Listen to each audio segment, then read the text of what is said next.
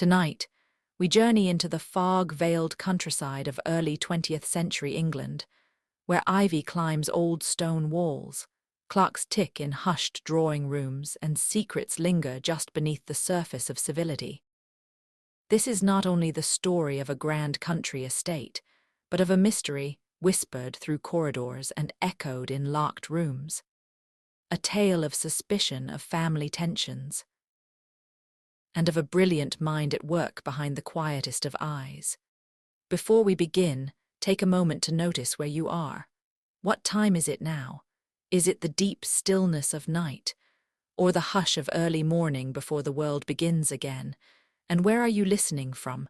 A cozy apartment high above the city? A quiet village lane where the stars seem to speak? Or perhaps the quiet corner of your home where you let the day fall away? Wherever you are, whenever you've arrived, I'm so glad you're here. And if you find comfort in this story or calm in its rhythms and mystery, you're welcome to leave a quiet message. No pressure, just if your heart feels open.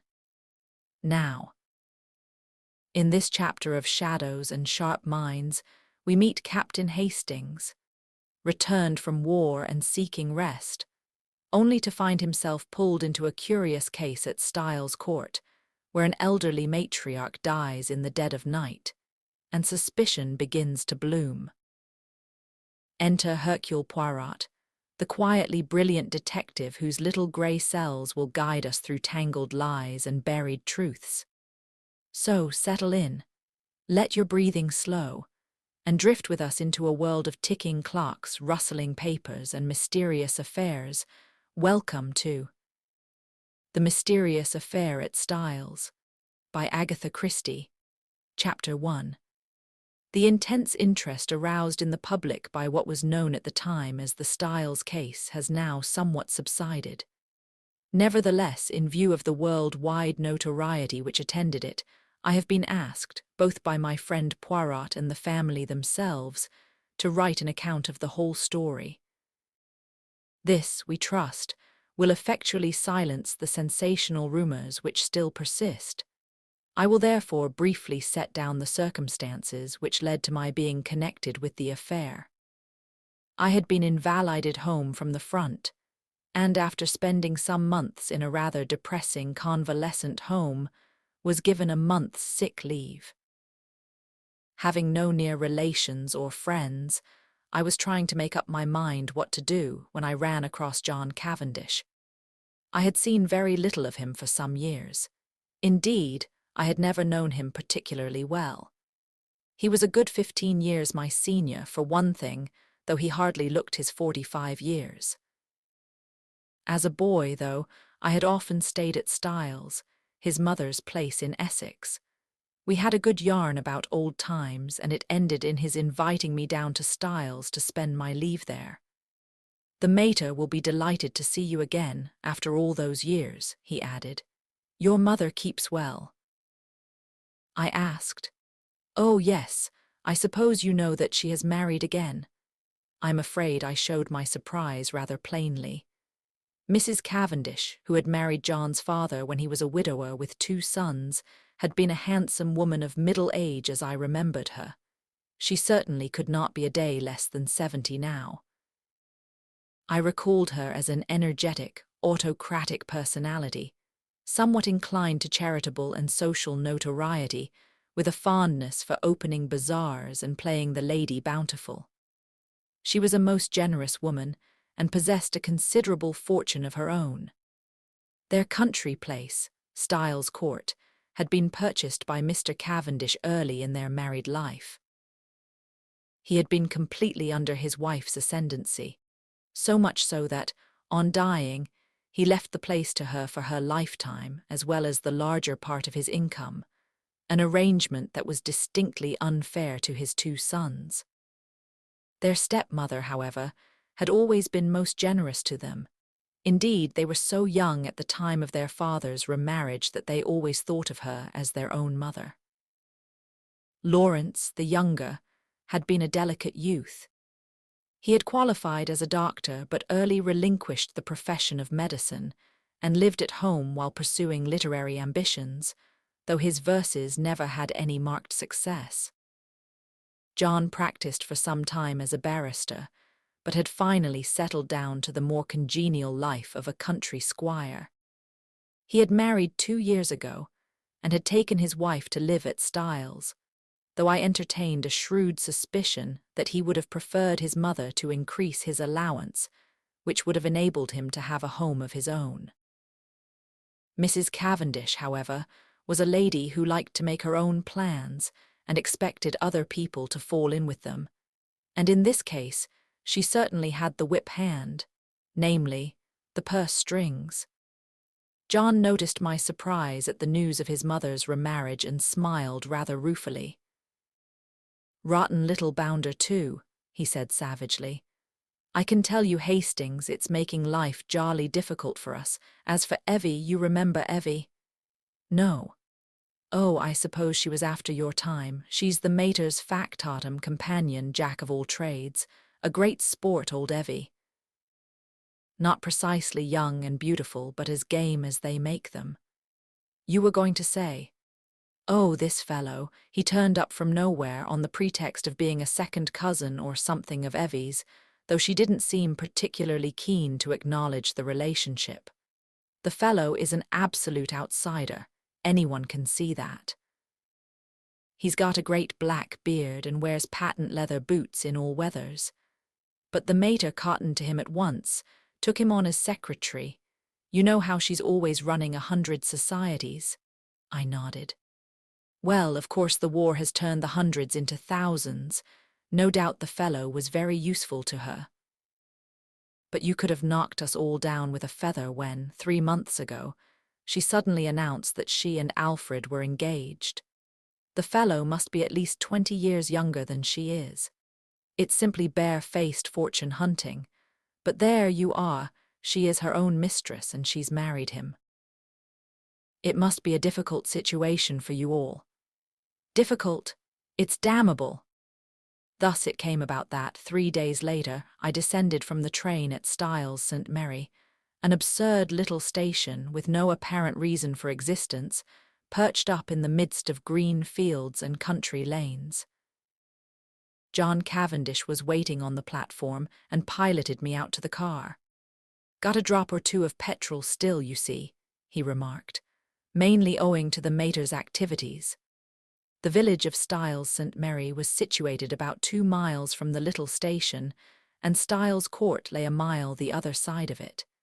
It was a still, warm day in early July. As one looked out over the flat Essex country, lying so green and peaceful under the afternoon sun, it seemed almost impossible to believe that, not so very far away, a great war was running its appointed course. I felt I had suddenly strayed into another world. As we turned in at the lodge gates, John said, "I'm afraid you'll find it very quiet down here, Hastings." "My dear fellow, that's just what I want." "Oh, it's pleasant enough if you want to lead the idle life. I drill with the volunteers twice a week and lend a hand at the farms. My wife works regularly on the land. She is up at 5 every morning to milk, and keeps at it steadily until lunchtime. It's a jolly good life taking it all round, if it weren't for that fellow Alfred Inglethorp." He checked the car suddenly and glanced at his watch. "I wonder if we've time to pick up Cynthia. No, she'll have started from the hospital by now." "Cynthia, that's not your wife." "No, Cynthia is a protégée of my mother's, the daughter of an old schoolfellow of hers who married a rascally solicitor. He came a cropper, and the girl was left an orphan and penniless. My mother came to the rescue, and Cynthia has been with us nearly 2 years now. She works in the Red Cross Hospital at Tadminster, 7 miles away."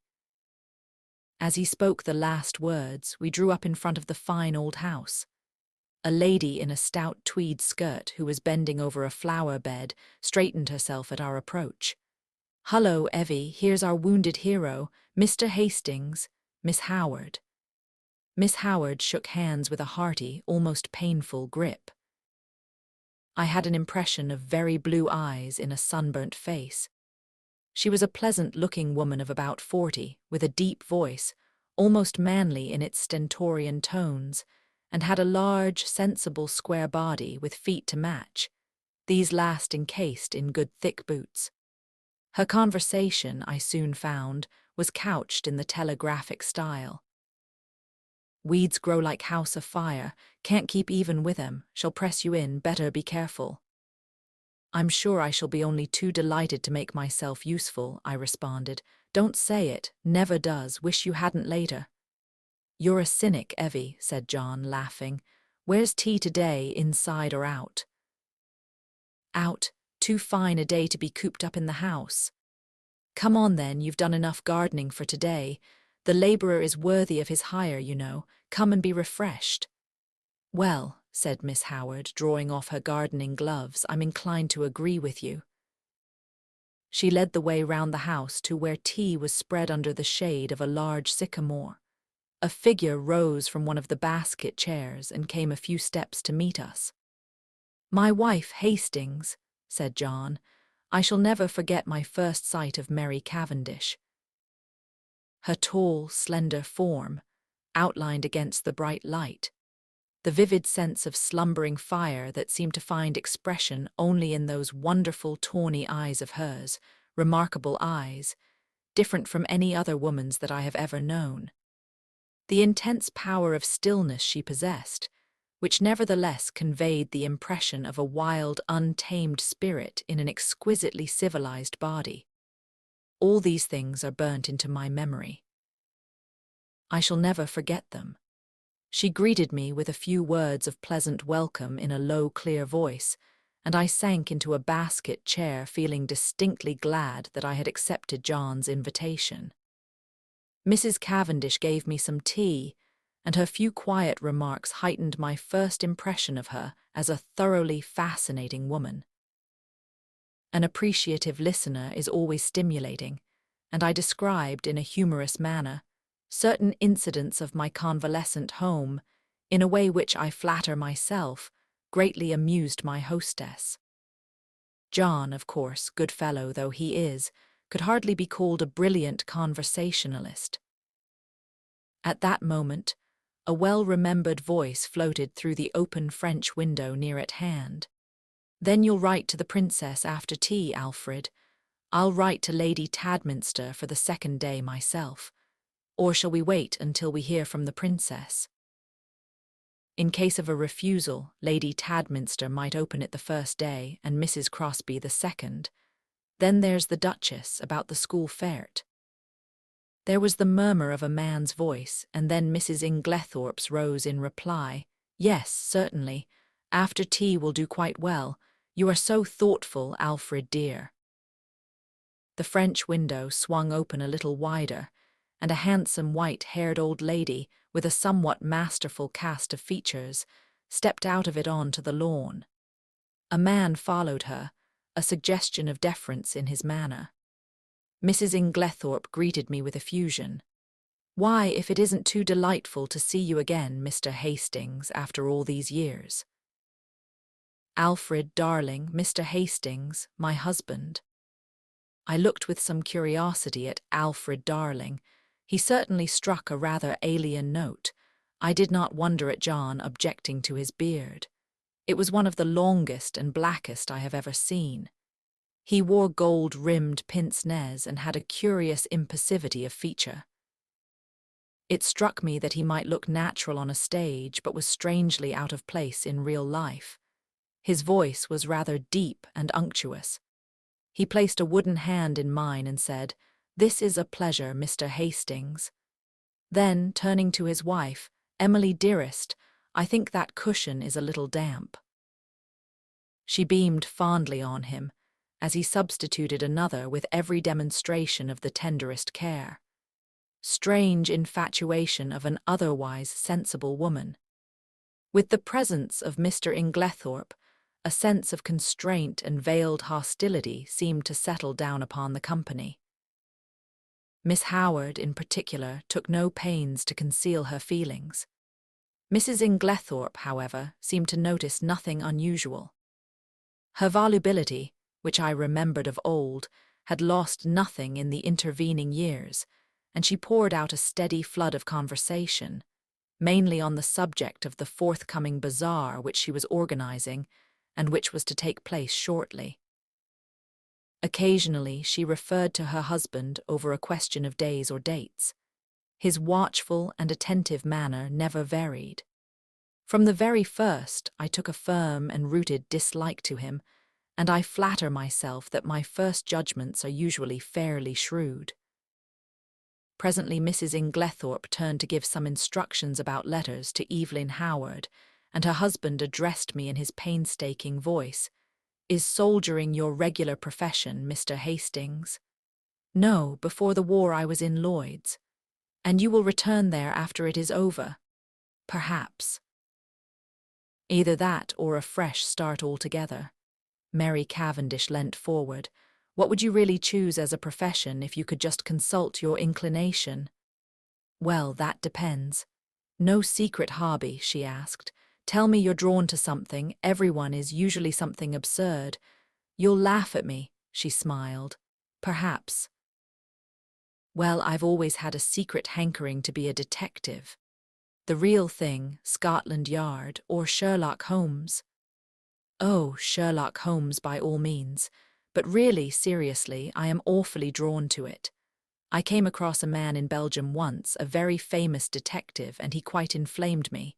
He was a marvellous little fellow. He used to say that all good detective work was a mere matter of method. My system is based on his, though of course I have progressed rather further.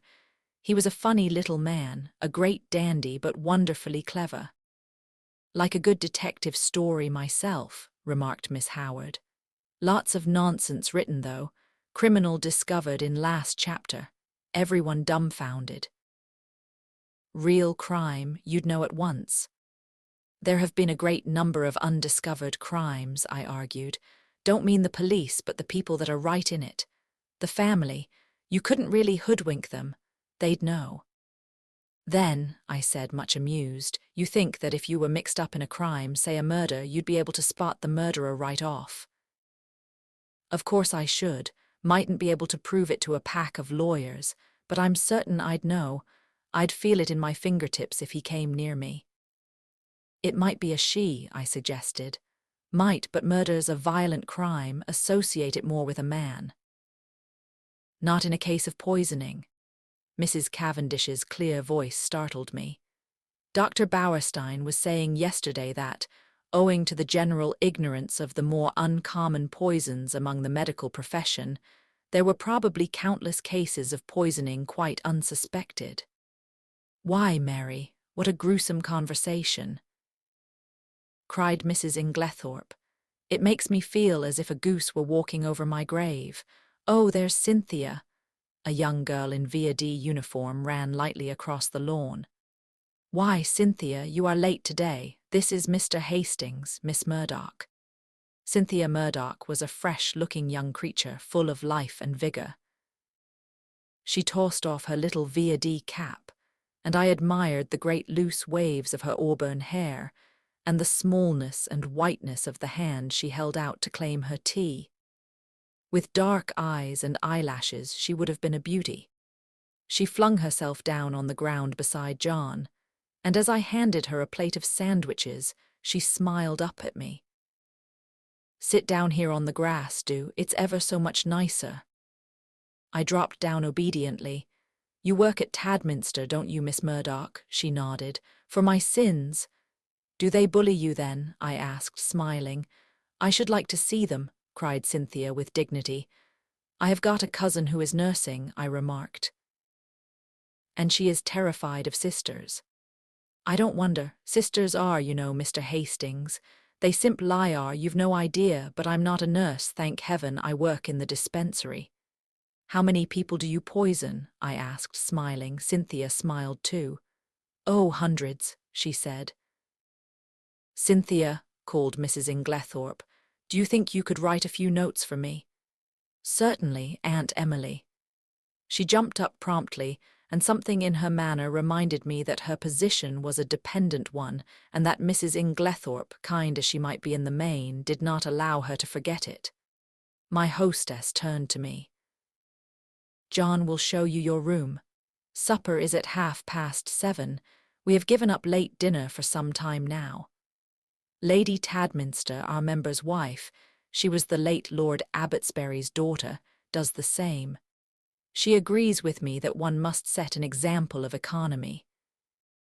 We are quite a war household. Nothing is wasted here. Every scrap of waste paper, even, is saved and sent away in sacks. I expressed my appreciation, and John took me into the house and up the broad staircase, which forked right and left halfway to different wings of the building. My room was in the left wing and looked out over the park. John left me, and a few minutes later I saw him from my window walking slowly across the grass arm in arm with Cynthia Murdoch. I heard Mrs. Inglethorp call Cynthia impatiently, and the girl started and ran back to the house. At the same moment, a man stepped out from the shadow of a tree and walked slowly in the same direction. He looked about 40, very dark, with a melancholy, clean-shaven face. Some violent emotion seemed to be mastering him. He looked up at my window as he passed, and I recognized him, though he had changed much in the 15 years that had elapsed since we last met. It was John's younger brother, Lawrence Cavendish. I wondered what it was that had brought that singular expression to his face. Then I dismissed him from my mind and returned to the contemplation of my own affairs. The evening passed pleasantly enough, and I dreamed that night of that enigmatical woman, Mary Cavendish. The next morning dawned bright and sunny, and I was full of the anticipation of a delightful visit. I did not see Mrs. Cavendish until lunch-time, when she volunteered to take me for a walk, and we spent a charming afternoon roaming in the woods, returning to the house about 5. As we entered the large hall, John beckoned us both into the smoking room.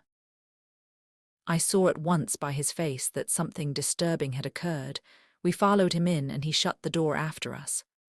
"Look here, Mary, there's the deuce of a mess. Evie's had a row with Alfred Inglethorp and she's off." "Evie off?" John nodded gloomily. "Yes, you see she went to the mater and oh, here's Evie herself." Miss Howard entered. Her lips were set grimly together and she carried a small suitcase. She looked excited and determined and slightly on the defensive.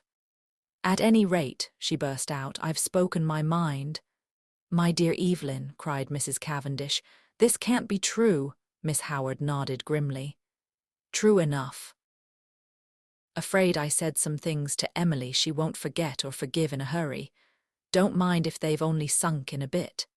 Probably water off a duck's back, though. I said right out, you're an old woman, Emily, and there's no fool like an old fool.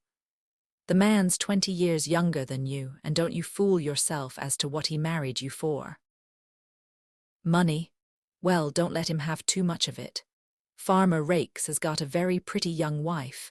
Just ask your Alfred how much time he spends over there. She was very angry. Natural, I went on, I'm going to warn you, whether you like it or not. That man would as soon murder you in your bed as look at you. He's a bad lot. You can say what you like to me, but remember what I've told you. He's a bad lot." "What did she say?" Miss Howard made an extremely expressive grimace. "Darling Alfred, dearest Alfred, wicked calumnies, wicked lies, wicked woman, to accuse her dear husband. The sooner I left her house the better, so I'm off. But not now. This minute." For a moment we sat and stared at her. Finally, John Cavendish, finding his persuasions of no avail, went off to look up the trains. His wife followed him, murmuring something about persuading Mrs. Inglethorp to think better of it. As she left the room, Miss Howard's face changed. She leant towards me eagerly. "Mr. Hastings, you're honest, I can trust you." I was a little startled. She laid her hand on my arm and sank her voice to a whisper. "Look after her, Mr. Hastings. My poor Emily, they're a lot of sharks, all of them." "Oh, I know what I'm talking about. There isn't one of them that's not hard up and trying to get money out of her. I've protected her as much as I could. Now I'm out of the way, they'll impose upon her." "Of course, Miss Howard," I said. "I'll do everything I can, but I'm sure you're excited and overwrought."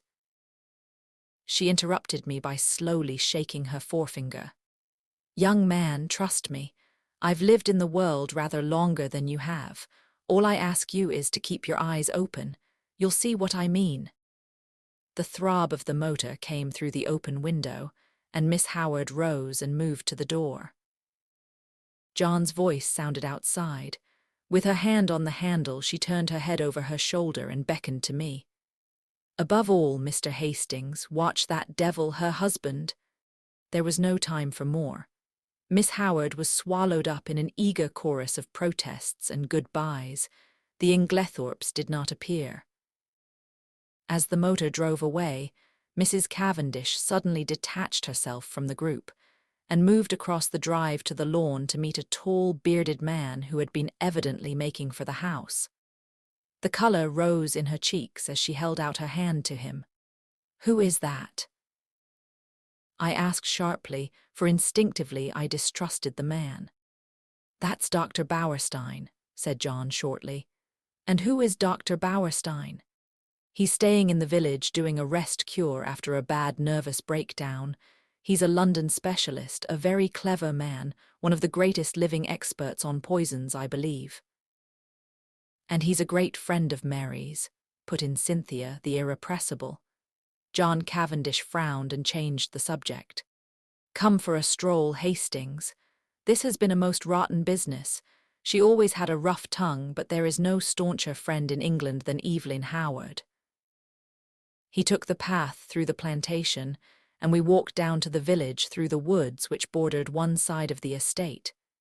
As we passed through one of the gates on our way home again, a pretty young woman of gypsy type coming in the opposite direction bowed and smiled. "That's a pretty girl," I remarked appreciatively. John's face hardened. "That is Mrs. Raikes." "The one that Miss Howard—" "Exactly," said John, with rather unnecessary abruptness. I thought of the white-haired old lady in the big house and that vivid, wicked little face that had just smiled into ours, and a vague chill of foreboding crept over me. I brushed it aside. "Styles is really a glorious old place," I said to John. He nodded rather gloomily. "Yes, it's a fine property. It'll be mine some day, should be mine now by rights if my father had only made a decent will, and then I shouldn't be so damned hard up as I am now." "Hard up, are you? My dear Hastings, I don't mind telling you that I'm at my wits' end for money. Couldn't your brother help you?" "Lawrence. He's gone through every penny he ever had, publishing rotten verses in fancy bindings. No, we're an impecunious lot. My mother's always been awfully good to us, I must say. That is, up to now. Since her marriage, of course." He broke off, frowning. For the first time I felt that, with Evelyn Howard, something indefinable had gone from the atmosphere. Her presence had spelt security. Now that security was removed, and the air seemed rife with suspicion. The sinister face of Dr. Bauerstein recurred to me unpleasantly. A vague suspicion of everyone and everything filled my mind. Just for a moment I had a premonition of approaching evil. Chapter 2. I had arrived at Styles on the 5th of July. I come now to the events of the 16th and 17th of that month. For the convenience of the reader, I will recapitulate the incidents of those days in as exact a manner as possible. They were elicited subsequently at the trial by a process of long and tedious cross-examinations. I received a letter from Evelyn Howard a couple of days after her departure, telling me she was working as a nurse at the big hospital in Midlingham, a manufacturing town some 15 miles away, and begging me to let her know if Mrs. Inglethorp should show any wish to be reconciled. The only fly in the ointment of my peaceful days was Mrs. Cavendish's extraordinary, and, for my part, unaccountable preference for the society of Dr. Bauerstein. What she saw in the man I cannot imagine, but she was always asking him up to the house, and often went off for long expeditions with him. I must confess that I was quite unable to see his attraction. The 16th of July fell on a Monday. It was a day of turmoil. The famous bazaar had taken place on Saturday, and an entertainment in connection with the same charity, at which Mrs. Inglethorp was to recite a war poem, was to be held that night. We were all busy during the morning arranging and decorating the hall in the village where it was to take place. We had a late luncheon and spent the afternoon resting in the garden. I noticed that John's manner was somewhat unusual. He seemed very excited and restless. After tea, Mrs. Inglethorp went to lie down to rest before her efforts in the evening, and I challenged Mary Cavendish to a single at tennis. About 7:15, Mrs. Inglethorp called us that we should be late as supper was early that night. We had rather a scramble to get ready in time, and before the meal was over the motor was waiting at the door. The entertainment was a great success, Mrs. Inglethorp's recitation receiving tremendous applause. There were also some tableaux in which Cynthia took part. She did not return with us, having been asked to a supper party, and to remain the night with some friends who had been acting with her in the tableau. The following morning, Mrs. Inglethorp stayed in bed to breakfast, as she was rather overtired. But she appeared in her briskest mood about 12:30 and swept Lawrence and myself off to a luncheon party. Such a charming invitation from Mrs. Rolleston.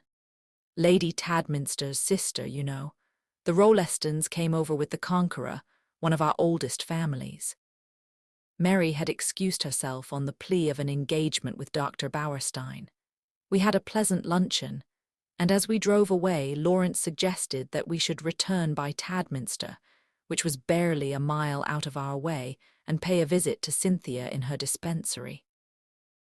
Mrs. Inglethorp replied that this was an excellent idea, but as she had several letters to write, she would drop us there, and we could come back with Cynthia in the pony trap.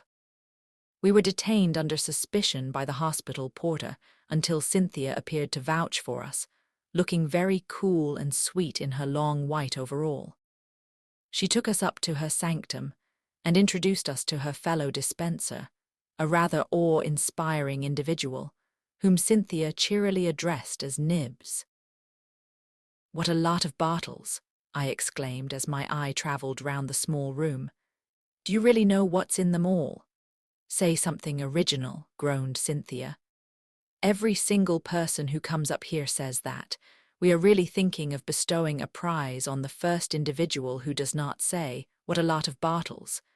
And I know the next thing you're going to say is, 'How many people have you poisoned?'" I pleaded guilty with a laugh. "If you people only knew how fatally easy it is to poison someone by mistake, you wouldn't joke about it. Come on, let's have tea. We've got all sorts of secret stores in that cupboard." "No, Lawrence, that's the poison cupboard. The big cupboard, that's right." We had a very cheery tea and assisted Cynthia to wash up afterwards. We had just put away the last teaspoon when a knock came at the door. The countenances of Cynthia and Nibs were suddenly petrified into a stern and forbidding expression. "Come in," said Cynthia in a sharp professional tone. A young and rather scared-looking nurse appeared with a bottle which she proffered to Nibs, who waved her towards Cynthia with the somewhat enigmatical remark, "I'm not really here today." Cynthia took the bottle and examined it with the severity of a judge. "This should have been sent up this morning. Sister is very sorry." She forgot. Sister should read the rules outside the door. I gathered from the little nurse's expression that there was not the least likelihood of her having the hardihood to retail this message to the dreaded sister. "So now it can't be done until tomorrow," finished Cynthia. "Don't you think you could possibly let us have it tonight?" "Well," said Cynthia graciously, "we are very busy, but if we have time it shall be done." The little nurse withdrew, and Cynthia promptly took a jar from the shelf, refilled the bottle and placed it on the table outside the door. I laughed. Discipline must be maintained. Exactly. Come out on our little balcony. You can see all the outside wards there. I followed Cynthia and her friend, and they pointed out the different wards to me. Lawrence remained behind, but after a few moments Cynthia called to him over her shoulder to come and join us. Then she looked at her watch. Nothing more to do, Nibs? No, all right, then we can lock up and go. I had seen Lawrence in quite a different light that afternoon. Compared to John, he was an astoundingly difficult person to get to know. He was the opposite of his brother in almost every respect, being unusually shy and reserved. Yet he had a certain charm of manner, and I fancied that, if one really knew him well, one could have a deep affection for him. I had always fancied that his manner to Cynthia was rather constrained, and that she on her side was inclined to be shy of him. But they were both gay enough this afternoon, and chatted together like a couple of children. As we drove through the village, I remembered that I wanted some stamps, so accordingly we pulled up at the post office. As I came out again, I cannoned into a little man who was just entering. I drew aside and apologized when suddenly, with a loud exclamation, he clasped me in his arms and kissed me warmly. "Mon ami Hastings," he cried. "It is indeed Mon ami Hastings." "Poirot," I exclaimed. I turned to the pony trap. "This is a very pleasant meeting for me, Miss Cynthia. This is my old friend, Monsieur Poirot, whom I have not seen for years." "Oh, we know Monsieur Poirot," said Cynthia gaily, "but I had no idea he was a friend of yours." "Yes, indeed," said Poirot seriously. "I know Mademoiselle Cynthia. It is by the charity of that good Mrs. Inglethorp that I am here." Then, as I looked at him inquiringly, yes, my friend, she had kindly extended hospitality to 7 of my countrypeople who, alas, are refugees from their native land. We Belgians will always remember her with gratitude. Poirot was an extraordinary-looking little man. He was hardly more than 5 feet, 4 inches, but carried himself with great dignity. His head was exactly the shape of an egg, and he always perched it a little on one side. His moustache was very stiff and military. The neatness of his attire was almost incredible. I believe a speck of dust would have caused him more pain than a bullet wound. Yet this quaint, dandified little man, who I was sorry to see, now limped badly, had been in his time one of the most celebrated members of the Belgian police. As a detective, his flair had been extraordinary, and he had achieved triumphs by unraveling some of the most baffling cases of the day. He pointed out to me the little house inhabited by him and his fellow Belgians, and I promised to go and see him at an early date. Then he raised his hat with a flourish to Cynthia, and we drove away. "He's a dear little man," said Cynthia. "I'd no idea you knew him." "You've been entertaining a celebrity unawares," I replied. And for the rest of the way home, I recited to them the various exploits and triumphs of Hercule Poirot. We arrived back in a very cheerful mood. As we entered the hall, Mrs. Inglethorp came out of her boudoir. She looked flushed and upset. "Oh, it's you," she said. "Is there anything the matter, Aunt Emily?" asked Cynthia. "Certainly not," said Mrs. Inglethorp sharply. "What should there be?" Then, catching sight of Dorcas, the parlour-maid, going into the dining-room, she called to her to bring some stamps into the boudoir. "Yes, M." The old servant hesitated, then added diffidently, "Don't you think, you'd better get to bed? You're looking very tired." "Perhaps you're right, Dorcas. Yes, no, not now. I've some letters I must finish by post-time. Have you lighted the fire in my room as I told you?" "Yes, Then I'll go to bed directly after supper." She went into the boudoir again, and Cynthia stared after her. "Goodness gracious, I wonder what's up," she said to Lawrence. He did not seem to have heard her, for without a word he turned on his heel and went out of the house. I suggested a quick game of tennis before supper, and, Cynthia agreeing, I ran upstairs to fetch my racket. Mrs. Cavendish was coming down the stairs. It may have been my fancy, but she too was looking odd and disturbed. Had a good walk with Dr. Bauerstein? I asked, trying to appear as indifferent as I could. I didn't go, she replied abruptly. Where is Mrs. Inglethorp? In the boudoir. Her hand clenched itself on the banisters. Then she seemed to nerve herself for some encounter and went rapidly past me down the stairs across the hall to the boudoir, the door of which she shut behind her. As I ran out to the tennis court a few moments later, I had to pass the open boudoir window and was unable to help overhearing the following scrap of dialogue. Mary Cavendish was saying in the voice of a woman desperately controlling herself, "Then you won't show it to me." To which Mrs. Inglethorp replied, "My dear Mary, it has nothing to do with that matter." "Then show it to me. I tell you it is not what you imagine. It does not concern you in the least." To which Mary Cavendish replied with a rising bitterness, "Of course, I might have known you would shield him." Cynthia was waiting for me and greeted me eagerly with, "I say, there's been the most awful row. I've got it all out of Dorcas." "What kind of a row?" "Between Aunt Emily and him. I do hope she's found him out at last." "Was Dorcas there, then?" "Of course not. She happened to be near the door. It was a real old bust-up. I do wish I knew what it was all about." I thought of Mrs. Rakes's gypsy face and Evelyn Howard's warnings, but wisely decided to hold my peace whilst Cynthia exhausted every possible hypothesis and cheerfully hoped, "Aunt Emily will send him away and will never speak to him again." I was anxious to get hold of John, but he was nowhere to be seen. Evidently something very momentous had occurred that afternoon.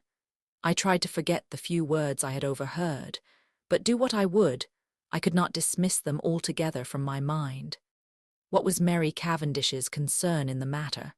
Mr. Inglethorp was in the drawing-room when I came down to supper. His face was impassive as ever, and the strange unreality of the man struck me afresh. Mrs. Inglethorp came down last. She still looked agitated, and during the meal there was a somewhat constrained silence. Inglethorp was unusually quiet. As a rule, he surrounded his wife with little attentions, placing a cushion at her back and altogether playing the part of the devoted husband.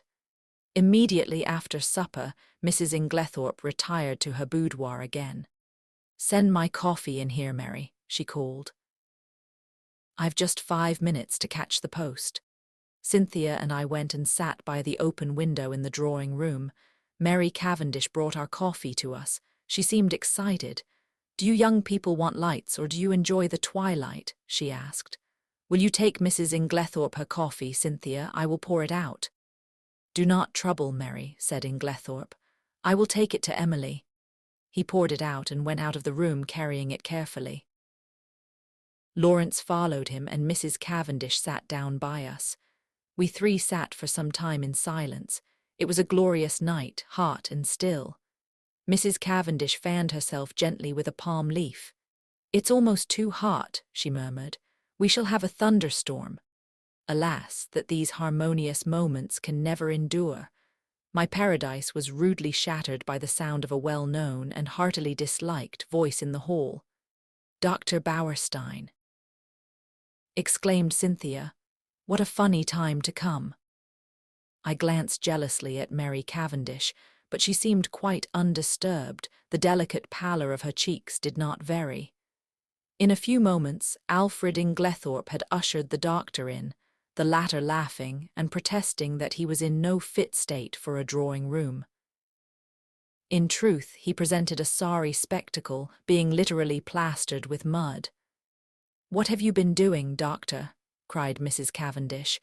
"I must make my apologies," said the doctor. "I did not really mean to come in, but Mr. Inglethorp insisted." "Well, Bauerstein, you are in a plight," said John, strolling in from the hall. "Have some coffee and tell us what you have been up to." "Thank you, I will." He laughed rather ruefully as he described how he had discovered a very rare species of fern in an inaccessible place, and in his efforts to obtain it had lost his footing and slipped ignominiously into a neighbouring pond. "The sun soon dried me off," he added, but I'm afraid my appearance is very disreputable." At this juncture, Mrs. Inglethorp called to Cynthia from the hall, and the girl ran out. "Just carry up my dispatch case, will you, dear? I'm going to bed." The door into the hall was a wide one. I had risen when Cynthia did. John was close by me. There were therefore 3 witnesses who could swear that Mrs. Inglethorp was carrying her coffee as yet untasted in her hand. My evening was utterly and entirely spoilt by the presence of Dr. Bauerstein. It seemed to me the man would never go. He rose at last, however, and I breathed a sigh of relief. "I'll walk down to the village with you," said Mr. Inglethorp. "I must see our agent over those estate accounts." He turned to John. "No one need sit up. I will take the latch key." Chapter 3. It seemed to be the middle of the night when I was awakened by Lawrence Cavendish. He had a candle in his hand, and the agitation of his face told me at once that something was seriously wrong. "What's the matter?" I asked, sitting up in bed and trying to collect my scattered thoughts. "We are afraid my mother is very ill. She seems to be having some kind of fit. Unfortunately, she has locked herself in." "I'll come at once." I sprang out of bed and, pulling on a dressing gown, followed Lawrence along the passage and the gallery to the right wing of the house. John Cavendish joined us, and 1 or 2 of the servants were standing round in a state of awe-stricken excitement. Lawrence turned to his brother. "What do you think we had better do?" Never, I thought, had his indecision of character been more apparent. John rattled the handle of Mrs. Inglethorp's door violently, but with no effect. It was obviously locked or bolted on the inside. The whole household was aroused by now. The most alarming sounds were audible from the interior of the room. Clearly something must be done. "Try going through Mr. Inglethorp's room, sir," cried Dorcas. Oh, the poor mistress! Suddenly I realized that Alfred Inglethorp was not with us, that he alone had given no sign of his presence. John opened the door of his room. It was pitch dark, but Lawrence was following with the candle, and by its feeble light we saw that the bed had not been slept in, and that there was no sign of the room having been occupied. We went straight to the connecting door. That, too, was locked or bolted on the inside. What was to be done? "Oh dear, sir," cried Dorcas, wringing her hands, "whatever shall we do?" "We must try and break the door in, I suppose. It'll be a tough job, though.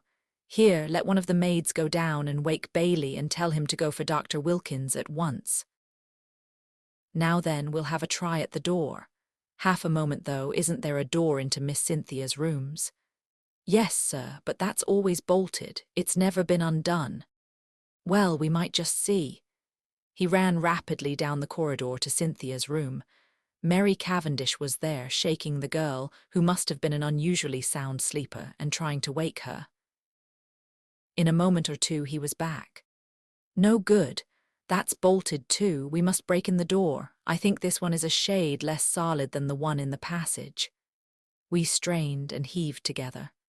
The framework of the door was solid, and for a long time it resisted our efforts, but at last we felt it give beneath our weight, and finally, with a resounding crash, it was burst open. We stumbled in together, Lawrence still holding his candle.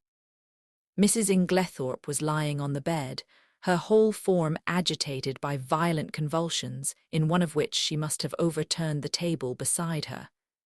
As we entered, however, her limbs relaxed and she fell back upon the pillows. John strode across the room and lit the gas. Turning to Annie, one of the housemaids, he sent her downstairs to the dining room for brandy. Then he went across to his mother whilst I unbolted the door that gave on the corridor. I turned to Lawrence to suggest that I had better leave them now that there was no further need of my services, but the words were frozen on my lips. Never have I seen such a ghastly look on any man's face. He was white as chalk. The candle he held in his shaking hand was sputtering onto the carpet, and his eyes, petrified with terror, or some such kindred emotion, stared fixedly over my head at a point on the further wall. It was as though he had seen something that turned him to stone. I instinctively followed the direction of his eyes, but I could see nothing unusual. The still feebly flickering ashes in the grate and the row of prim ornaments on the mantelpiece were surely harmless enough. The violence of Mrs. Inglethorp's attack seemed to be passing. She was able to speak in short gasps. Better now, very sudden, stupid of me to lock myself in. A shadow fell on the bed, and looking up, I saw Mary Cavendish standing near the door with her arm around Cynthia. She seemed to be supporting the girl, who looked utterly dazed and unlike herself. Her face was heavily flushed, and she yawned repeatedly. "Poor Cynthia is quite frightened," said Mrs. Cavendish in a low, clear voice. She herself, I noticed, was dressed in her white land smock. Then it must be later than I thought. I saw that a faint streak of daylight was showing through the curtains of the windows, and that the clock on the mantelpiece pointed to close upon 5 o'clock. A strangled cry from the bed startled me. A fresh access of pain seized the unfortunate old lady.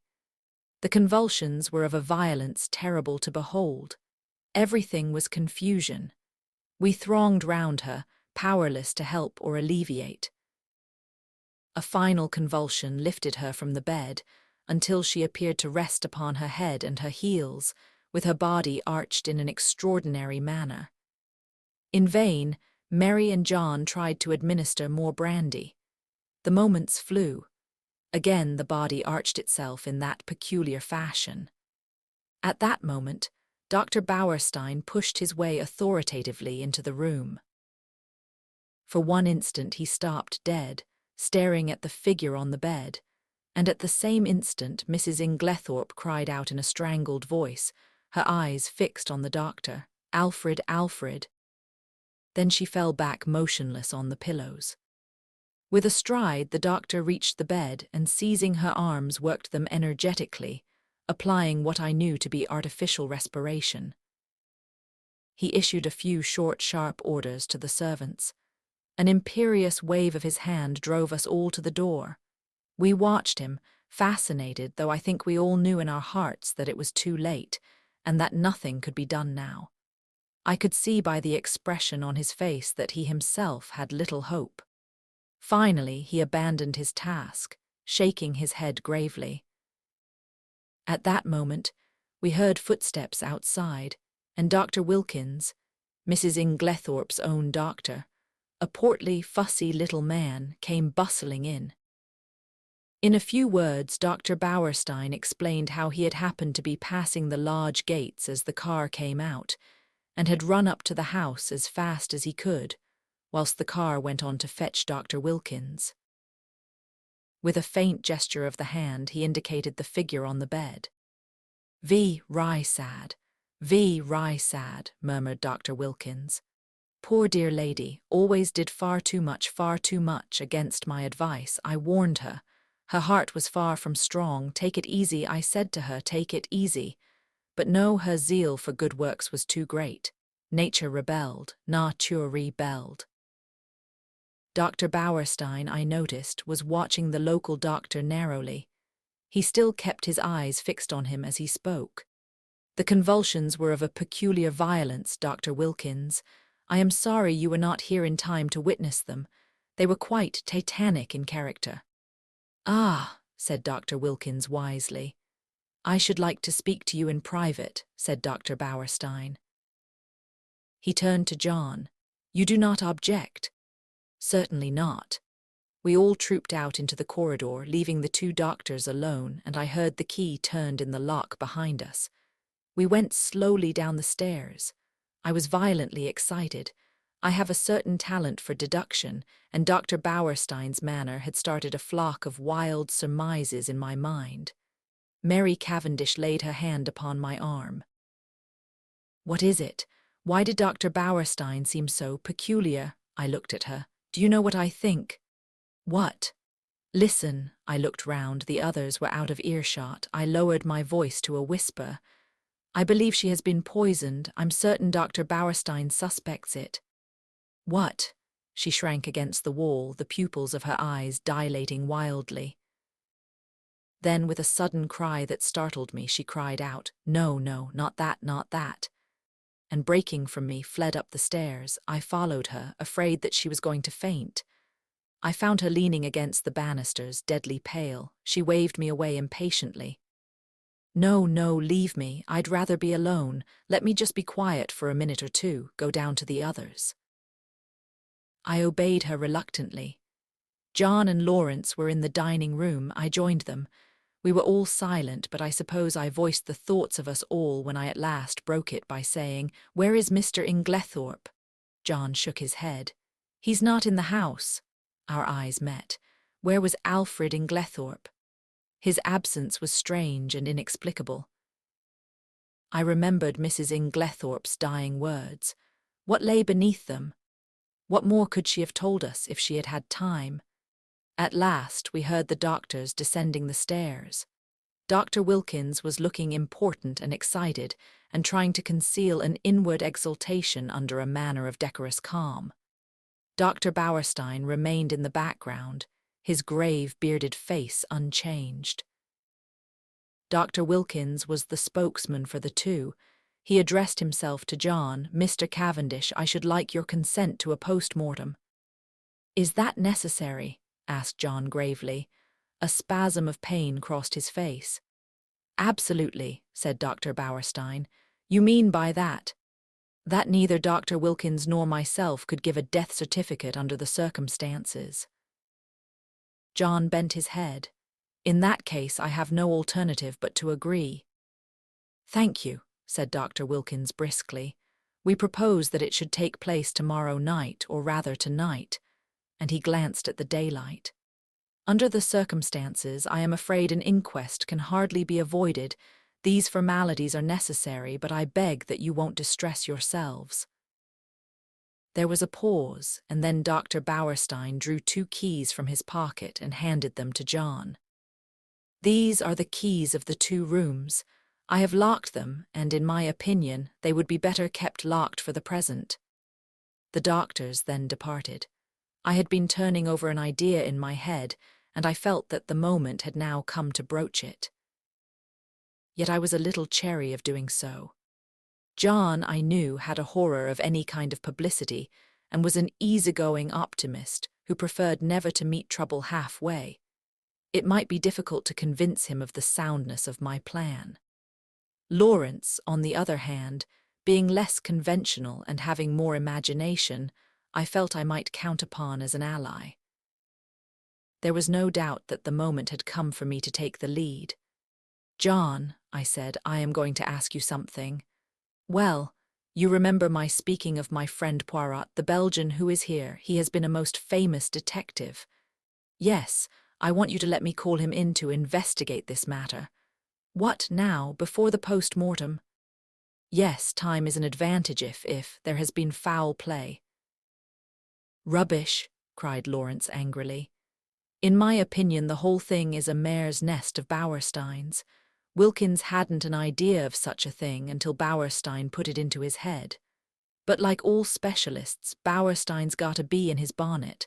Poisons are his hobby, so of course he sees them everywhere."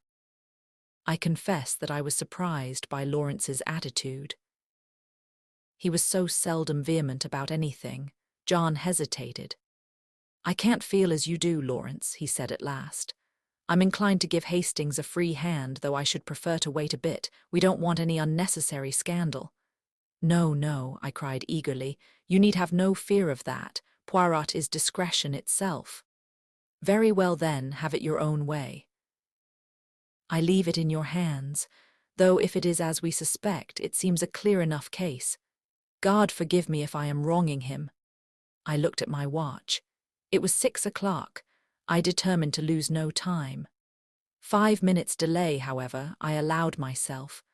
I spent it in ransacking the library until I discovered a medical book which gave a description of strychnine poisoning. Chapter 4. The house which the Belgians occupied in the village was quite close to the park gates. One could save time by taking a narrow path through the long grass, which cut off the detours of the winding drive. So I, accordingly, went that way. I had nearly reached the lodge when my attention was arrested by the running figure of a man approaching me. It was Mr. Inglethorp. Where had he been? How did he intend to explain his absence? He accosted me eagerly. My God, this is terrible. My poor wife, I have only just heard. Where have you been? I asked. Denby kept me late last night. It was 1 o'clock before we'd finished. Then I found that I'd forgotten the latch key after all. I didn't want to arouse the household, so Denby gave me a bed. How did you hear the news? I asked. Wilkins knocked Denby up to tell him, my poor Emily. She was so self-sacrificing, such a noble character. She overtaxed her strength. A wave of revulsion swept over me. What a consummate hypocrite the man was. I must hurry on, I said, thankful that he did not ask me whither I was bound. In a few minutes I was knocking at the door of Leastways cottage. Getting no answer, I repeated my summons impatiently. A window above me was cautiously opened, and Poirot himself looked out. He gave an exclamation of surprise at seeing me. In a few brief words, I explained the tragedy that had occurred and that I wanted his help. Wait, my friend, I will let you in, and you shall recount to me the affair whilst I dress. In a few moments he had unbarred the door, and I followed him up to his room. There he installed me in a chair, and I related the whole story, keeping back nothing and omitting no circumstance, however insignificant, whilst he himself made a careful and deliberate toilet. I told him of my awakening, of Mrs. Inglethorpe's dying words, of her husband's absence, of the quarrel the day before, of the scrap of conversation between Mary and her mother-in-law that I had overheard, of the former quarrel between Mrs. Inglethorpe and Evelyn Howard, and of the latter's innuendos. I was hardly as clear as I could wish. I repeated myself several times and occasionally had to go back to some detail that I had forgotten. Poirot smiled kindly on me. The mind is confused. Is it not so? Take time, mon ami. You are agitated, you are excited. It is but natural.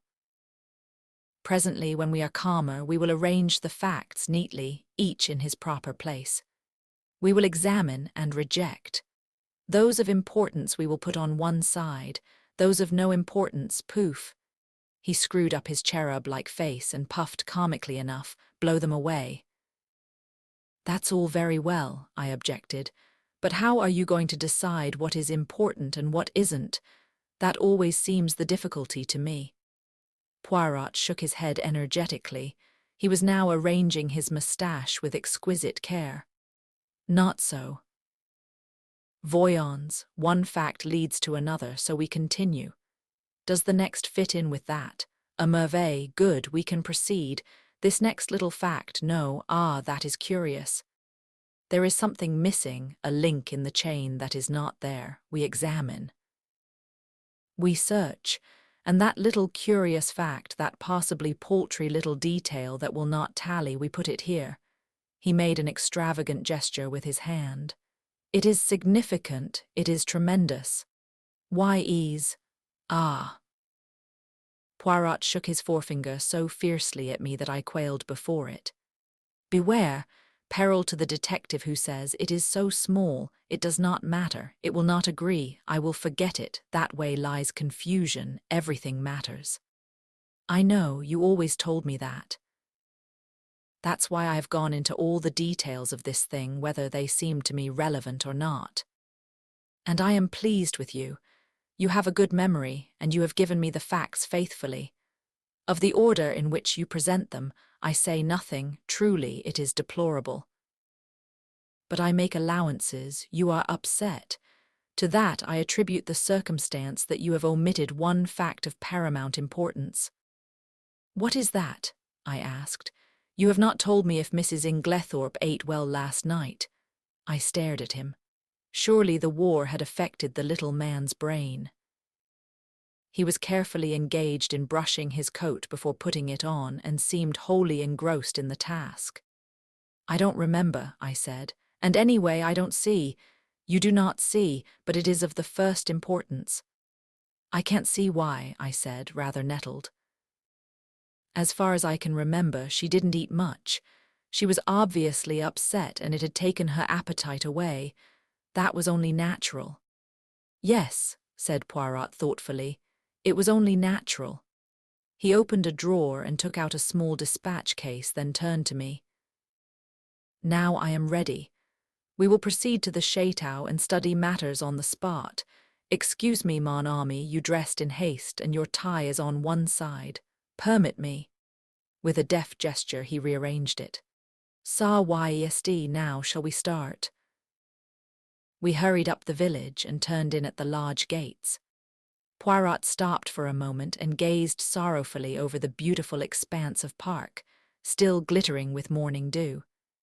So beautiful, and yet the poor family, plunged in sorrow, prostrated with grief.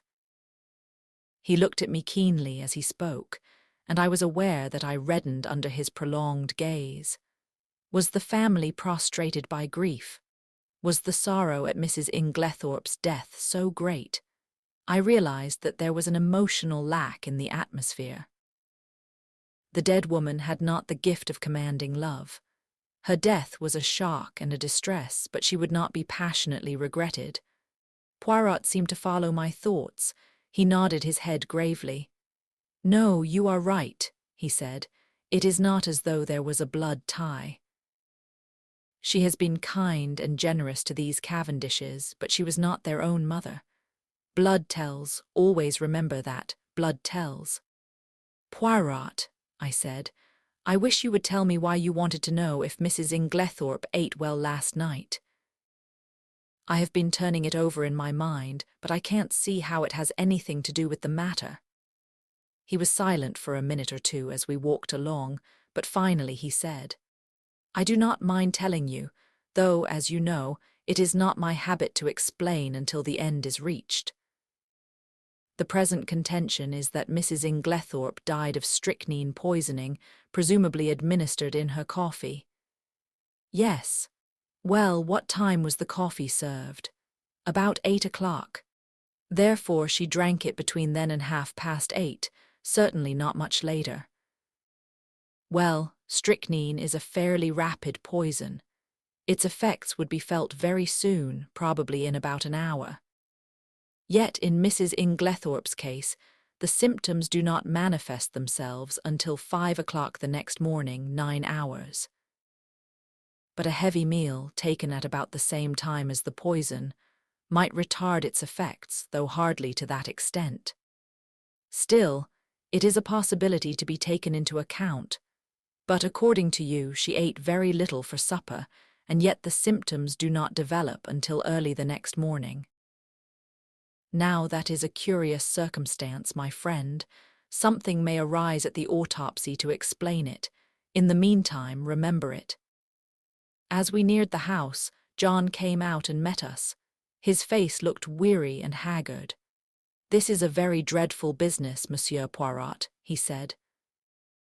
Hastings has explained to you that we are anxious for no publicity. I comprehend perfectly. You see, it is only suspicion so far. We have nothing to go upon. Precisely.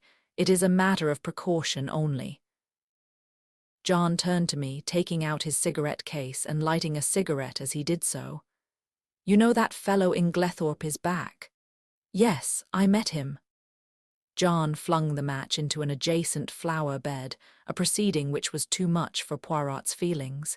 He retrieved it and buried it neatly. It's jolly difficult to know how to treat him. That difficulty will not exist long, pronounced Poirot quietly. John looked puzzled, not quite understanding the portent of this cryptic saying. He handed the 2 keys which Dr. Bauerstein had given him to me. Show Monsieur Poirot everything he wants to see. The rooms are locked, asked Poirot. Dr. Bauerstein considered it advisable. Poirot nodded thoughtfully. Then he is very sure. Well, that simplifies matters for us. We went up together to the room of the tragedy.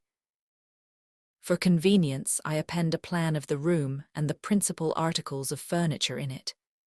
Illustration: Poirot locked the door on the inside and proceeded to a minute inspection of the room.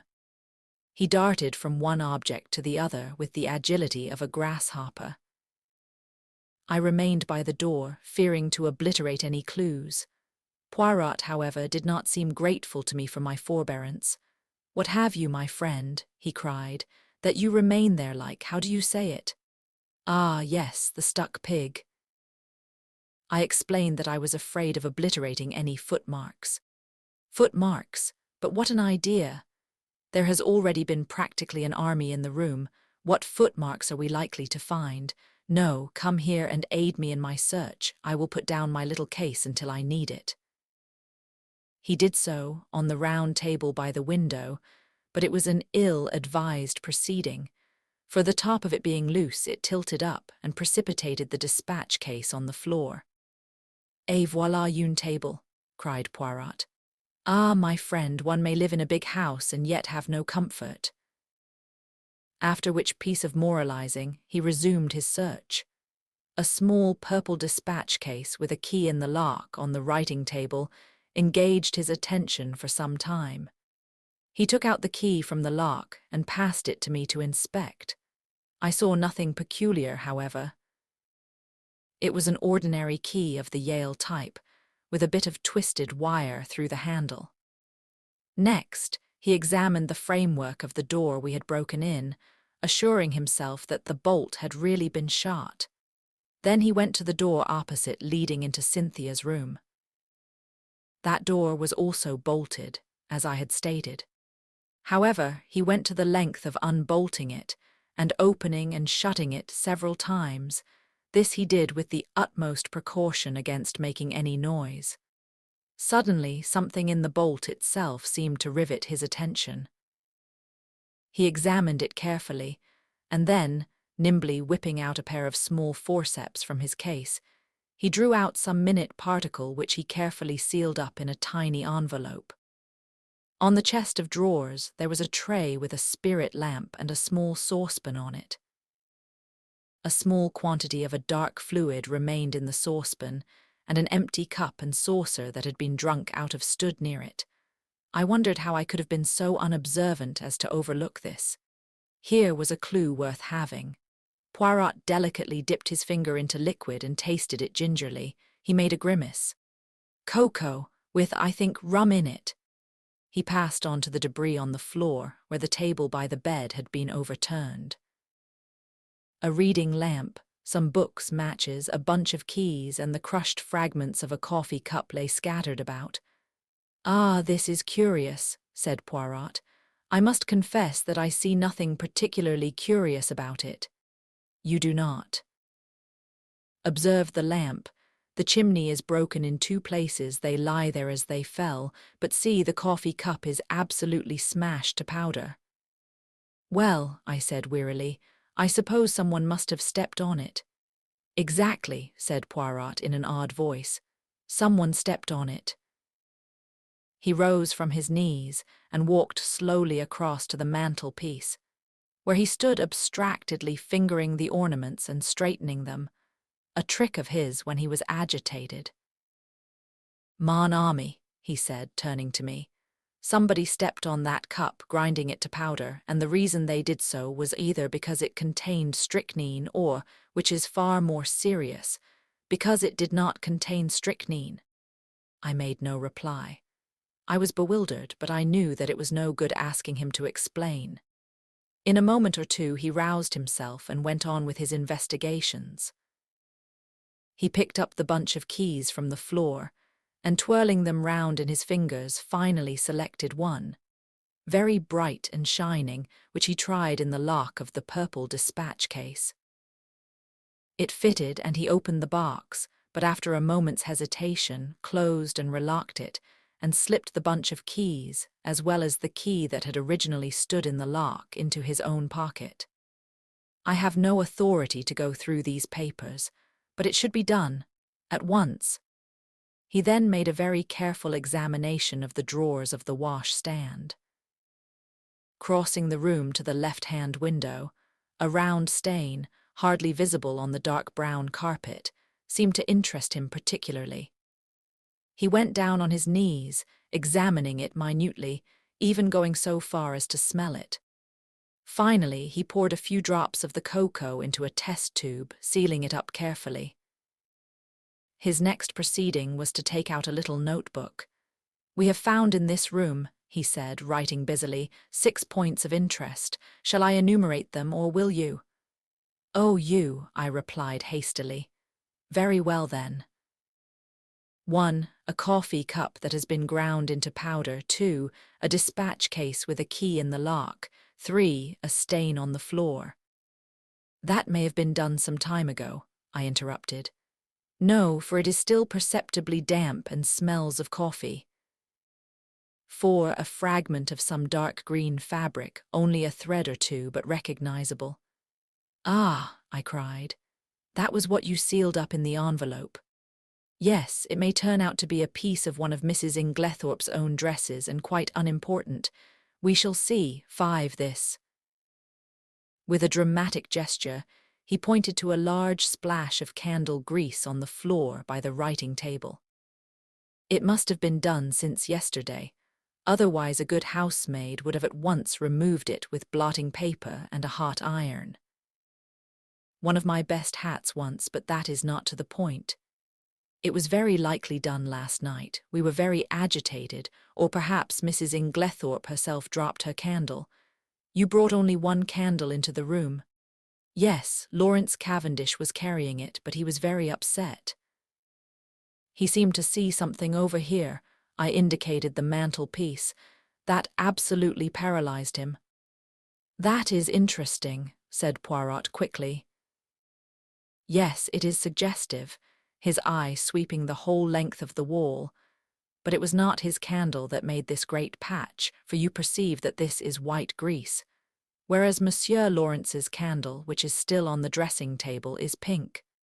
On the other hand, Mrs. Inglethorp had no candlestick in the room, only a reading lamp." "Then," I said, "what do you deduce?" To which my friend only made a rather irritating reply, urging me to use my own natural faculties. "And the 6th point?" I asked.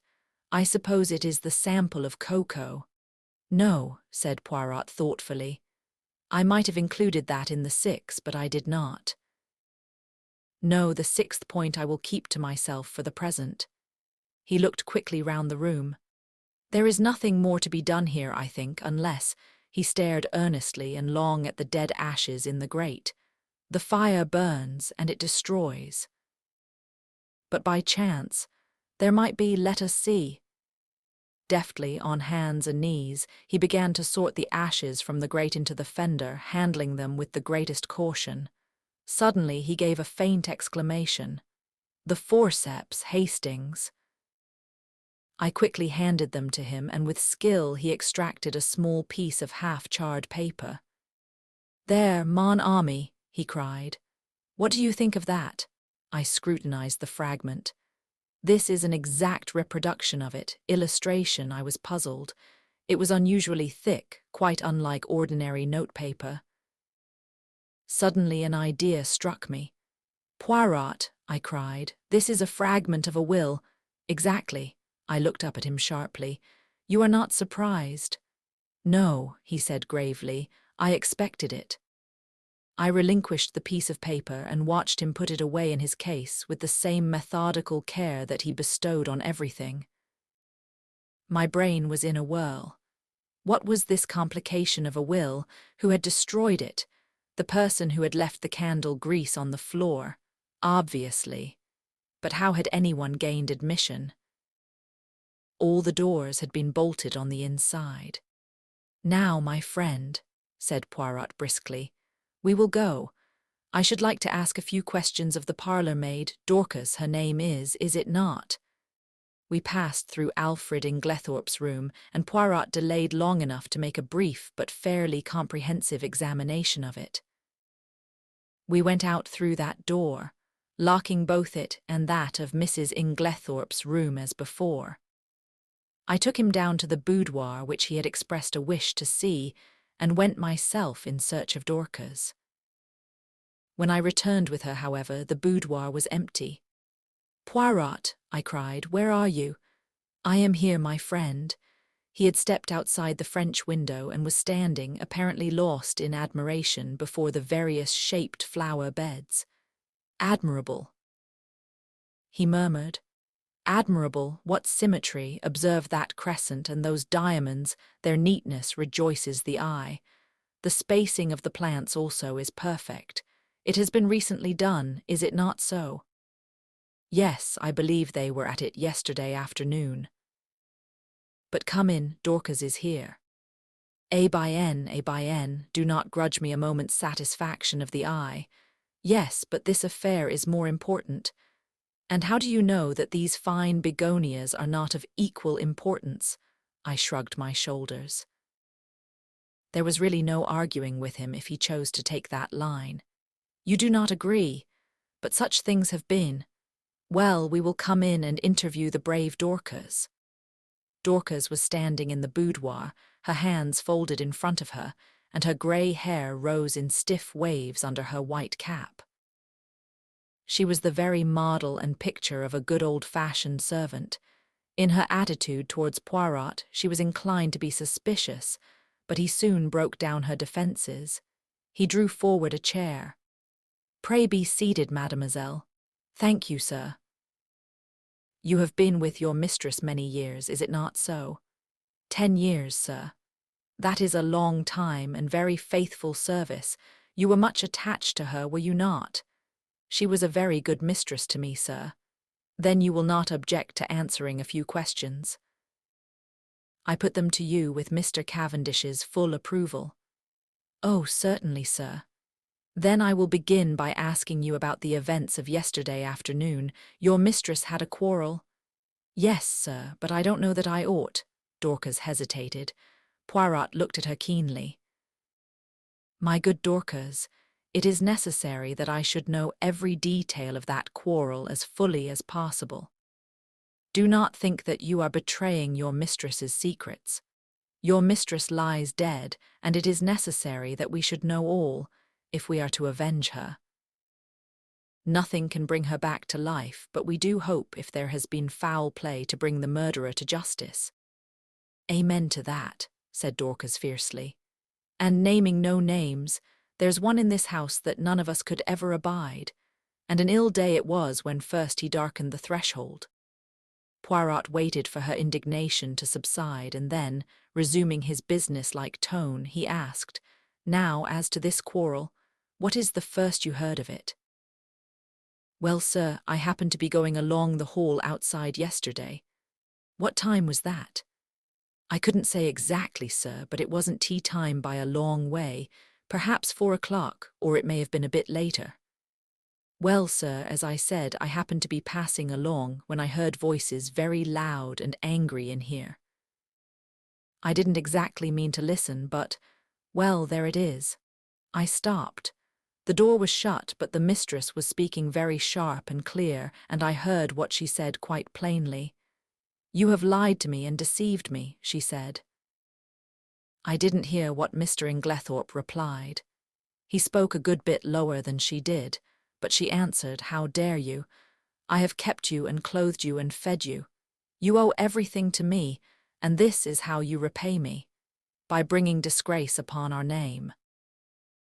Again I didn't hear what he said, but she went on, "Nothing that you can say will make any difference.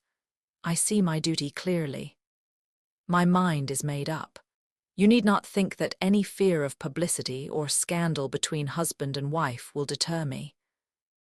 Then I thought I heard them coming out, so I went off quickly. "You are sure it was Mr. Inglethorp's voice you heard?" "Oh, yes, sir, whose else's could it be?"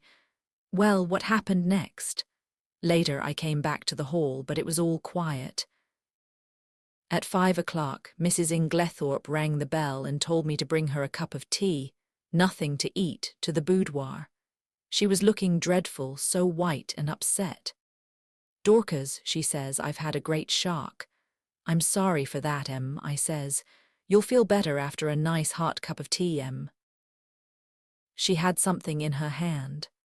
I don't know if it was a letter or just a piece of paper, but it had writing on it, and she kept staring at it, almost as if she couldn't believe what was written there. She whispered to herself, as though she had forgotten I was there, these few words, and everything's changed. And then she says to me, "Never trust a man, Dorcas. They're not worth it." I hurried off and got her a good strong cup of tea, and she thanked me, and said she'd feel better when she'd drunk it. "I don't know what to do," she says. "Scandal between husband and wife is a dreadful thing, Dorcas. I'd rather hush it up if I could."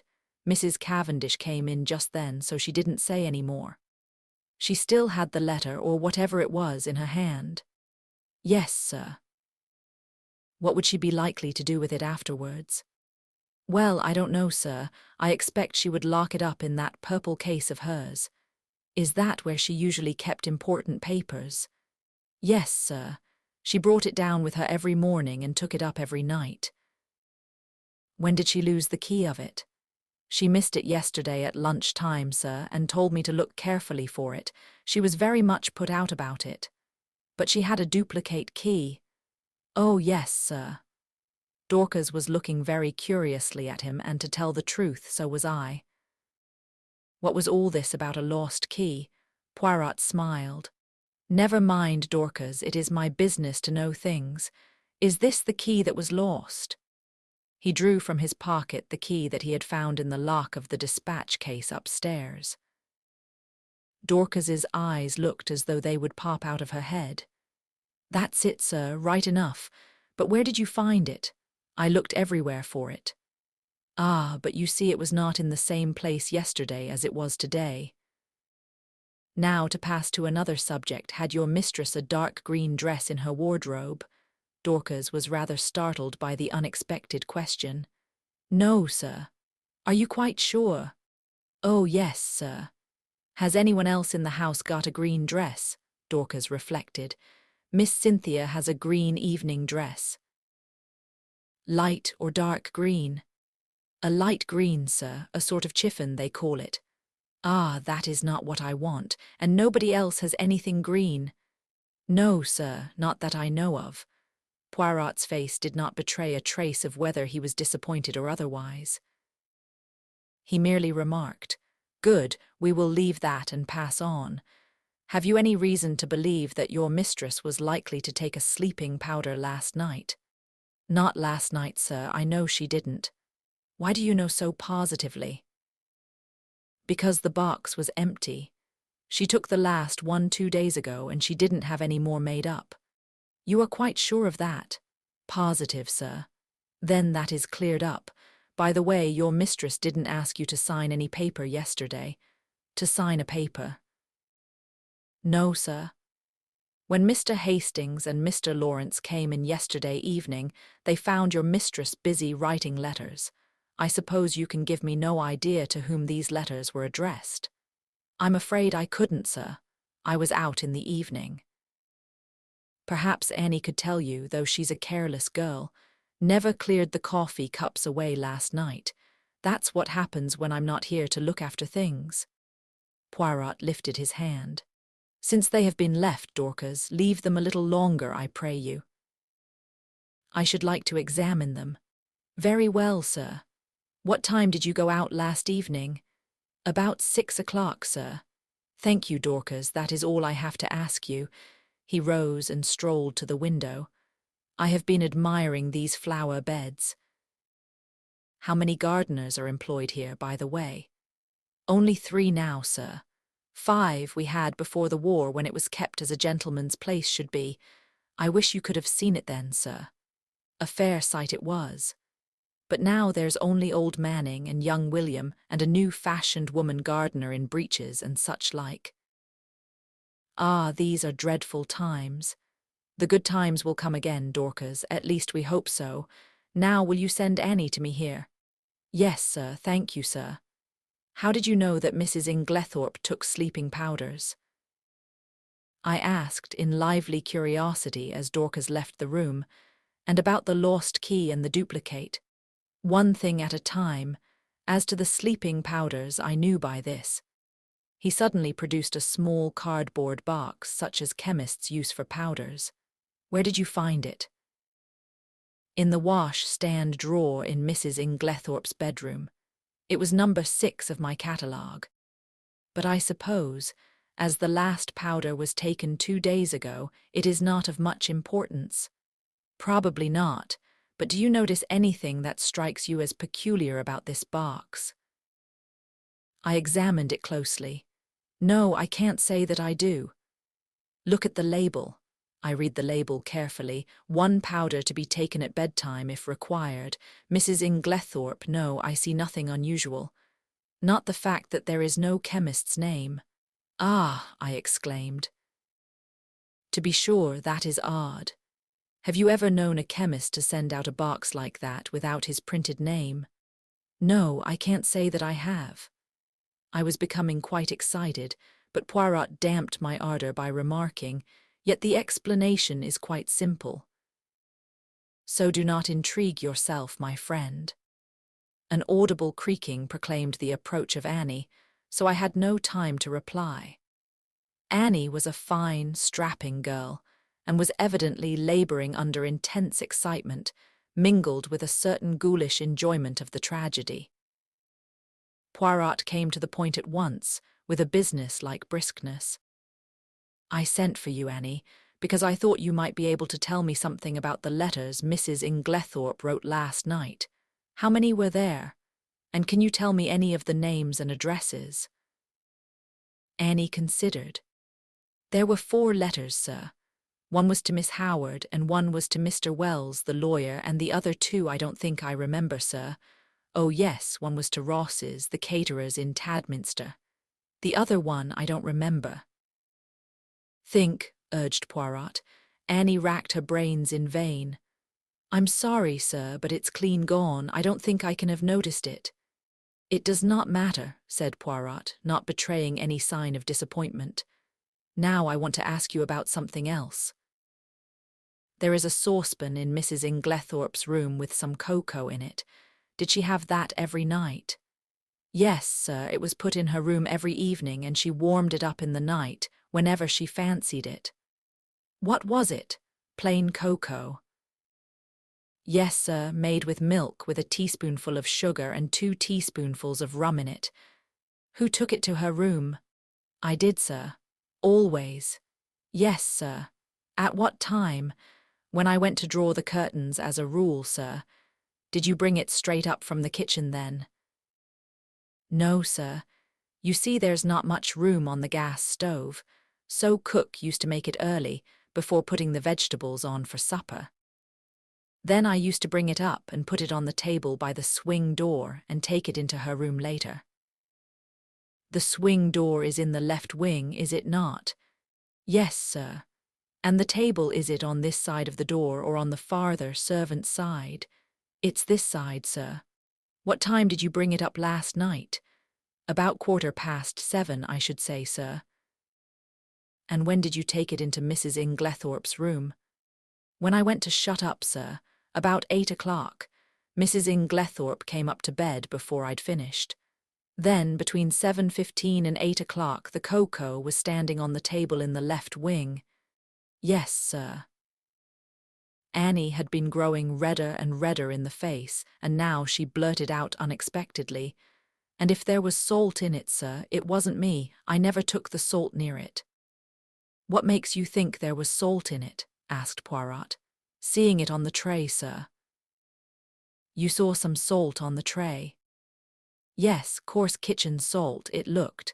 I never noticed it when I took the tray up, but when I came to take it into the mistress's room I saw it at once, and I suppose I ought to have taken it down again and asked cook to make some fresh. But I was in a hurry, because Dorcas was out, and I thought maybe the cocoa itself was all right, and the salt had only gone on the tray. So I dusted it off with my apron and took it in." I had the utmost difficulty in controlling my excitement. Unknown to herself, Annie had provided us with an important piece of evidence. How she would have gaped if she had realized that her coarse kitchen salt was strychnine, one of the most deadly poisons known to mankind. I marvelled at Poirot's calm. His self-control was astonishing. I awaited his next question with impatience, but it disappointed me. When you went into Mrs. Inglethorp's room, was the door leading into Miss Cynthia's room bolted? Oh, yes, sir, it always was. It had never been opened. And the door into Mr. Inglethorp's room, did you notice if that was bolted too? Annie hesitated. I couldn't rightly say, sir. It was shut, but I couldn't say whether it was bolted or not. When you finally left the room, did Mrs. Inglethorp bolt the door after you? No, sir, not then, but I expect she did later. She usually did lock it at night, the door into the passage, that is.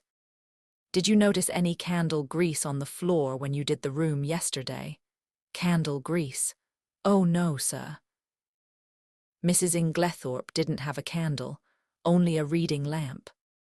Then, if there had been a large patch of candle grease on the floor, you think you would have been sure to have seen it?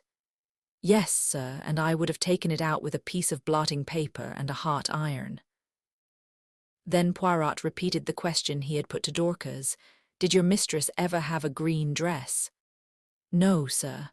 Nor a mantle, nor a cape, nor how do you call it, a sports coat? Not green, sir. Nor anyone else in the house, Annie reflected.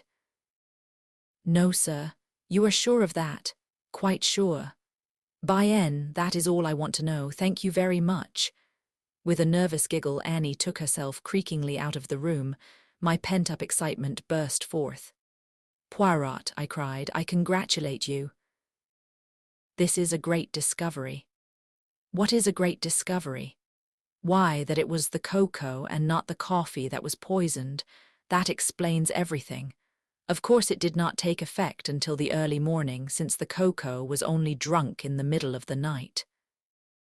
So you think that the cocoa, mark well what I say, Hastings, the cocoa, contained strychnine. Of course, that salt on the tray, what else could it have been?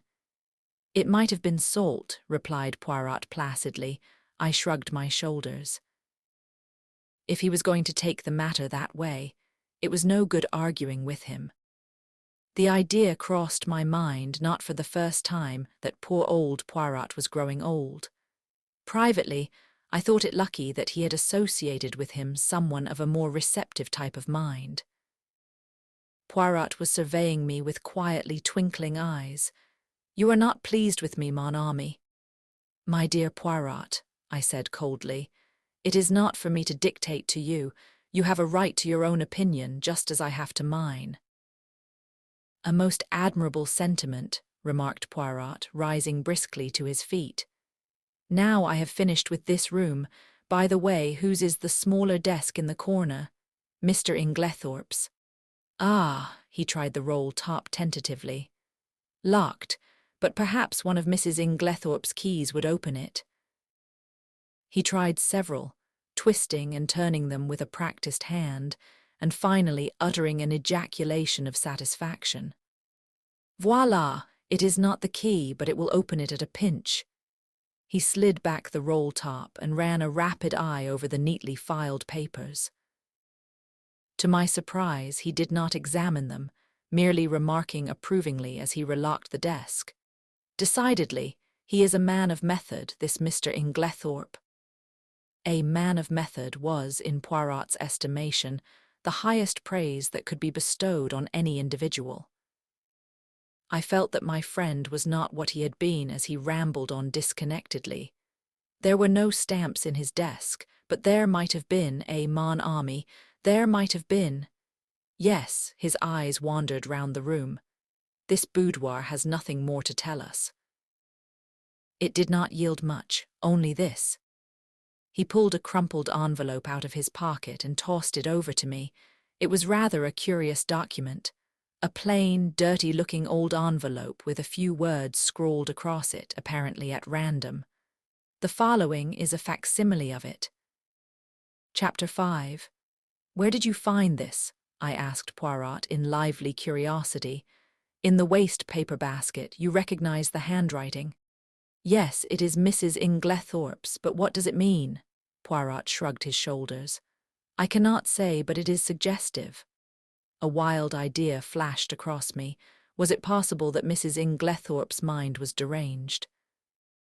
Had she some fantastic idea of demoniacal possession? And if that were so, was it not also possible that she might have taken her own life? I was about to expound these theories to Poirot when his own words distracted me. Come, he said, now to examine the coffee cups. My dear Poirot, what on earth is the good of that now that we know about the cocoa? Oh la la, that miserable cocoa, cried Poirot flippantly. He laughed with apparent enjoyment, raising his arms to heaven in mock despair, in what I could not but consider the worst possible taste. And anyway, I said with increasing coldness, as Mrs. Inglethorpe took her coffee upstairs with her, I do not see what you expect to find unless you consider it likely that we shall discover a packet of strychnine on the coffee tray. Poirot was sobered at once. Come, come, my friend, he said, slipping his arms through mine. Ne vous fâchez pas, allow me to interest myself in my coffee cups, and I will respect your cocoa. There is it a bargain. He was so quaintly humorous that I was forced to laugh, and we went together to the drawing-room, where the coffee cups and tray remained undisturbed as we had left them. Poirot made me recapitulate the scene of the night before, listening very carefully and verifying the position of the various cups. So Mrs. Cavendish stood by the tray and poured out, yes. Then she came across to the window where you sat with Mademoiselle Cynthia. Yes, here are the 3 cups, and the cup on the mantelpiece half drunk that would be Mr. Lawrence Cavendish's, and the one on the tray. John Cavendish's, I saw him put it down there. Good, 1, 2, 3, 4, 5, but where then is the cup of Mr. Inglethorpe? He does not take coffee. Then all are accounted for. One moment, my friend. With infinite care he took a drop or two from the grounds in each cup, sealing them up in separate test tubes, tasting each in turn as he did so. His physiognomy underwent a curious change, an expression gathered there that I can only describe as half puzzled and half relieved. By N, he said at last. It is evident. I had an idea, but clearly I was mistaken. Yes, altogether I was mistaken, yet it is strange, but no matter. And with a characteristic shrug he dismissed whatever it was that was worrying him from his mind. I could have told him from the beginning that this obsession of his over the coffee was bound to end in a blind alley, but I restrained my tongue. After all, though he was old, Poirot had been a great man in his day. Breakfast is ready, said John Cavendish, coming in from the hall. You will breakfast with us, Monsieur Poirot. Poirot acquiesced. I observed John. Already he was almost restored to his normal self. The shock of the events of the last night had upset him temporarily, but his equable poise soon swung back to the normal. He was a man of very little imagination, in sharp contrast with his brother, who had, perhaps, too much. Ever since the early hours of the morning, John had been hard at work, sending telegrams. One of the first had gone to Evelyn Howard, writing notices for the papers and generally occupying himself with the melancholy duties that a death entails. May I ask how things are proceeding? He said. Do your investigations point to my mother having died a natural death, or must we prepare ourselves for the worst? I think, Mr. Cavendish, said Poirot gravely, that you would do well not to buoy yourself up with any false hopes. Can you tell me the views of the other members of the family? My brother Lawrence is convinced that we are making a fuss over nothing. He says that everything points to its being a simple case of heart failure. He does he?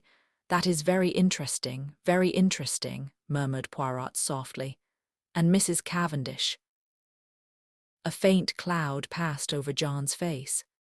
I have not the least idea what my wife's views on the subject are. The answer brought a momentary stiffness in its train. John broke the rather awkward silence by saying with a slight effort, "I told you, didn't I, that Mr. Inglethorp has returned?" Poirot bent his head. "It's an awkward position for all of us. Of course one has to treat him as usual, but hang it all, one's gorge does rise at sitting down to eat with a possible murderer." Poirot nodded sympathetically. "I quite understand. It is a very difficult situation for you, Mr. Cavendish. I would like to ask you one question. Mr. Inglethorpe's reason for not returning last night was, I believe, that he had forgotten the latchkey. Is not that so?" "Yes. I suppose you are quite sure that the latchkey was forgotten, that he did not take it after all?" "I have no idea. I never thought of looking. We always keep it in the hall drawer. I'll go and see if it's there now." Poirot held up his hand with a faint smile. "No, no, Mr. Cavendish, it is too late now. I am certain that you would find it. If Mr. Inglethorpe did take it, he has had ample time to replace it by now." "But do you think—" "I think nothing. If anyone had chanced to look this morning before his return and seen it there, it would have been a valuable point in his favour. That is all." John looked perplexed. "Do not worry," said Poirot smoothly. "I assure you that you need not let it trouble you. Since you are so kind, let us go and have some breakfast." Everyone was assembled in the dining room. Under the circumstances, we were naturally not a cheerful party. The reaction after a shock is always trying, and I think we were all suffering from it. Decorum and good breeding naturally enjoined that our demeanour should be much as usual, yet I could not help wondering if this self-control were really a matter of great difficulty. There were no red eyes, no signs of secretly indulged grief. I felt that I was right in my opinion that Dorcas was the person most affected by the personal side of the tragedy.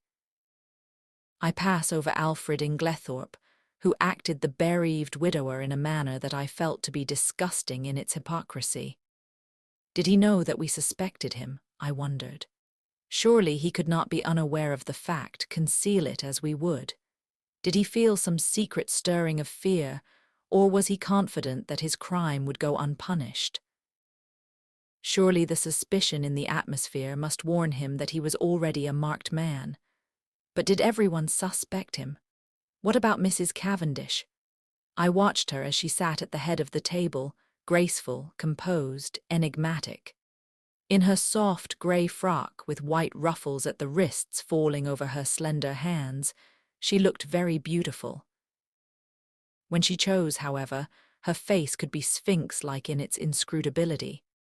She was very silent, hardly opening her lips, and yet in some queer way I felt that the great strength of her personality was dominating us all. And little Cynthia, did she suspect? She looked very tired and ill, I thought. The heaviness and languor of her manner were very marked. I asked her if she were feeling ill, and she answered frankly, "Yes, I've got the most beastly headache." "Have another cup of coffee, mademoiselle," said Poirot solicitously. "It will revive you. It is unparalleled for the mal de tête." He jumped up and took her cup. "No sugar," said Cynthia, watching him as he picked up the sugar tongs. "No sugar." "You abandon it in the war time, eh?" "No, I never take it in coffee." "Sacré," murmured Poirot to himself as he brought back the replenished cup. Only I heard him, and glancing up curiously at the little man, I saw that his face was working with suppressed excitement, and his eyes were as green as a cat's. He had heard or seen something that had affected him strongly. But what was it? I do not usually label myself as dense, but I must confess that nothing out of the ordinary had attracted my attention. In another moment, the door opened and Dorcas appeared. "Mr. Wells to see you, sir," she said to John. I remembered the name as being that of the lawyer to whom Mrs. Inglethorpe had written the night before. John rose immediately. "Show him into my study."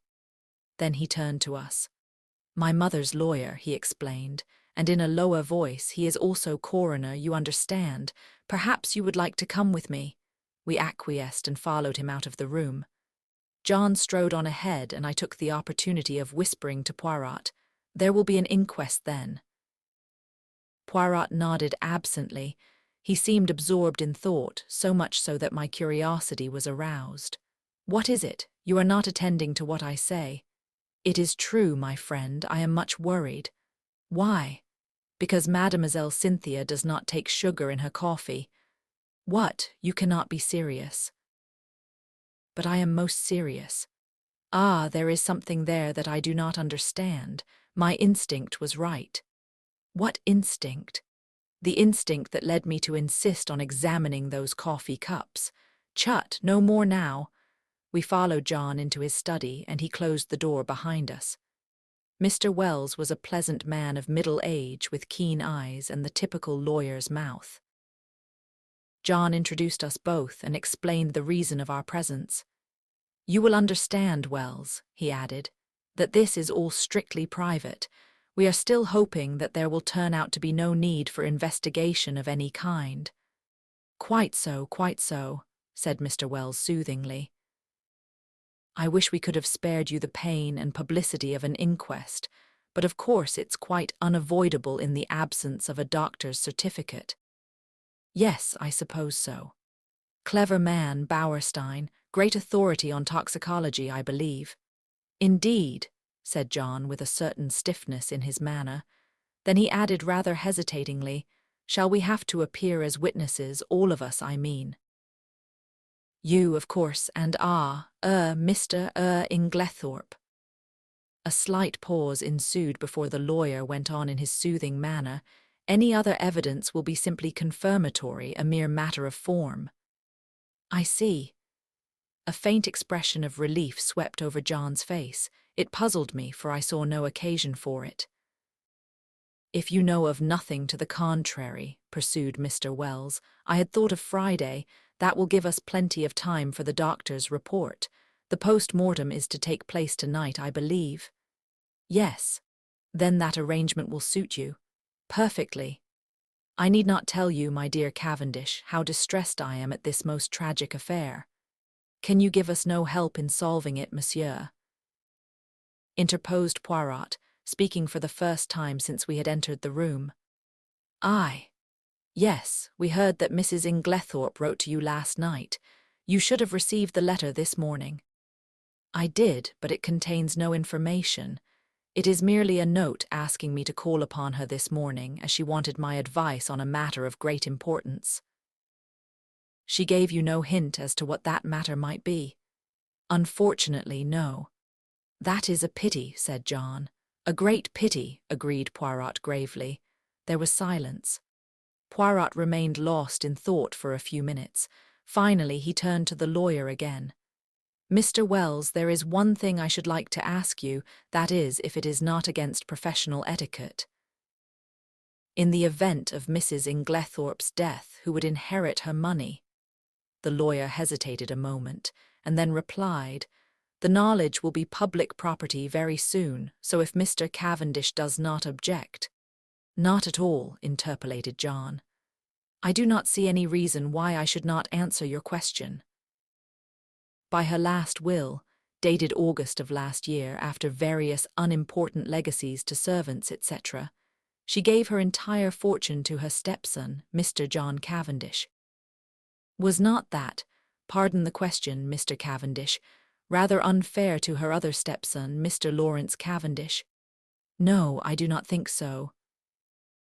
You see, under the terms of their father's will, while John inherited the property, Lawrence, at his stepmother's death, would come into a considerable sum of money. Mrs. Inglethorpe left her money to her elder stepson, knowing that he would have to keep up Styles. It was, to my mind, a very fair and equitable distribution." Poirot nodded thoughtfully. "I see. But I am right in saying, am I not, that by your English law that will was automatically revoked when Mrs. Inglethorpe remarried?" Mr. Wells bowed his head. "As I was about to proceed, Monsieur Poirot, that document is now null and void." "Hein," said Poirot. He reflected for a moment and then asked, "Was Mrs. Inglethorpe herself aware of that fact?" I do not know, she may have been. She was, said John unexpectedly. We were discussing the matter of wills being revoked by marriage only yesterday. Ah, one more question, Mr. Wells. You say her last will. Had Mrs. Inglethorp then made several former wills? On an average, she made a new will at least once a year, said Mr. Wells imperturbably. She was given to changing her mind as to her testamentary dispositions, now benefiting one, now another member of her family. Suppose, suggested Poirot, that unknown to you she had made a new will in favor of someone who was not, in any sense of the word, a member of the family. We will say Miss Howard, for instance. Would you be surprised? Not in the least. Ah, Poirot seemed to have exhausted his questions. I drew close to him while John and the lawyer were debating the question of going through Mrs. Inglethorpe's papers. Do you think Mrs. Inglethorpe made a will leaving all her money to Miss Howard? I asked in a low voice with some curiosity. Poirot smiled. No. Then why did you ask? Hush. John Cavendish had turned to Poirot. Will you come with us, Monsieur Poirot? We are going through my mother's papers. Mr. Inglethorpe is quite willing to leave it entirely to Mr. Wells and myself. Which simplifies matters very much, murmured the lawyer. As technically, of course, he was entitled. He did not finish the sentence. We will look through the desk in the boudoir first, explained John, and go up to her bedroom afterwards. She kept her most important papers in a purple dispatch case, which we must look through carefully. Yes, said the lawyer, it is quite possible that there may be a later will than the one in my possession. There is a later will. It was Poirot who spoke. What? John and the lawyer looked at him startled. Or rather, pursued my friend imperturbably, there was one. What do you mean, there was one? Where is it now? Burnt. Burnt. Yes, see here. He took out the charred fragment we had found in the grate in Mrs. Inglethorpe's room and handed it to the lawyer with a brief explanation of when and where he had found it. But possibly this is an old will. I do not think so. In fact, I am almost certain that it was made no earlier than yesterday afternoon. What? Impossible, broke simultaneously from both men. Poirot turned to John. If you will allow me to send for your gardener, I will prove it to you.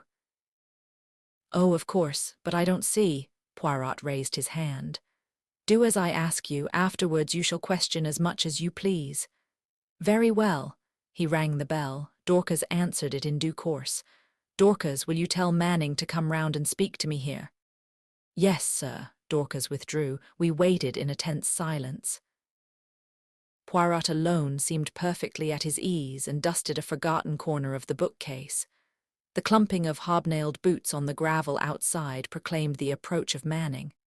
John looked questioningly at Poirot. The latter nodded. Come inside, Manning, said John. I want to speak to you. Manning came slowly and hesitatingly through the French window and stood as near it as he could. He held his cap in his hands, twisting it very carefully round and round. His back was much bent, though he was probably not as old as he looked, but his eyes were sharp and intelligent, and belied his slow and rather cautious speech. Manning, said John, this gentleman will put some questions to you which I want you to answer. Yes, sir, mumbled Manning. Poirot stepped forward briskly.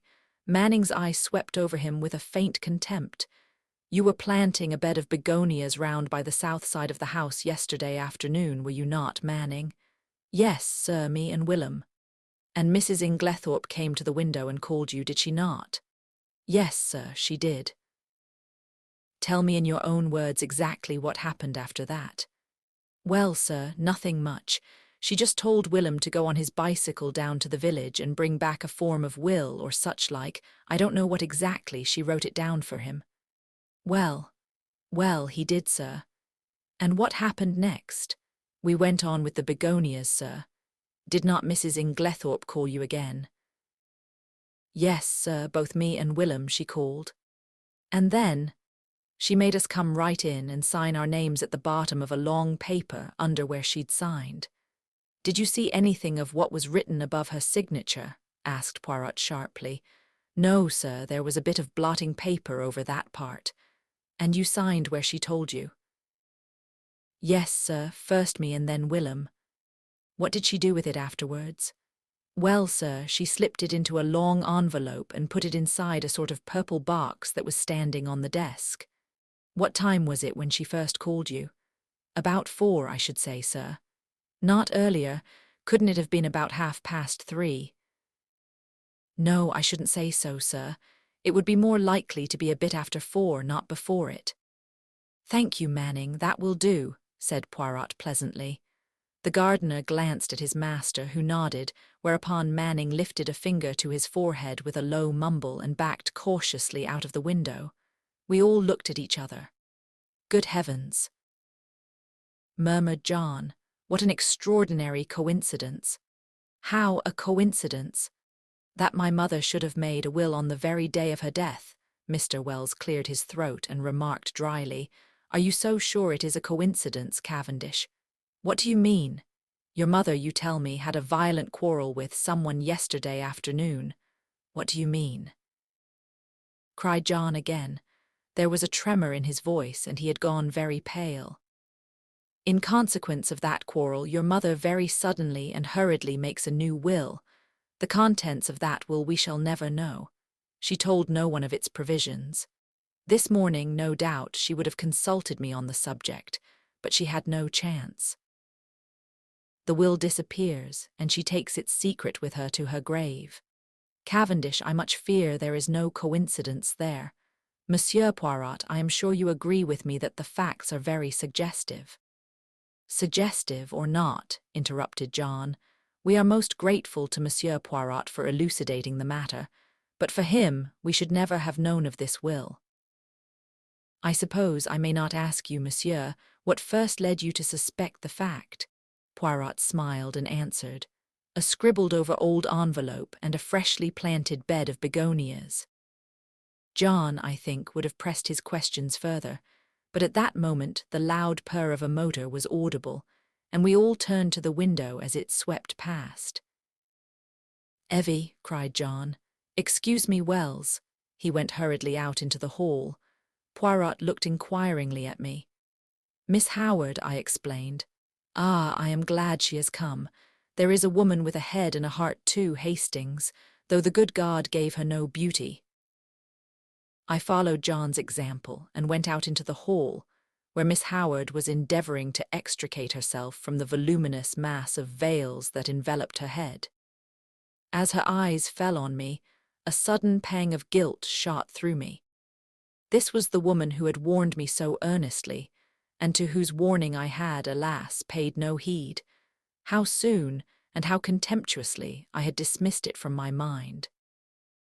Now that she had been proved justified in so tragic a manner, I felt ashamed. She had known Alfred Inglethorp only too well. I wondered whether, if she had remained at Styles, the tragedy would have taken place, or would the man have feared her watchful eyes. I was relieved when she shook me by the hand, with her well-remembered painful grip. The eyes that met mine were sad but not reproachful. That she had been crying bitterly, I could tell by the redness of her eyelids, but her manner was unchanged from its old gruffness. Started the moment I got the wire. Just come off night duty. Hired car, quickest way to get here. Have you had anything to eat this morning, Evie? Asked John. No, I thought not. Come along, breakfast's not cleared away yet and they'll make you some fresh tea. He turned to me. Look after her, Hastings, will you? Wells is waiting for me. Oh, here's Monsieur Poirot. He's helping us, you know, Evie. Miss Howard shook hands with Poirot, but glanced suspiciously over her shoulder at John. What do you mean, helping us?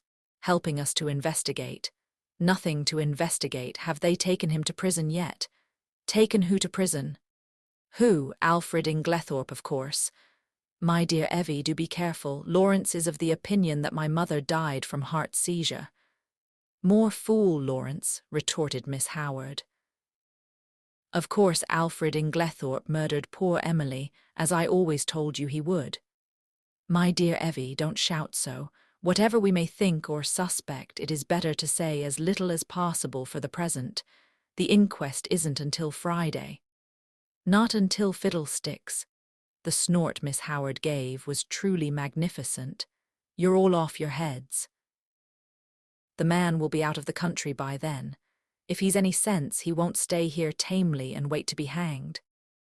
John Cavendish looked at her helplessly. I know what it is, she accused him. You've been listening to the doctors. Never should. What do they know? Nothing at all, or just enough to make them dangerous. I ought to know. My own father was a doctor. That little Wilkins is about the greatest fool that even I have ever seen. Heart seizure, sort of thing he would say. Anyone with any sense could see at once that her husband had poisoned her. I always said he'd murder her in her bed, poor soul. Now he's done it. And all you can do is to murmur silly things about heart seizure and inquest on Friday. You ought to be ashamed of yourself, John Cavendish. What do you want me to do? Asked John, unable to help a faint smile. Dash it all, Evie, I can't haul him down to the local police station by the scruff of his neck. Well, you might do something. Find out how he did it. He's a crafty beggar. Dare say he soaked fly papers. Ask cook if she's missed any. It occurred to me very forcibly at that moment that to harbour Miss Howard and Alfred Inglethorp under the same roof, and keep the peace between them, was likely to prove a Herculean task, and I did not envy John. I could see by the expression of his face that he fully appreciated the difficulty of the position. For the moment he sought refuge in retreat and left the room precipitately. Dorcas brought in fresh tea. As she left the room, Poirot came over from the window where he had been standing and sat down facing Miss Howard. Mademoiselle, he said gravely, I want to ask you something. Ask away, said the lady, eyeing him with some disfavour. I want to be able to count upon your help. I'll help you to hang Alfred with pleasure, she replied gruffly. Hanging's too good for him, ought to be drawn and quartered like in good old times. We are at one then, said Poirot, for I too want to hang the criminal. Alfred Inglethorp. Him or another. No question of another. Poor Emily was never murdered until he came along. I don't say she wasn't surrounded by sharks, she was, but it was only her purse they were after. Her life was safe enough. But along comes Mr. Alfred Inglethorp, and within 2 months, hey presto. Believe me, Miss Howard, said Poirot very earnestly, if Mr. Inglethorp is the man, he shall not escape me. On my honour, I will hang him as high as Hammon. That's better, said Miss Howard more enthusiastically, but I must ask you to trust me. Now your help may be very valuable to me. I will tell you why. Because in all this house of mourning, yours are the only eyes that have wept. Miss Howard blinked, and a new note crept into the gruffness of her voice. If you mean that I was fond of her, yes, I was. You know, Emily was a selfish old woman in her way. She was very generous, but she always wanted a return. She never let people forget what she had done for them, and that way she missed love. Don't think she ever realized it, though, or felt the lack of it. Hope not, anyway. I was on a different footing. I took my stand from the first. So many pounds a year I'm worth to you. Well and good. But not a penny piece besides, not a pair of gloves nor a theatre ticket. She didn't understand, was very offended sometimes. Said I was foolishly proud. It wasn't that, but I couldn't explain. Anyway, I kept my self-respect. And so, out of the whole bunch, I was the only one who could allow myself to be fond of her. I watched over her. I guarded her from the lot of them, and then a glib-tongued scoundrel comes along, and pooh, all my years of devotion go for nothing. Poirot nodded sympathetically. I understand, mademoiselle. I understand all you feel.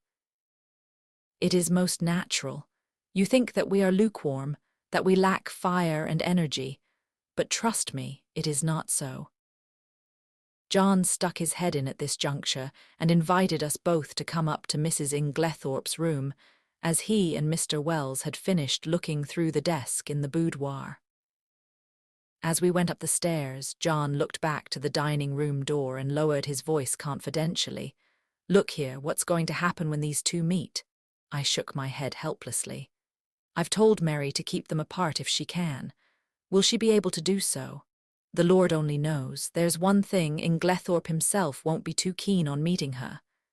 You've got the keys still, haven't you, Poirot?" I asked as we reached the door of the locked room. Taking the keys from Poirot, John unlocked it and we all passed in. The lawyer went straight to the desk and John followed him. "My mother kept most of her important papers in this dispatch case, I believe," he said. Poirot drew out the small bunch of keys. "Permit me. I locked it out of precaution this morning. But it's not locked now. Impossible. See." And John lifted the lid as he spoke. "Mills Tunnerers," cried Poirot, dumbfounded, "and I who have both the keys in my pocket." He flung himself upon the case. Suddenly he stiffened. "Et voilà une affaire, this lock has been forced." "What?" Poirot laid down the case again. "But who forced it? Why should they? When but the door was locked?" These exclamations burst from us disjointedly. Poirot answered them categorically, almost mechanically. "Who? That is the question. Why, if I only knew, when, since I was here an hour ago. As to the door being locked, it is a very ordinary lock. Probably any other of the doorkeys in this passage would fit it." We stared at one another blankly. Poirot had walked over to the mantelpiece. He was outwardly calm, but I noticed his hands, which from long force of habit were mechanically straightening the spill vases on the mantelpiece, were shaking violently. "See here, it was like this," he said at last. "There was something in that case, some piece of evidence, slight in itself perhaps, but still enough of a clue to connect the murderer with the crime. It was vital to him that it should be destroyed before it was discovered and its significance appreciated. Therefore, he took the risk, the great risk of coming in here. Finding the case locked, he was obliged to force it, thus betraying his presence. For him to take that risk, it must have been something of great importance. But what was it?" "Ah!" cried Poirot with a gesture of anger. "That I do not know, a document of some kind, without doubt, possibly the scrap of paper Dorcas saw in her hand yesterday afternoon. And his anger burst forth freely. "Miserable animal that I am. I guess nothing. I have behaved like an imbecile. I should never have left that case here. I should have carried it away with me. Triple pig, and now it is gone. It is destroyed.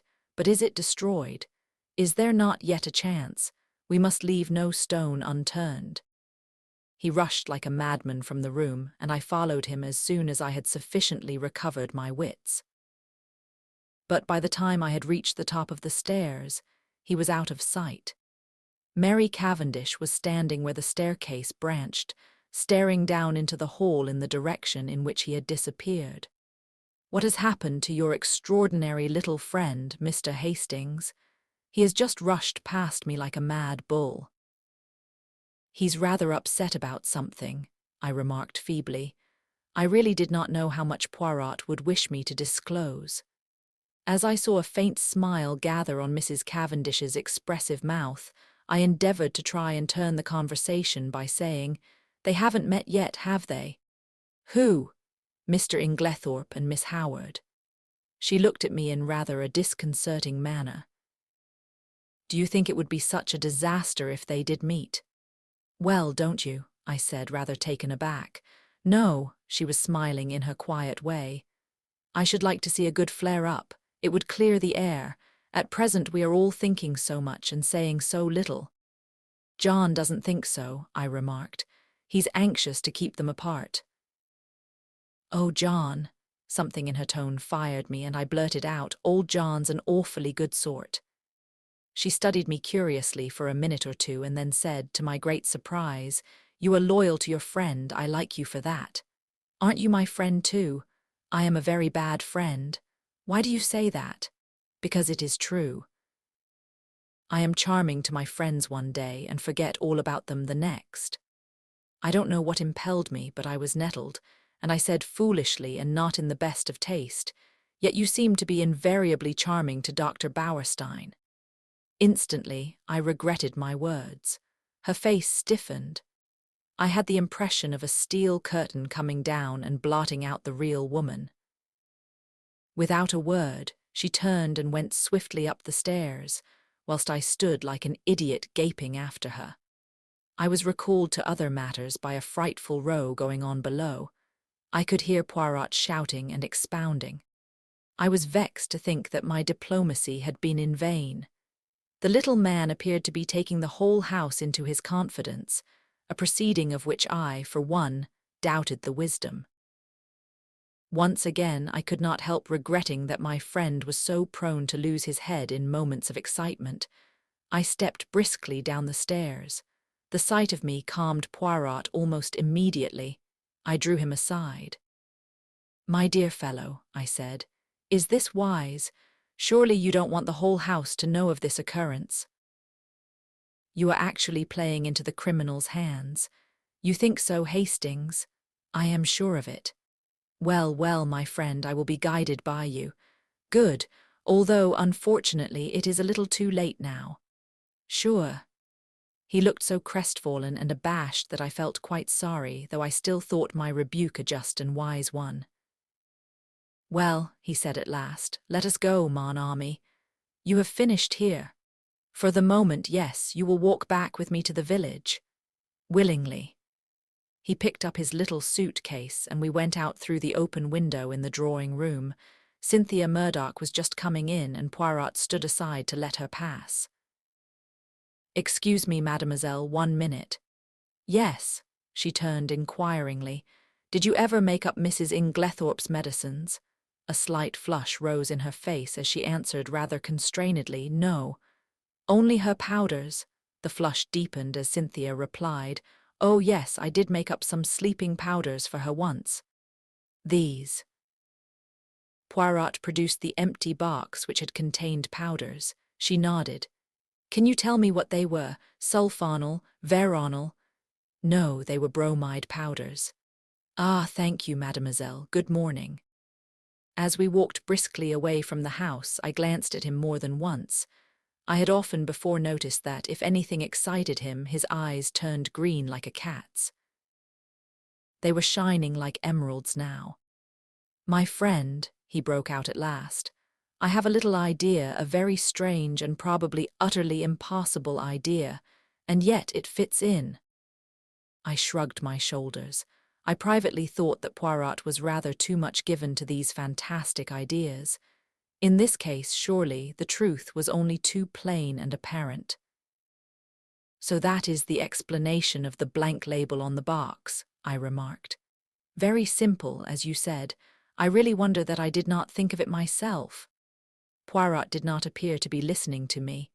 "They have made one more discovery, la basse," he observed, jerking his thumb over his shoulder in the direction of Styles. "Mr. Wells told me as we were going upstairs." "What was it?" "Locked up in the desk in the boudoir, they found a will of Mrs. Inglethorp's, dated before her marriage, leaving her fortune to Alfred Inglethorp. It must have been made just at the time they were engaged. It came quite as a surprise to Wells and to John Cavendish also. It was written on one of those printed will forms and witnessed by 2 of the servants, not Dorcas." "Did Mr. Inglethorp know of it?" "He says not." "One might take that with a grain of salt," I remarked sceptically. "All these wills are very confusing. Tell me, how did those scribbled words on the envelope help you to discover that a will was made yesterday afternoon?" Poirot smiled. "Mon ami, have you ever, when writing a letter, been arrested by the fact that you did not know how to spell a certain word?" "Yes, often. I suppose everyone has." "Exactly. And have you not, in such a case, tried the word once or twice on the edge of the blotting paper or a spare scrap of paper to see if it looked right? Well, that is what Mrs. Inglethorp did. You will notice that the word possessed is spelt first with one S and subsequently with two, correctly.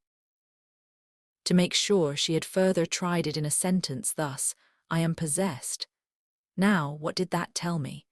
It told me that Mrs. Inglethorp had been writing the word possessed that afternoon, and having the fragment of paper found in the grate fresh in my mind the possibility of a will, a document almost certain to contain that word, occurred to me at once. This possibility was confirmed by a further circumstance. In the general confusion, the boudoir had not been swept that morning, and near the desk were several traces of brown mould and earth.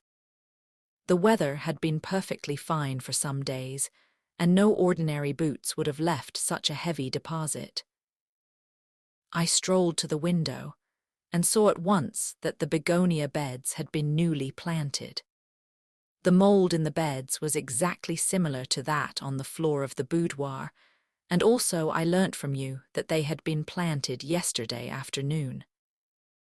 I was now sure that one, or possibly both of the gardeners, for there were two sets of footprints in the bed, had entered the boudoir, for if Mrs. Inglethorp had merely wished to speak to them, she would in all probability have stood at the window, and they would not have come into the room at all.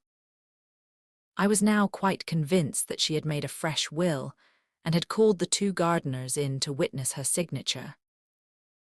Events proved that I was right in my supposition. That was very ingenious, I could not help admitting. I must confess that the conclusions I drew from those few scribbled words were quite erroneous. He smiled. You gave too much rein to your imagination.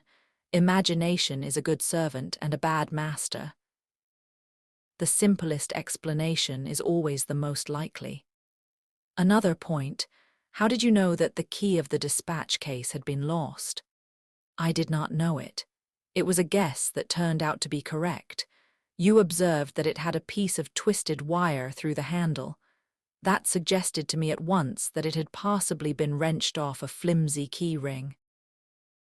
Now, if it had been lost and recovered, Mrs. Inglethorp would at once have replaced it on her bunch, but on her bunch I found what was obviously the duplicate key, very new and bright, which led me to the hypothesis that somebody else had inserted the original key in the lock of the dispatch case. Yes, I said, Alfred Inglethorp, without doubt. Poirot looked at me curiously. You are very sure of his guilt? Well, naturally, every fresh circumstance seems to establish it more clearly. On the contrary, said Poirot quietly, there are several points in his favour. Oh, come now. Yes, I see only one, and that he was not in the house last night. Bad shot, as you English say. You have chosen the one point that to my mind tells against him. How is that? Because if Mr. Inglethorp knew that his wife would be poisoned last night, he would certainly have arranged to be away from the house. His excuse was an obviously trumped-up one. That leaves us two possibilities. Either he knew what was going to happen, or he had a reason of his own for his absence. And that reason? I asked skeptically. Poirot shrugged his shoulders. How should I know? Discreditable without doubt. This Mr. Inglethorp, I should say, is somewhat of a scoundrel, but that does not of necessity make him a murderer. I shook my head, unconvinced. We do not agree, eh? Said Poirot. Well, let us leave it. Time will show which of us is right. Now let us turn to other aspects of the case. What do you make of the fact that all the doors of the bedroom were bolted on the inside? Well, I considered, one must look at it logically. True. I should put it this way. The doors were bolted. Our own eyes have told us that. Yet the presence of the candle grease on the floor and the destruction of the will prove that during the night someone entered the room. You agree so far? Perfectly. Put with admirable clearness. Proceed. Well, I said, encouraged, as the person who entered did not do so by the window, nor by miraculous means, it follows that the door must have been opened from inside by Mrs. Inglethorp herself. That strengthens the conviction that the person in question was her husband. She would naturally open the door to her own husband. Poirot shook his head. Why should she? She had bolted the door leading into his room, a most unusual proceeding on her part. She had had a most violent quarrel with him that very afternoon. No, he was the last person she would admit. But you agree with me that the door must have been opened by Mrs. Inglethorp herself. There is another possibility. She may have forgotten to bolt the door into the passage when she went to bed and have got up later towards morning and bolted it then. Poirot, is that seriously your opinion? No, I do not say it is so, but it might be. Now, to turn to another feature. What do you make of the scrap of conversation you overheard between Mrs. Cavendish and her mother-in-law? I had forgotten that, I said thoughtfully. That is as enigmatical as ever. It seems incredible that a woman like Mrs. Cavendish, proud and reticent to the last degree, should interfere so violently in what was certainly not her affair. Precisely, it was an astonishing thing for a woman of her breeding to do. It is certainly curious, I agreed. Still, it is unimportant and need not be taken into account. A groan burst from Poirot. What have I always told you? Everything must be taken into account. If the fact will not fit the theory, let the theory go. Well, we shall see, I said, nettled. Yes, we shall see. We had reached Leastway's cottage, and Poirot ushered me upstairs to his own room. He offered me one of the tiny Russian cigarettes he himself occasionally smoked. I was amused to notice that he stowed away the used matches most carefully in a little china pot. My momentary annoyance vanished.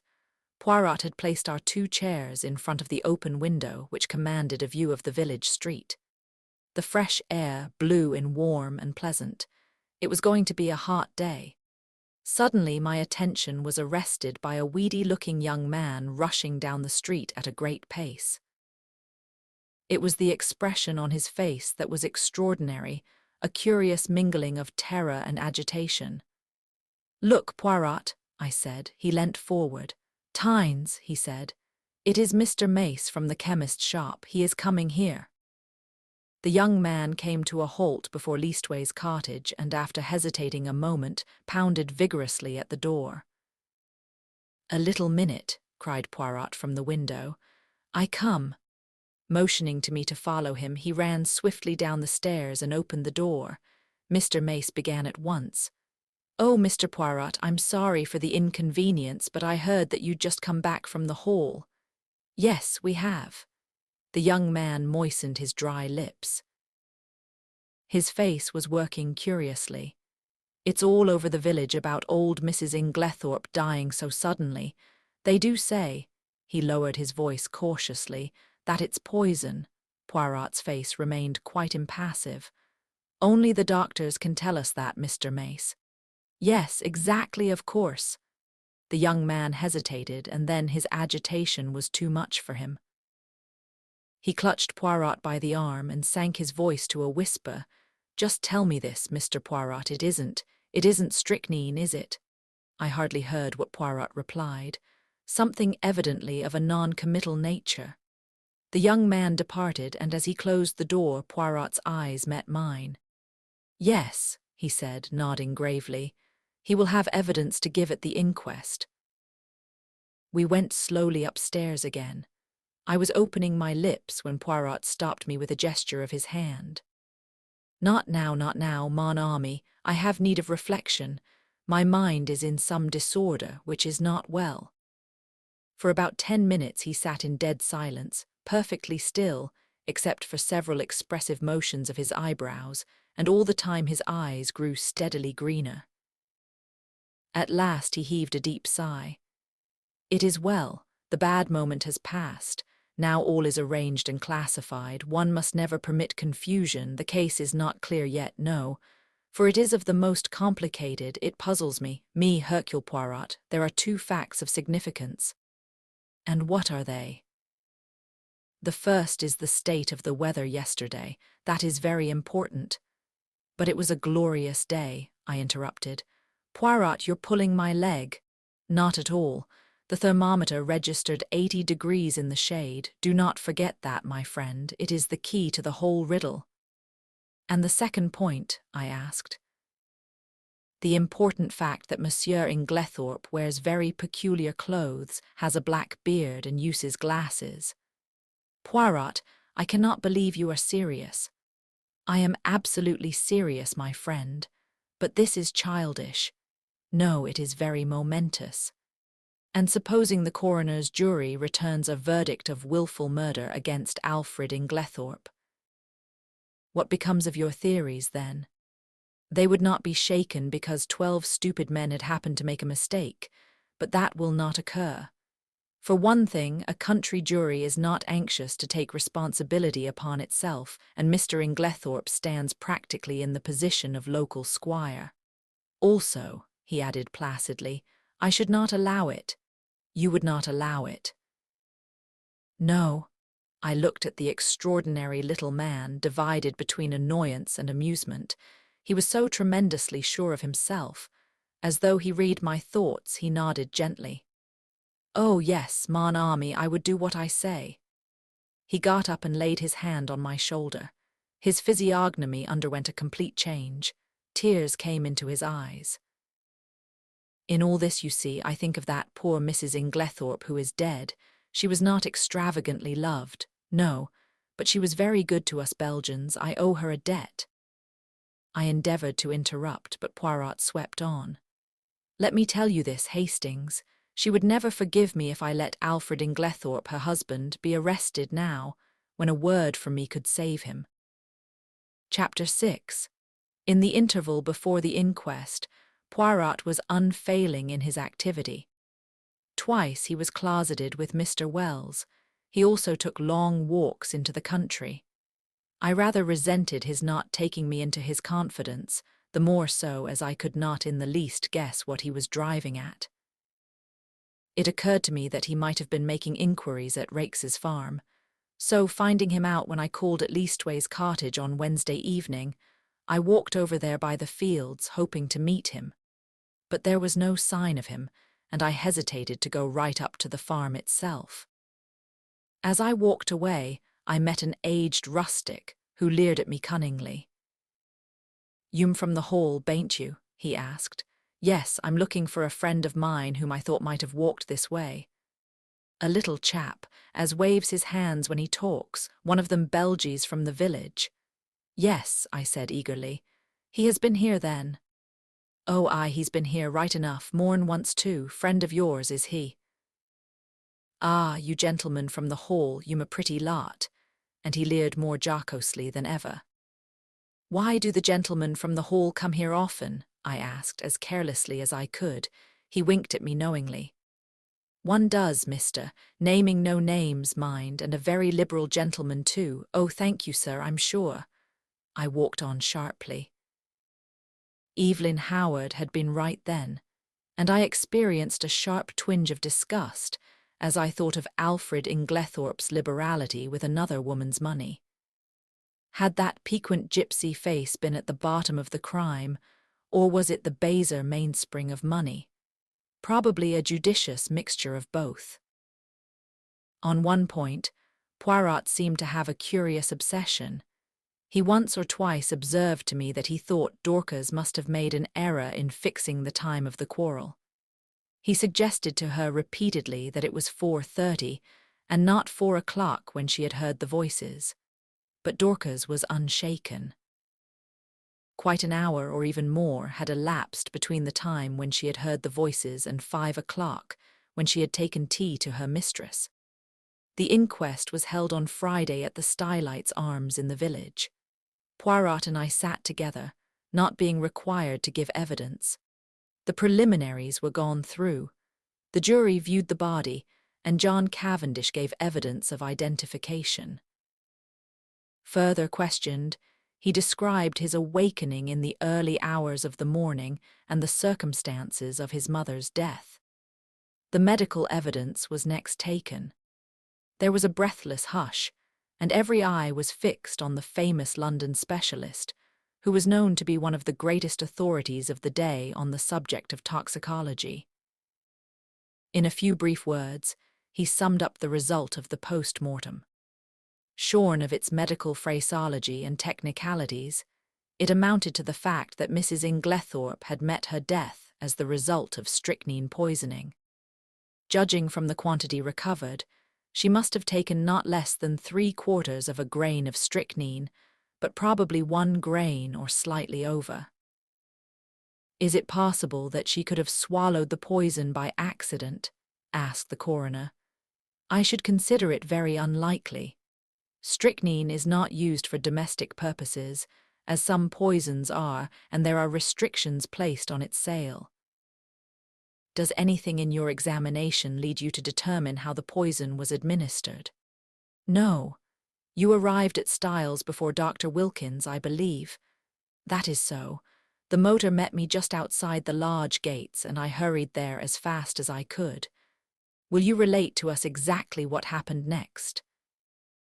"I entered Mrs. Inglethorpe's room. She was at that moment in a typical Titanic convulsion. She turned towards me and gasped out, 'Alfred, Alfred!' Could the strychnine have been administered in Mrs. Inglethorpe's after-dinner coffee which was taken to her by her husband? Possibly, but strychnine is a fairly rapid drug in its action. The symptoms appear from 1 to 2 hours after it has been swallowed. It is retarded under certain conditions, none of which, however, appear to have been present in this case. I presume Mrs. Inglethorpe took the coffee after dinner about 8 o'clock, whereas the symptoms did not manifest themselves until the early hours of the morning, which, on the face of it, points to the drug having been taken much later in the evening. Mrs. Inglethorpe was in the habit of drinking a cup of cocoa in the middle of the night. Could the strychnine have been administered in that? No, I myself took a sample of the cocoa remaining in the saucepan and had it analyzed. There was no strychnine present. I heard Poirot chuckle softly beside me. "How did you know?" I whispered. "Listen." I should say, the doctor was continuing, that I would have been considerably surprised at any other result. Why? Simply because strychnine has an unusually bitter taste. It can be detected in a solution of 1 in 70,000 and can only be disguised by some strongly flavored substance. Cocoa would be quite powerless to mask it. One of the jury wanted to know if the same objection applied to coffee.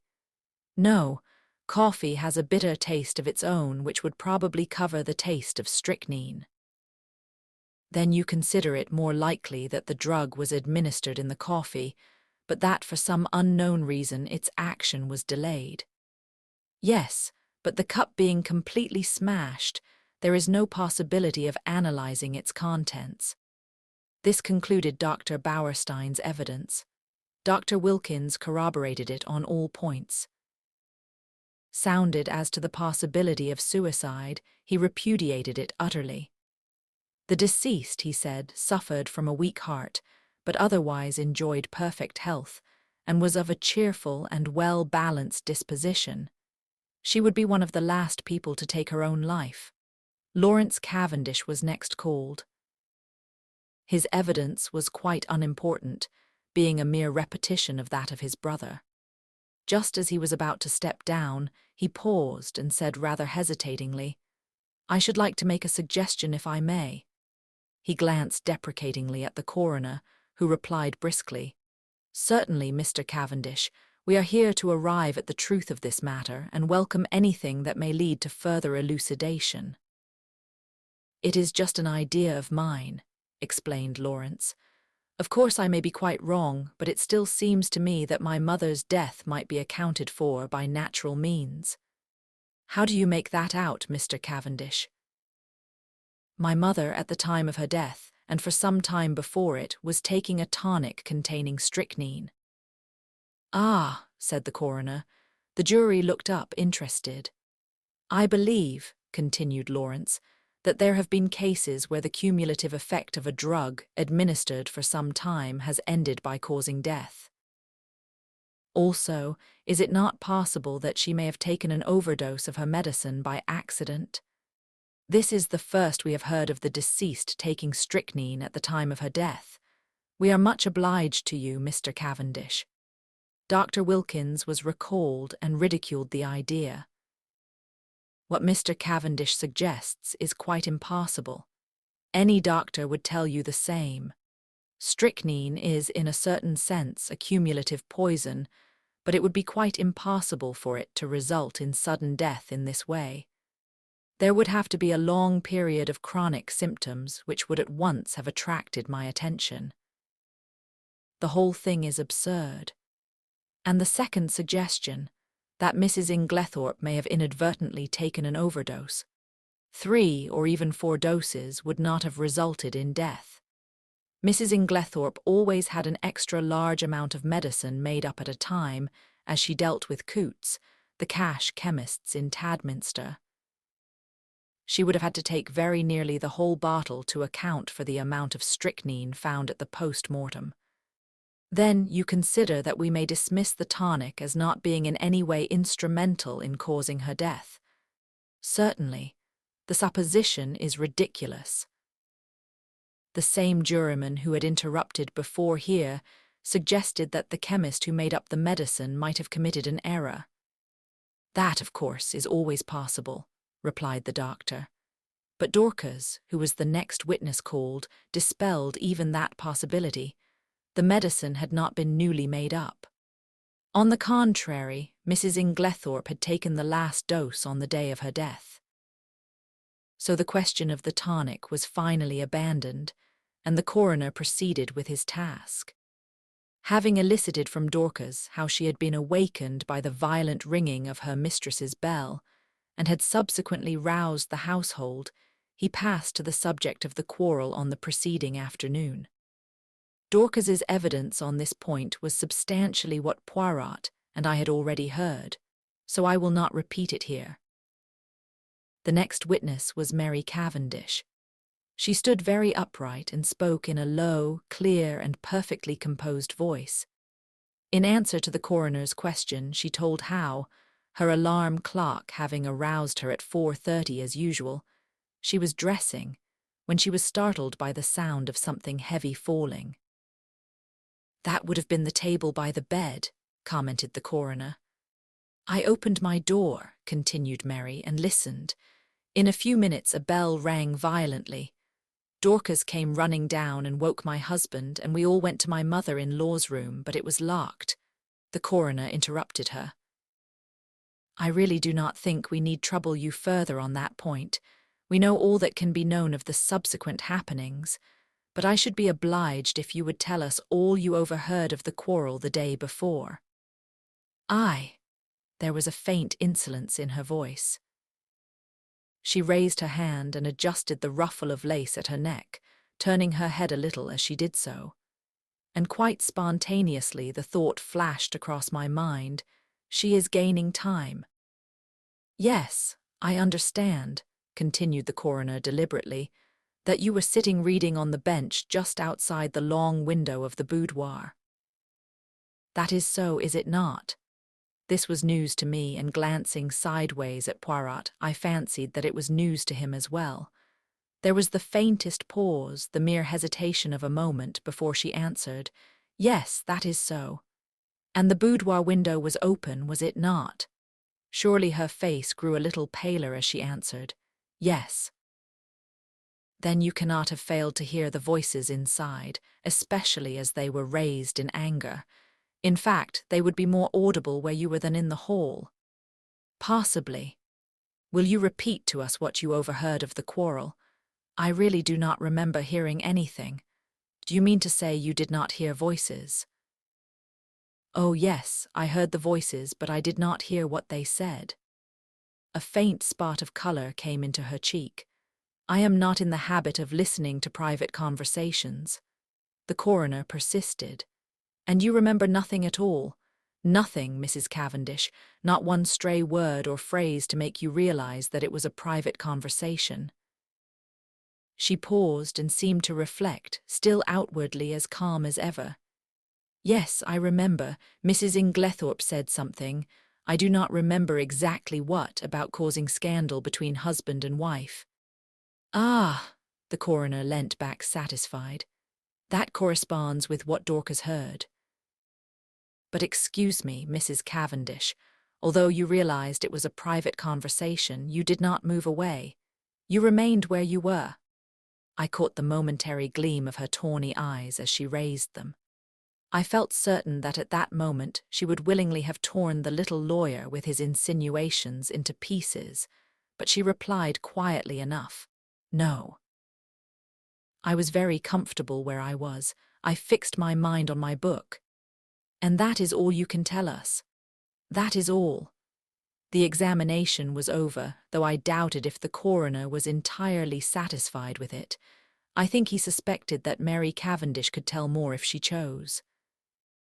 Amy Hill, shop assistant, was next called and deposed to having sold a will form on the afternoon of the 17th to William Earl, under gardener at Styles. William Earl and Manning succeeded her and testified to witnessing a document. Manning fixed the time at about 4:30. William was of the opinion that it was rather earlier. Cynthia Murdoch came next. She had, however, little to tell. She had known nothing of the tragedy until awakened by Mrs. Cavendish. "You did not hear the table fall?" "No, I was fast asleep," the coroner smiled. "A good conscience makes a sound sleeper," he observed. "Thank you, Miss Murdoch, that is all." Miss Howard. Miss Howard produced the letter written to her by Mrs. Inglethorp on the evening of the 17th. Poirot and I had, of course, already seen it. It added nothing to our knowledge of the tragedy. The following is a facsimile, Styles Court, Essex. Handwritten note, July 17th, my dear Evelyn, can we not bury the hatchet? I have found it hard to forgive the things you said against my dear husband, but I am an old woman and very fond of you, yours affectionately, Emily Inglethorp. It was handed to the jury, who scrutinized it attentively. "I fear it does not help us much," said the coroner with a sigh. "There is no mention of any of the events of that afternoon." "Plain as a pikestaff to me," said Miss Howard shortly. "It shows clearly enough that my poor old friend had just found out she'd been made a fool of." "It says nothing of the kind in the letter," the coroner pointed out. "No, because Emily never could bear to put herself in the wrong, but I know her. She wanted me back. But she wasn't going to own that I'd been right. She went roundabout. Most people do. Don't believe in it myself." Mr. Wells smiled faintly. So, I noticed, did several of the jury. Miss Howard was obviously quite a public character. "Anyway, all this tomfoolery is a great waste of time," continued the lady, glancing up and down the jury disparagingly. "Talk, talk, talk, when all the time we know perfectly well," the coroner interrupted her in an agony of apprehension. "Thank you, Miss Howard, that is all." I fancy he breathed a sigh of relief when she complied. Then came the sensation of the day. The coroner called Albert Mace, chemist's assistant. It was our agitated young man of the pale face. In answer to the coroner's questions, he explained that he was a qualified pharmacist, but had only recently come to this particular shop, as the assistant formerly there had just been called up for the army. These preliminaries completed, the coroner proceeded to business. "Mr. Mace, have you lately sold strychnine to any unauthorized person?" "Yes, sir." "When was this?" "Last Monday night." "Monday, not Tuesday?" "No, sir, Monday the 16th. Will you tell us to whom you sold it? You could have heard a pin drop." "Yes, sir, it was to Mr. Inglethorp." Every eye turned simultaneously to where Alfred Inglethorp was sitting, impassive and wooden. He started slightly as the damning words fell from the young man's lips. I half thought he was going to rise from his chair, but he remained seated, although a remarkably well-acted expression of astonishment rose on his face. "You are sure of what you say?" asked the coroner sternly. "Quite sure, sir." Are you in the habit of selling strychnine indiscriminately over the counter? The wretched young man wilted visibly under the coroner's frown. Oh, no, sir, of course not. But seeing it was Mr. Inglethorp of the Hall, I thought there was no harm in it. He said it was to poison a dog. Inwardly, I sympathized. It was only human nature to endeavour to please the Hall, especially when it might result in custom being transferred from Coots to the local establishment. Is it not customary for anyone purchasing poison to sign a book? Yes, sir, Mr. Inglethorp did so. Have you got the book here? Yes, sir. It was produced, and with a few words of stern censure, the coroner dismissed the wretched Mr. Mace. Then, amidst a breathless silence, Alfred Inglethorp was called. Did he realize, I wondered, how closely the halter was being drawn around his neck? The coroner went straight to the point. On Monday evening last, did you purchase strychnine for the purpose of poisoning a dog? Inglethorp replied with perfect calmness, No, I did not. There is no dog at Styles except an outdoor sheepdog which is in perfect health. You deny absolutely having purchased strychnine from Albert Mace on Monday last. I do. Do you also deny this? The coroner handed him the register in which his signature was inscribed. Certainly I do. The handwriting is quite different from mine, I will show you. He took an old envelope out of his pocket and wrote his name on it, handing it to the jury. It was certainly utterly dissimilar. Then what is your explanation of Mr. Mace's statement? Alfred Inglethorp replied imperturbably, Mr. Mace must have been mistaken. The coroner hesitated for a moment and then said, Mr. Inglethorp, as a mere matter of form, would you mind telling us where you were on the evening of Monday, July 16th? Really, I cannot remember. That is absurd, Mr. Inglethorp, said the coroner sharply. Think again. Inglethorp shook his head. I cannot tell you. I have an idea that I was out walking. In what direction? I really can't remember. The coroner's face grew graver. Were you in company with anyone? No. Did you meet anyone on your walk? No. That is a pity, said the coroner dryly. I am to take it then that you decline to say where you were at the time that Mr. Mace positively recognized you as entering the shop to purchase strychnine. If you like to take it that way, yes. Be careful, Mr. Inglethorp. Poirot was fidgeting nervously. Sacré, he murmured. Does this imbecile of a man want to be arrested? Inglethorp was indeed creating a bad impression. His futile denials would not have convinced a child. The coroner, however, passed briskly to the next point, and Poirot drew a deep breath of relief. You had a discussion with your wife on Tuesday afternoon. Pardon me, interrupted Alfred Inglethorp. You have been misinformed. I had no quarrel with my dear wife. The whole story is absolutely untrue. I was absent from the house the entire afternoon. Have you anyone who can testify to that? You have my word, said Inglethorp haughtily. The coroner did not trouble to reply.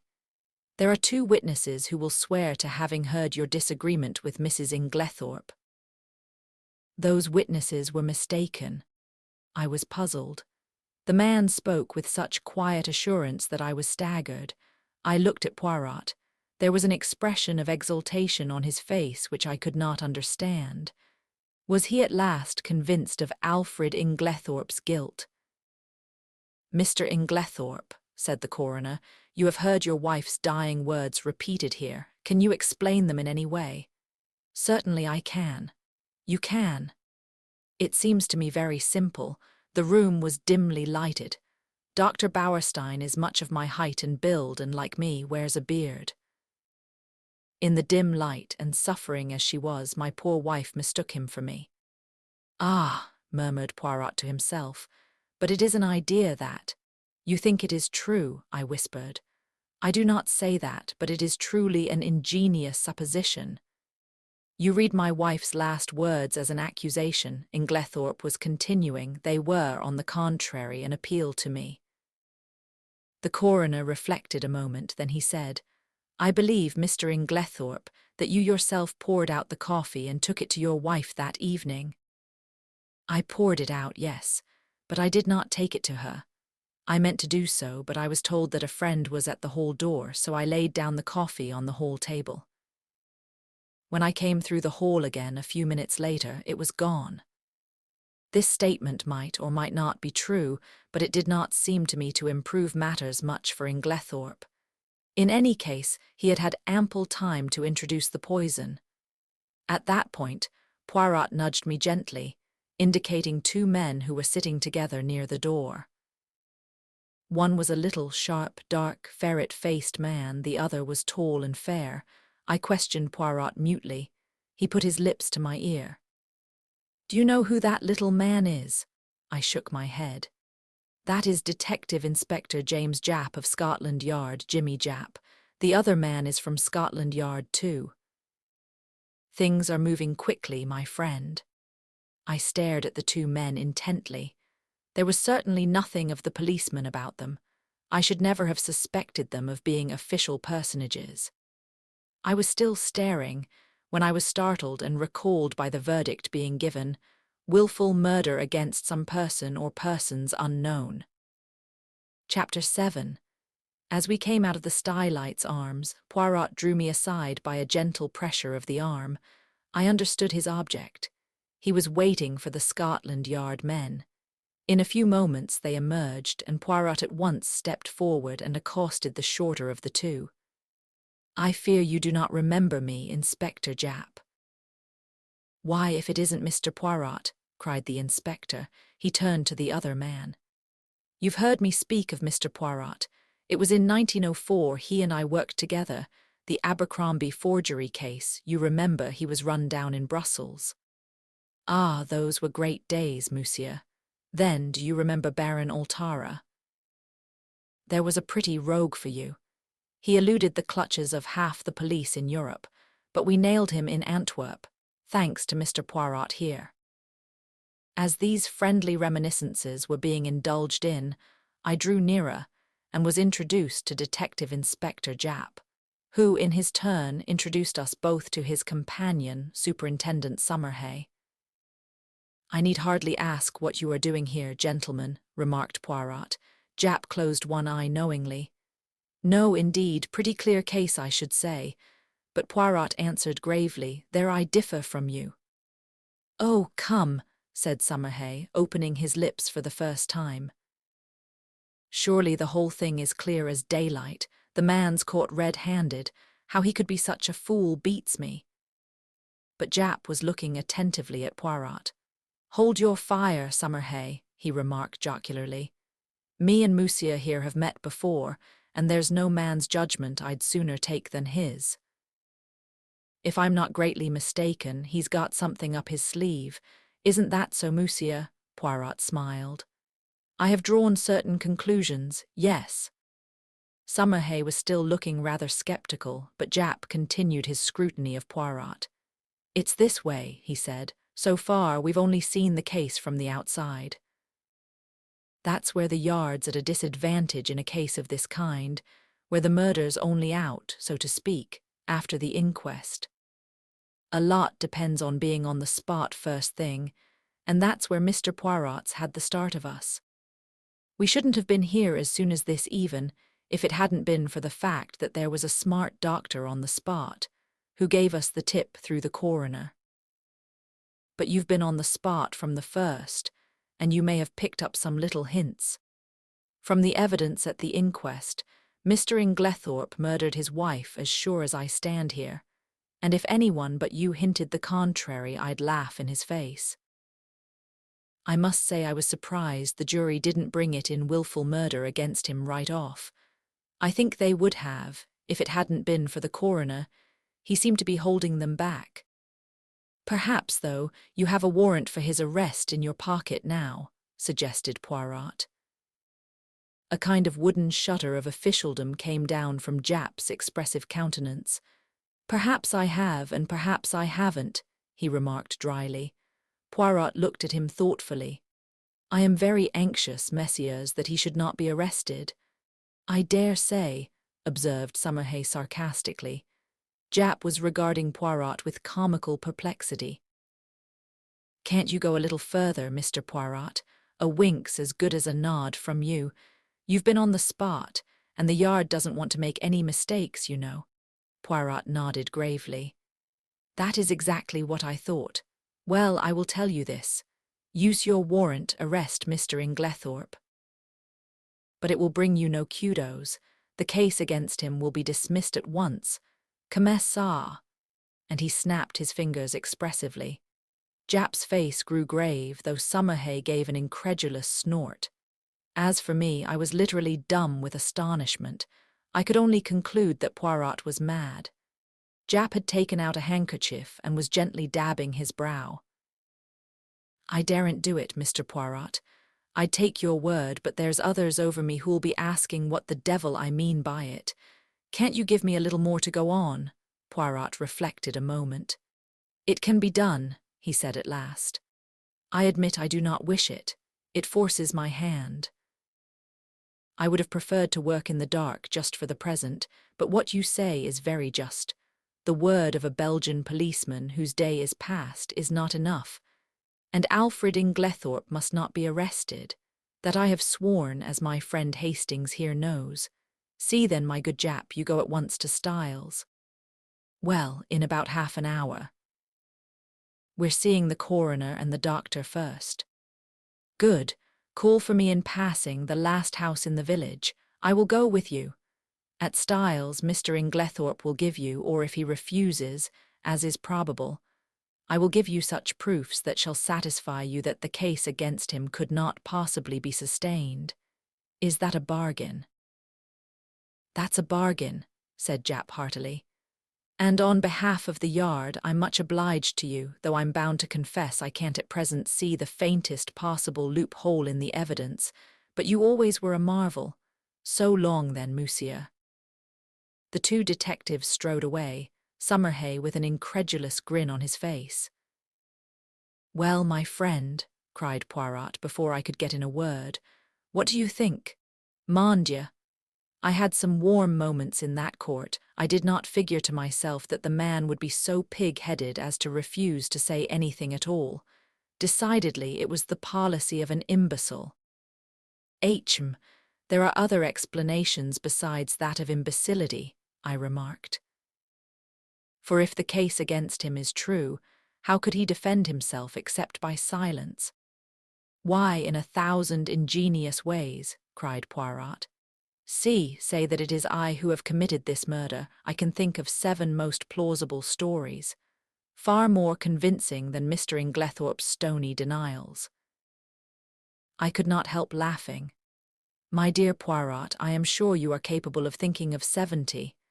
But seriously, in spite of what I heard you say to the detectives, you surely cannot still believe in the possibility of Alfred Inglethorpe's innocence. Why not now as much as before? Nothing has changed." "But the evidence is so conclusive." "Yes, too conclusive." We turned in at the gate of Leastways Cottage and proceeded up the now familiar stairs. Yes, too conclusive," continued Poirot almost to himself. "Real evidence is usually vague and unsatisfactory. It has to be examined, sifted. But here the whole thing is cut and dried. No, my friend, this evidence has been very cleverly manufactured, so cleverly that it has defeated its own ends." "How do you make that out?" "Because, so long as the evidence against him was vague and intangible, it was very hard to disprove. But in his anxiety, the criminal has drawn the net so closely that one cut will set Inglethorpe free." I was silent, and in a minute or two Poirot continued, "Let us look at the matter like this. Here is a man, let us say, who sets out to poison his wife. He has lived by his wits, as the saying goes. Presumably, therefore, he has some wits. He is not altogether a fool. Well, how does he set about it? He goes boldly to the village chemist's and purchases strychnine under his own name, with a trumped-up story about a dog which is bound to be proved absurd. He does not employ the poison that night. No, He waits until he has had a violent quarrel with her, of which the whole household is cognizant, and which naturally directs their suspicions upon him. He prepares no defense, no shadow of an alibi, yet he knows the chemist's assistant must necessarily come forward with the facts. Bah! Do not ask me to believe that any man could be so idiotic.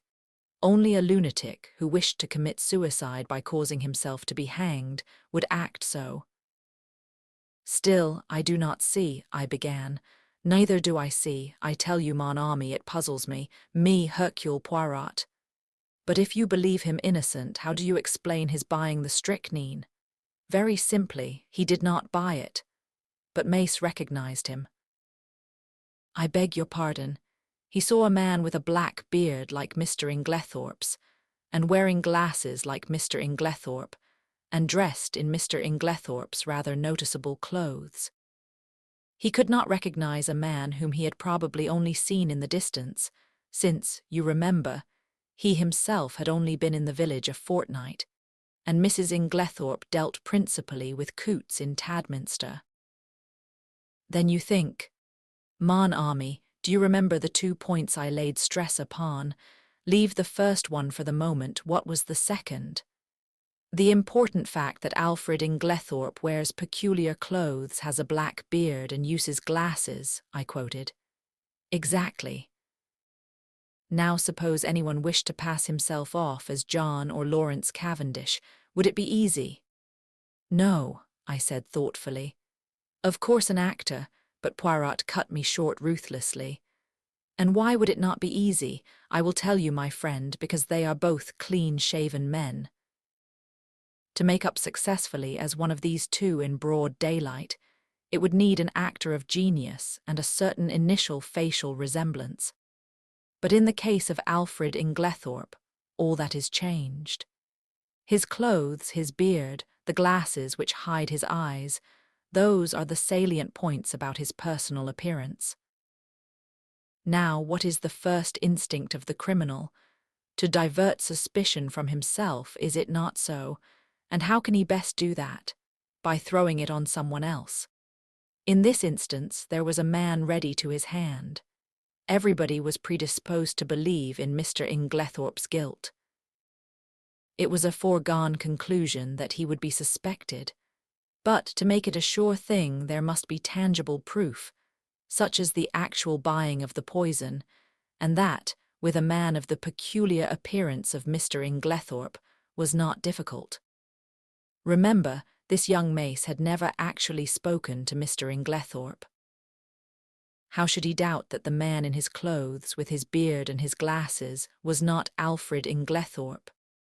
It may be so, I said, fascinated by Poirot's eloquence. But if that was the case, why does he not say where he was at 6 o'clock on Monday evening? Ah, why indeed, said Poirot, calming down. If he were arrested, he probably would speak, but I do not want it to come to that. I must make him see the gravity of his position. There is, of course, something discreditable behind his silence. If he did not murder his wife, he is, nevertheless, a scoundrel, and has something of his own to conceal, quite apart from the murder. What can it be? I mused, won over to Poirot's views for the moment, although still retaining a faint conviction that the obvious deduction was the correct one. Can you not guess? Asked Poirot, smiling. No, can you?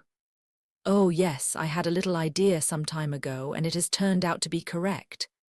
You never told me, I said reproachfully. Poirot spread out his hands apologetically. Pardon me, mon ami, you were not precisely sympathique. He turned to me earnestly. Tell me, you see now that he must not be arrested. Perhaps, I said doubtfully, for I was really quite indifferent to the fate of Alfred Inglethorpe and thought that a good fright would do him no harm. Poirot, who was watching me intently, gave a sigh.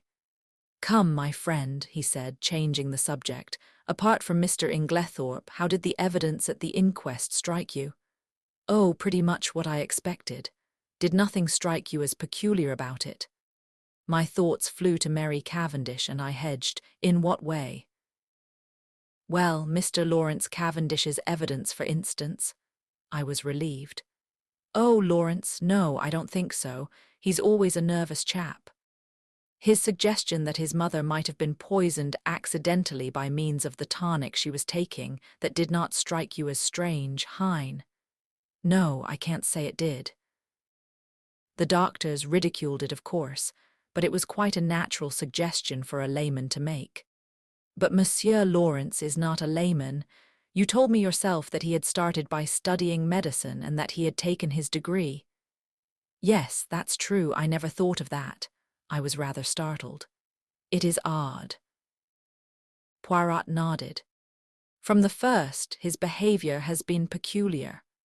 Of all the household, he alone would be likely to recognize the symptoms of strychnine poisoning, and yet we find him the only member of the family to uphold strenuously the theory of death from natural causes. If it had been Monsieur John, I could have understood it. He has no technical knowledge and is by nature unimaginative. But Monsieur Lawrence, no, and now today he puts forward a suggestion that he himself must have known was ridiculous. There is food for thought in this, mon ami. It's very confusing, I agreed. Then there is Mrs. Cavendish, continued Poirot. That's another who is not telling all she knows. What do you make of her attitude? I don't know what to make of it.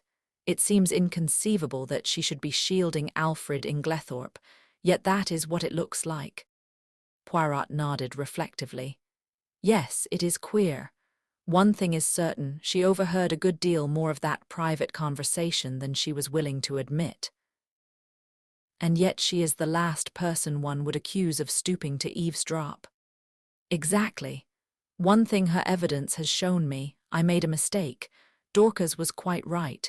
The quarrel did take place earlier in the afternoon, about 4 o'clock, as she said. I looked at him curiously. I had never understood his insistence on that point. Yes, a good deal that was peculiar came out today, continued Poirot.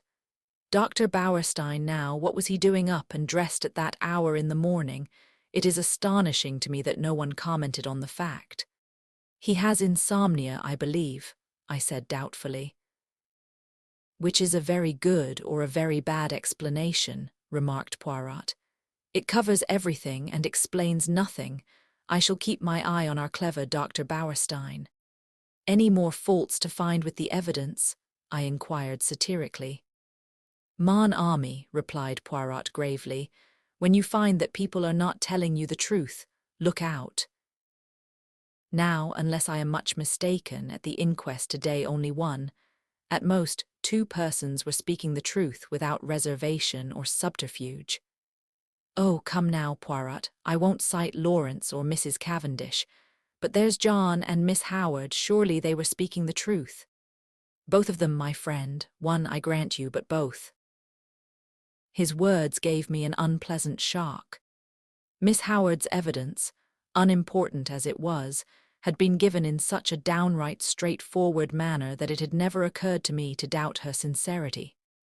Still, I had a great respect for Poirot's sagacity, except on the occasions when he was what I described to myself as foolishly pig-headed. Do you really think so? I asked. Miss Howard had always seemed to me so essentially honest, almost uncomfortably so. Poirot gave me a curious look which I could not quite fathom. He seemed to speak and then checked himself. Miss Murdoch, too, I continued. There's nothing untruthful about her. No, but it was strange that she never heard a sound sleeping next door, whereas Mrs. Cavendish in the other wing of the building distinctly heard the table fall. Well, she's young, and she sleeps soundly. Ah, yes, indeed, she must be a famous sleeper, that one. I did not quite like the tone of his voice, but at that moment a smart knock reached our ears, and looking out of the window we perceived the 2 detectives waiting for us below. Poirot seized his hat, gave a ferocious twist to his moustache, and carefully brushing an imaginary speck of dust from his sleeve, motioned me to precede him down the stairs. There we joined the detectives and set out for Styles. I think the appearance of the two Scotland Yard men was rather a shock, especially to John, though of course after the verdict, he had realized that it was only a matter of time. Still, the presence of the detectives brought the truth home to him more than anything else could have done. Poirot had conferred with Japp in a low tone on the way up, and it was the latter functionary who requested that the household, with the exception of the servants, should be assembled together in the drawing-room. I realized the significance of this. It was up to Poirot to make his boast good. Personally, I was not sanguine. Poirot might have excellent reasons for his belief in Inglethorp's innocence, but a man of the type of Summerhay would require tangible proofs, and these I doubted if Poirot could supply. Before very long we had all trooped into the drawing-room, the door of which Japp closed. Poirot politely set chairs for everyone. The Scotland Yard men were the cynosure of all eyes. I think that for the first time we realized that the thing was not a bad dream but a tangible reality. We had read of such things. Now we ourselves were actors in the drama. Tomorrow the daily papers, all over England, would blazon out the news in staring headlines. Mysterious tragedy in Essex. Wealthy lady poisoned. There would be pictures of Styles, snapshots of the family leaving the inquest. The village photographer had not been idle. All the things that one had read 100 times, things that happened to other people, not to oneself. And now, in this house, a murder had been committed. In front of us were the detectives in charge of the case. The well-known glib phraseology passed rapidly through my mind in the interval before Poirot opened the proceedings. I think everyone was a little surprised that it should be he and not one of the official detectives who took the initiative. "Mesdames and messieurs," said Poirot, bowing as though he were a celebrity about to deliver a lecture, "I have asked you to come here all together for a certain object. That object, it concerns Mr. Alfred Inglethorp." Inglethorp was sitting a little by himself. I think unconsciously everyone had drawn his chair slightly away from him, and he gave a faint start as Poirot pronounced his name. "Mr. Inglethorp," said Poirot, addressing him directly, "a very dark shadow is resting on this house, the shadow of murder."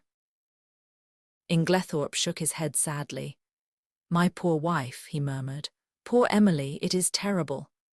"I do not think, monsieur," said Poirot pointedly, "that you quite realize how terrible it may be for you." And as Inglethorp did not appear to understand, he added, "Mr. Inglethorp, you are standing in very grave danger." The two detectives fidgeted. I saw the official caution, "Anything you say will be used in evidence against you," actually hovering on Summerhay's lips. Poirot went on, "Do you understand now, monsieur?" "No, what do you mean?" "I mean," said Poirot deliberately, "that you are suspected of poisoning your wife." A little gasp ran round the circle at this plain speaking. "Good heavens!" cried Inglethorp, starting up. "What a monstrous idea! I poison my dearest Emily." "I do not think," Poirot watched him narrowly, "that you quite realize the unfavourable nature of your evidence at the inquest. Mr. Inglethorp, knowing what I have now told you, do you still refuse to say where you were at 6 o'clock on Monday afternoon?" With a groan, Alfred Inglethorp sank down again and buried his face in his hands. Poirot approached and stood over him. "Speak," he cried menacingly. With an effort, Inglethorp raised his face from his hands. Then, slowly and deliberately, he shook his head. "You will not speak." "No, I do not believe that anyone could be so monstrous as to accuse me of what you say." Poirot nodded thoughtfully, like a man whose mind is made up. "Soit," he said, "then I must speak for you." Alfred Inglethorp sprang up again. "You, how can you speak?" "You do not know," he broke off abruptly. Poirot turned to face us. "Mesdames and messieurs, I speak. Listen." I, Hercule Poirot, affirm that the man who entered the chemist's shop and purchased strychnine at 6 o'clock on Monday last was not Mr. Inglethorp, for at 6 o'clock on that day Mr. Inglethorp was escorting Mrs. Raikes back to her home from a neighbouring farm. I can produce no less than 5 witnesses to swear to having seen them together, either at 6 or just after, and, as you may know, the Abbey Farm, Mrs. Raikes's home, is at least 2.5 miles distant from the village. There is absolutely no question as to the alibi. Chapter 8. There was a moment's stupefied silence. Jap, who was the least surprised of any of us, was the first to speak. "My word," he cried, "you're the goods, and no mistake, Mr. Poirot. These witnesses of yours are all right, I suppose. Voila, I have prepared a list of them, names and addresses. You must see them, of course, but you will find it all right." "I'm sure of that." Jap lowered his voice. "I'm much obliged to you." A pretty mare's nest arresting him would have been. He turned to Inglethorp. "But if you'll excuse me, sir, why couldn't you say all this at the inquest?" "I will tell you why," interrupted Poirot. "There was a certain rumour—" "A most malicious and utterly untrue one," interrupted Alfred Inglethorp in an agitated voice, "and Mr. Inglethorp was anxious to have no scandal revived just at present. Am I right?" "Quite right." Inglethorp nodded. "With my poor Emily not yet buried, can you wonder I was anxious that no more lying rumours should be started?" "Between you and me, sir," remarked Jap, "I'd sooner have any amount of rumours than be arrested for murder, and I venture to think your poor lady would have felt the same, and if it hadn't been for Mr. Poirot here, arrested you would have been, as sure as eggs is eggs." "I was foolish, no doubt," murmured Inglethorp. "But you do not know, Inspector, how I have been persecuted and maligned." And he shot a baleful glance at Evelyn Howard. "Now, sir," said Jap, turning briskly to John, "I should like to see the lady's bedroom, please, and after that I'll have a little chat with the servants. Don't you bother about anything. Mr. Poirot here will show me the way." As they all went out of the room, Poirot turned and made me a sign to follow him upstairs. There he caught me by the arm and drew me aside. "Quick, go to the other wing, stand there, just this side of the baize door, do not move till I come." Then, turning rapidly, he rejoined the 2 detectives. I followed his instructions, taking up my position by the baize door and wondering what on earth lay behind the request. Why was I to stand in this particular spot on guard? I looked thoughtfully down the corridor in front of me. An idea struck me. With the exception of Cynthia Murdoch's, everyone's room was in this left wing. Had that anything to do with it?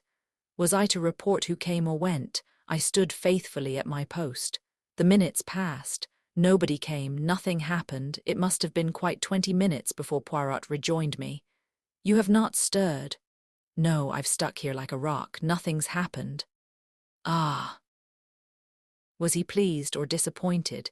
"You've seen nothing at all." "No, but you have probably heard something. A big bump, mon ami?" "No. Is it possible? Ah, but I am vexed with myself. I am not usually clumsy. I made but a slight gesture, I know Poirot's gestures, with the left hand, and over went the table by the bed." He looked so childishly vexed and crestfallen that I hastened to console him. "Never mind, old chap." "What does it matter? Your triumph downstairs excited you. I can tell you that was a surprise to us all. There must be more in this affair of Inglethorp's with Mrs. Raikes than we thought to make him hold his tongue so persistently. What are you going to do now? Where are the Scotland Yard fellows?" "Gone down to interview the servants. I showed them all our exhibits. I am disappointed in Jap. He has no method." "Hullo," I said, looking out of the window. "Here's Dr. Bauerstein. I believe you're right about that man, Poirot. I don't like him." "He is clever," observed Poirot meditatively. "Oh, clever as the devil. I must say I was overjoyed to see him in the plight he was in on Tuesday. You never saw such a spectacle." And I described the doctor's adventure. "He looked a regular scarecrow, plastered with mud from head to foot." "You saw him then?" "Yes, of course he didn't want to come in. It was just after dinner, but Mr. Inglethorp insisted." What? Poirot caught me violently by the shoulders. Was Dr. Bauerstein here on Tuesday evening? Here, and you never told me. Why did you not tell me? Why? He appeared to be in an absolute frenzy. My dear Poirot, I expostulated, I never thought it would interest you. I didn't know it was of any importance. Importance. It is of the first importance. So Dr. Bauerstein was here on Tuesday night, the night of the murder. Hastings, do you not see? That alters everything. I had never seen him so upset. Loosening his hold of me, he mechanically straightened a pair of candlesticks, still murmuring to himself, "Yes, that alters everything." Suddenly he seemed to come to a decision. "Allens," he said, "we must act at once. Where is Mr. Cavendish?" John was in the smoking room. Poirot went straight to him. "Mr. Cavendish, I have some important business in Tadminster, a new clue. May I take your motor?" "Why, of course. Do you mean at once?" "If you please."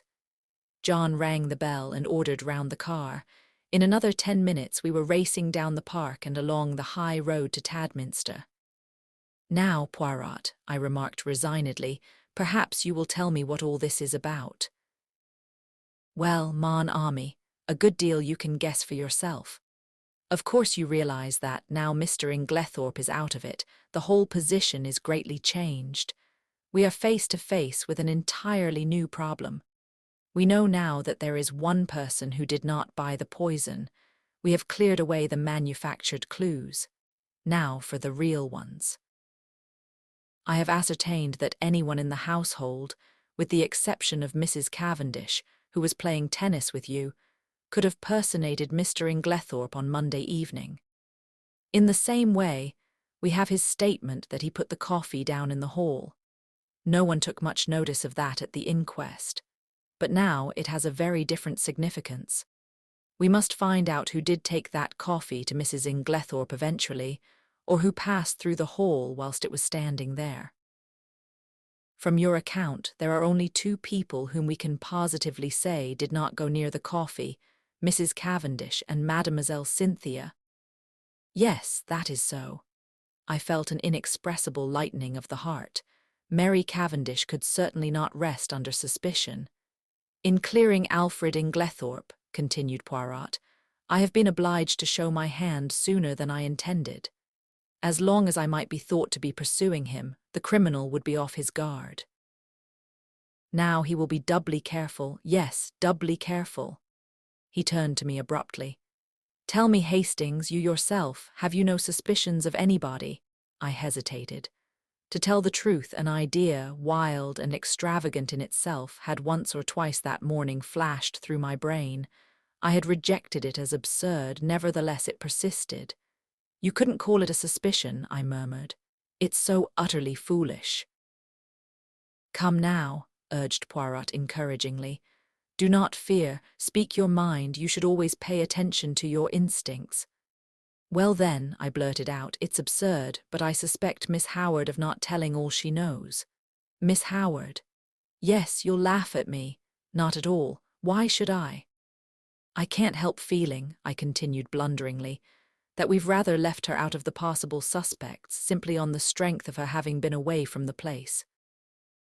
But after all, she was only 15 miles away. A car would do it in half an hour.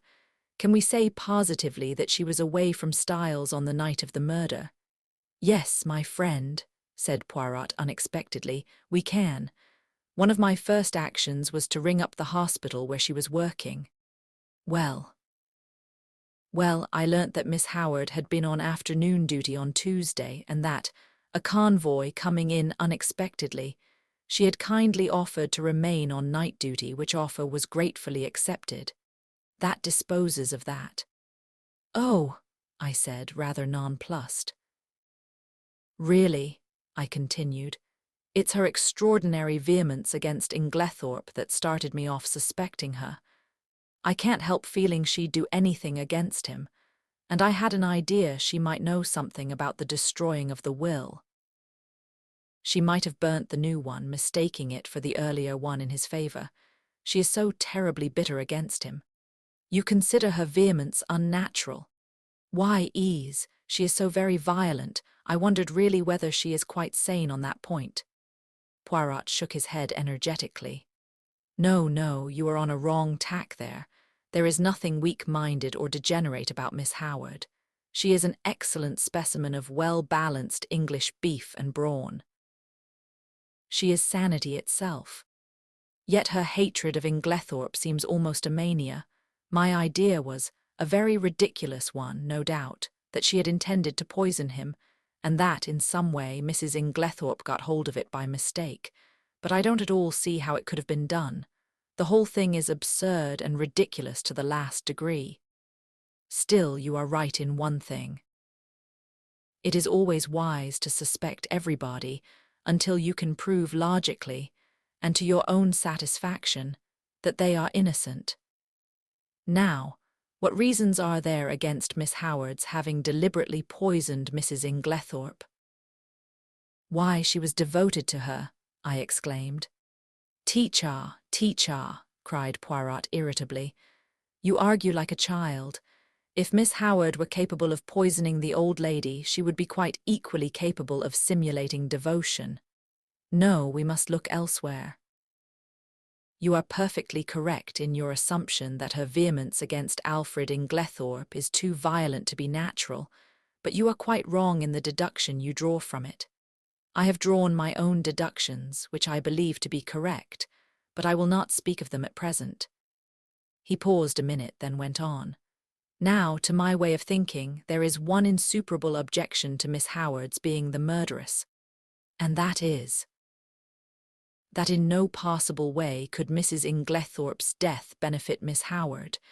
Now there is no murder without a motive," I reflected. "Could not Mrs. Inglethorp have made a will in her favour?" Poirot shook his head. "But you yourself suggested that possibility to Mr. Wells." Poirot smiled. "That was for a reason. I did not want to mention the name of the person who was actually in my mind. Miss Howard occupied very much the same position, so I used her name instead. Still, Mrs. Inglethorp might have done so. Why that will made on the afternoon of her death may, but Poirot's shake of the head was so energetic that I stopped. "No, my friend, I have certain little ideas of my own about that will, but I can tell you this much, it was not in Miss Howard's favour." I accepted his assurance, though I did not really see how he could be so positive about the matter. "Well," I said with a sigh, "we will acquit Miss Howard then. It is partly your fault that I ever came to suspect her. It was what you said about her evidence at the inquest that set me off." Poirot looked puzzled. "What did I say about her evidence at the inquest? Don't you remember, when I cited her and John Cavendish as being above suspicion?" "Oh, yes." He seemed a little confused, but recovered himself. "By the way, Hastings, there is something I want you to do for me." "Certainly. What is it?" "Next time you happen to be alone with Lawrence Cavendish, I want you to say this to him. I have a message for you from Poirot. He says, 'Find the extra coffee cup and you can rest in peace, nothing more, nothing less.'" "Find the extra coffee cup and you can rest in peace, is that right?" I asked, much mystified. "Excellent. But what does it mean?" "That I will leave you to find out. You have access to the facts. Just say that to him and see what he says." "Very well, but it's all extremely mysterious." We were running into Tadminster now, and Poirot directed the car to the analytical chemist. Poirot hopped down briskly and went inside. In a few minutes he was back again. "There," he said, "that is all my business." "What were you doing there?" I asked in lively curiosity. "I left something to be analysed." "Yes, but what?" "The sample of cocoa I took from the saucepan in the bedroom." "But that has already been tested," I cried, stupefied. "Dr. Bauerstein had it tested, and you yourself laughed at the possibility of there being strychnine in it." "I know Dr. Bauerstein had it tested," replied Poirot quietly. "Well then—" "Well, I have a fancy for having it analysed again, that is all." And not another word on the subject could I drag out of him. This proceeding of Poirot's in respect of the cocoa puzzled me intensely. I could see neither rhyme nor reason in it. However, my confidence in him, which at one time had rather waned, was fully restored since his belief in Alfred Inglethorp's innocence had been so triumphantly vindicated. The funeral of Mrs. Inglethorp took place the following day, and on Monday, as I came down to a late breakfast, John drew me aside and informed me that Mr. Inglethorp was leaving that morning to take up his quarters at the Stylites Arms until he should have completed his plans. "And really it's a great relief to think he's going, Hastings," continued my honest friend. "It was bad enough before when we thought he'd done it, but I'm hanged if it isn't worse now when we all feel guilty for having been so down on the fellow. The fact is, we've treated him abominably. Of course, things did look black against him. I don't see how anyone could blame us for jumping to the conclusions we did. Still, there it is, we were in the wrong, and now there's a beastly feeling that one ought to make amends, which is difficult when one doesn't like the fellow a bit better than one did before. The whole thing's damned awkward, and I'm thankful he's had the tact to take himself off. It's a good thing Styles wasn't the mater's to leave to him. Couldn't bear to think of the fellow lording it here. He's welcome to her money." "You'll be able to keep up the place all right?" I asked. "Oh, yes. There are the death duties, of course, but half my father's money goes with the place, and Lawrence will stay with us for the present, so there is his share as well. We shall be pinched at first, of course, because, as I once told you, I am in a bit of a hole financially myself. Still, the Johnnies will wait now." In the general relief at Inglethorp's approaching departure, we had the most genial breakfast we had experienced since the tragedy. Cynthia, whose young spirits were naturally buoyant, was looking quite her pretty self again, and we all, with the exception of Lawrence, who seemed unalterably gloomy and nervous, were quietly cheerful at the opening of a new and hopeful future. The papers, of course, had been full of the tragedy. Glaring headlines, sandwiched biographies of every member of the household, subtle innuendos, the usual familiar tag about the police having a clue. Nothing was spared us. It was a slack time. The war was momentarily inactive, and the newspapers seized with avidity on this crime in fashionable life. The mysterious affair at Styles was the topic of the moment. Naturally, it was very annoying for the Cavendishes. The house was constantly besieged by reporters, who were consistently denied admission, but who continued to haunt the village and the grounds, where they lay in wait with cameras for any unwary members of the household. We all lived in a blast of publicity. The Scotland Yard men came and went, examining, questioning, lynx-eyed and reserved of tongue. Towards what end they were working, we did not know. Had they any clue, or would the whole thing remain in the category of undiscovered crimes? After breakfast, Dorcas came up to me rather mysteriously and asked if she might have a few words with me. "Certainly. What is it, Dorcas?" "Well, it's just this, sir. You'll be seeing the Belgian gentleman today, perhaps." I nodded. "Well, sir, you know how he asked me so particular if the mistress or anyone else had a green dress." Yes, you have found one." My interest was aroused. "No, not that, sir. But since then I've remembered what the young gentlemen, John and Lawrence were still the young gentlemen to Dorcas, call the dressing-up box. It's up in the front attic, sir. A great chest, full of old clothes and fancy dresses and what not, and it came to me sudden like that there might be a green dress amongst them. So if you'd tell the Belgian gentleman—" "I will tell him, Dorcas," I promised. "Thank you very much, sir. A very nice gentleman he is, sir, and quite a different class from them two detectives from London, what goes prying about and asking questions. I don't hold with foreigners as a rule, but from what the newspapers say, I make out as how these brave Belges isn't the ordinary run of foreigners, and certainly he's a most polite-spoken gentleman." Dear old Dorcas. As she stood there with her honest face upturned to mine, I thought what a fine specimen she was of the old-fashioned servant that is so fast dying out. I thought I might as well go down to the village at once and look up Poirot, but I met him halfway, coming up to the house, and at once gave him Dorcas's message. Ah, the brave Dorcas! We will look at the chest, but no matter, we will examine it all the same. We entered the house by one of the windows. There was no one in the hall, and we went straight up to the attic. Sure enough, there was the chest, a fine old piece, all studded with brass nails and full to overflowing with every imaginable type of garment. Poirot bundled everything out on the floor with scant ceremony. There were one or two green fabrics of varying shades, but Poirot shook his head over them all. He seemed somewhat apathetic in the search, as though he expected no great results from it. Suddenly he gave an exclamation. "What is it?" "Look!" The chest was nearly empty, and there, reposing right at the bottom, was a magnificent black beard. "Oh ho!" said Poirot. "Oh ho!" He turned it over in his hands, examining it closely. "New," he remarked. "Yes, quite new."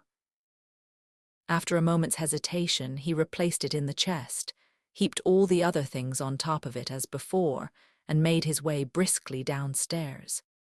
He went straight to the pantry, where we found Dorcas busily polishing her silver.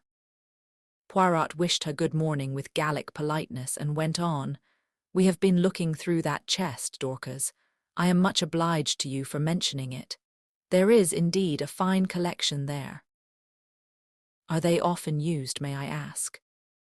"Well, sir, not very often nowadays, though from time to time we do have what the young gentlemen call a dress-up night, and very funny it is sometimes, sir. Mr. Lawrence, he's wonderful, most comic. I shall never forget the night he came down as the Tsar of Persia, I think he called it. A sort of Eastern king it was. He had the big paper knife in his hand, and mind, Dorcas, he says you'll have to be very respectful. This is my specially sharpened scimitar, and it's off with your head if I'm at all displeased with you, Miss Cynthia. She was what they call an Apache, or some such name, a Frenchified sort of cut-throat, I take it to be. A real sight she looked. You'd never have believed a pretty young lady like that could have made herself into such a ruffian. Nobody would have known her." "These evenings must have been great fun," said Poirot genially. "I suppose Mr. Lawrence wore that fine black beard in the chest upstairs when he was Shah of Persia." "He did have a beard, sir," replied Dorcas, smiling. "And well I know it, for he borrowed 2 skeins of my black wool to make it with, and I'm sure it looked wonderfully natural at a distance. I didn't know as there was a beard up there at all. It must have been got quite lately, I think. There was a red wig, I know, but nothing else in the way of hair. Burnt corks they use mostly, though 'tis messy getting it off again. Miss Cynthia was a nigger once, and oh, the trouble she had. So Dorcas knows nothing about that black beard," said Poirot thoughtfully as we walked out into the hall again. "Do you think it is the one?" I whispered eagerly. Poirot nodded. "I do. You notice it had been trimmed?" "No.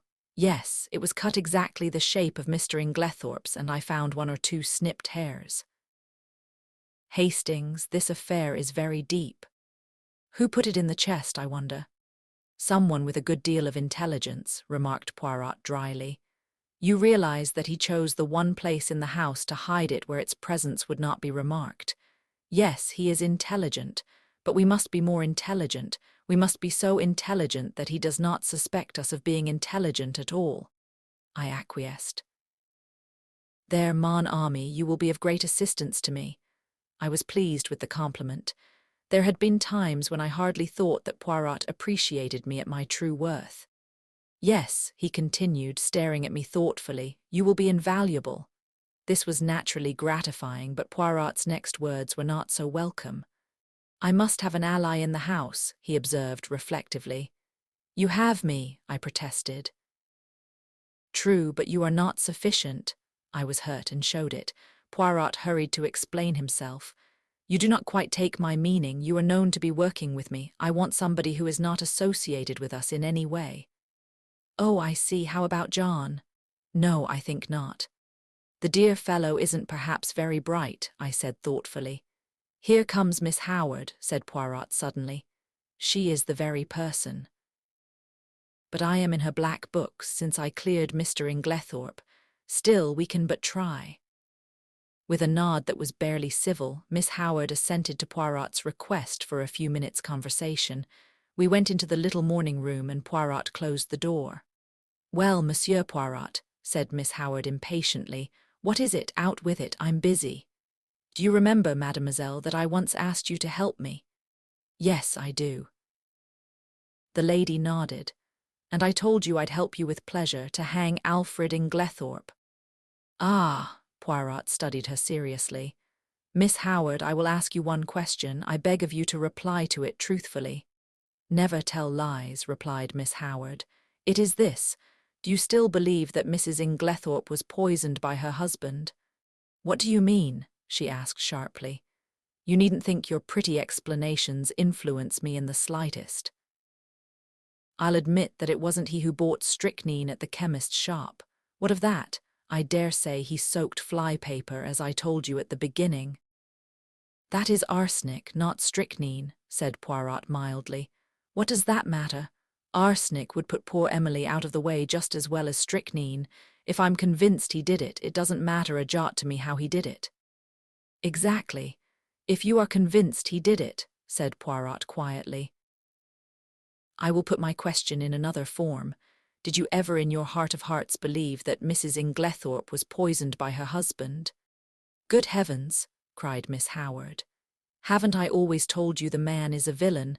Haven't I always told you he would murder her in her bed? Haven't I always hated him like poison?" "Exactly," said Poirot. "That bears out my little idea entirely." "What little idea?"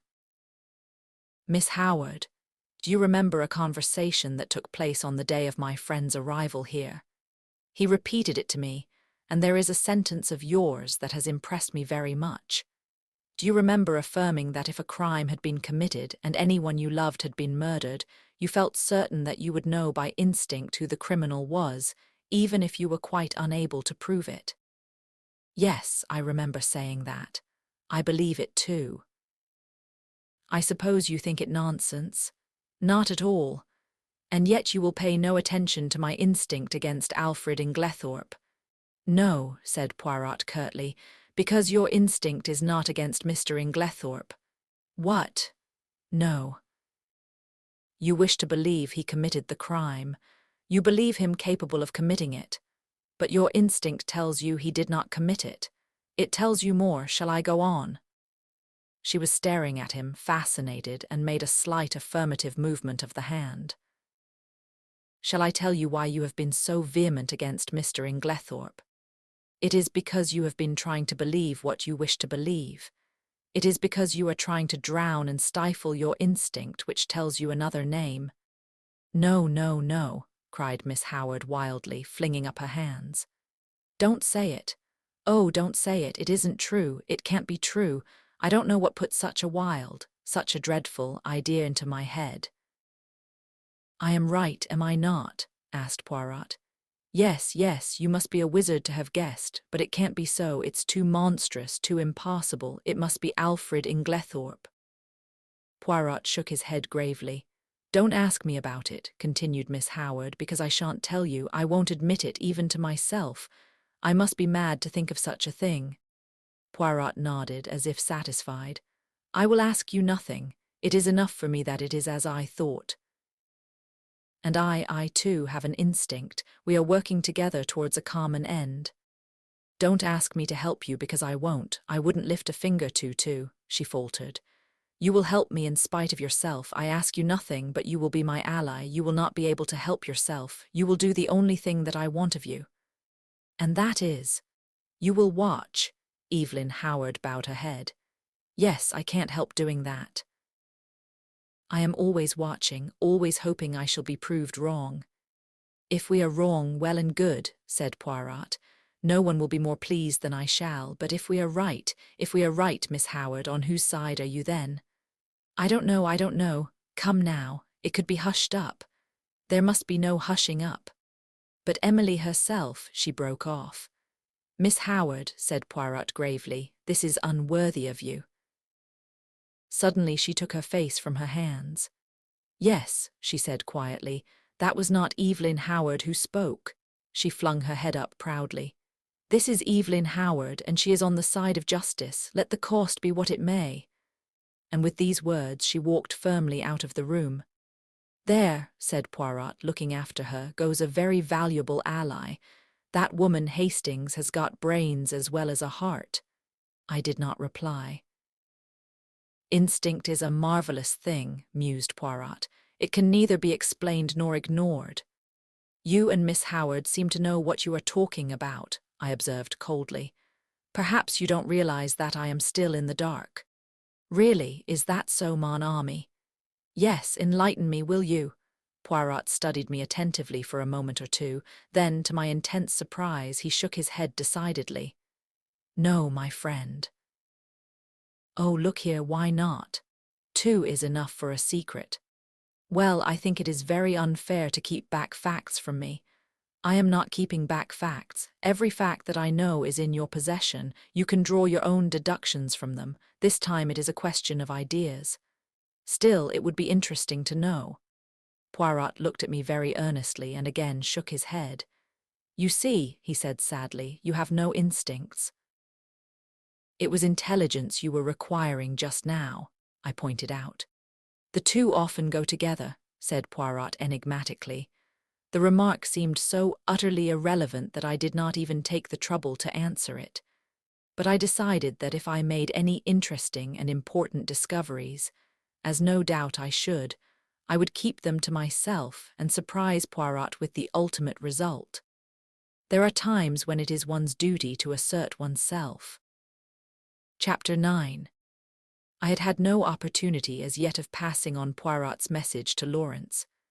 But now, as I strolled out on the lawn, still nursing a grudge against my friend's high-handedness, I saw Lawrence on the croquet lawn, aimlessly knocking a couple of very ancient balls about with a still more ancient mallet.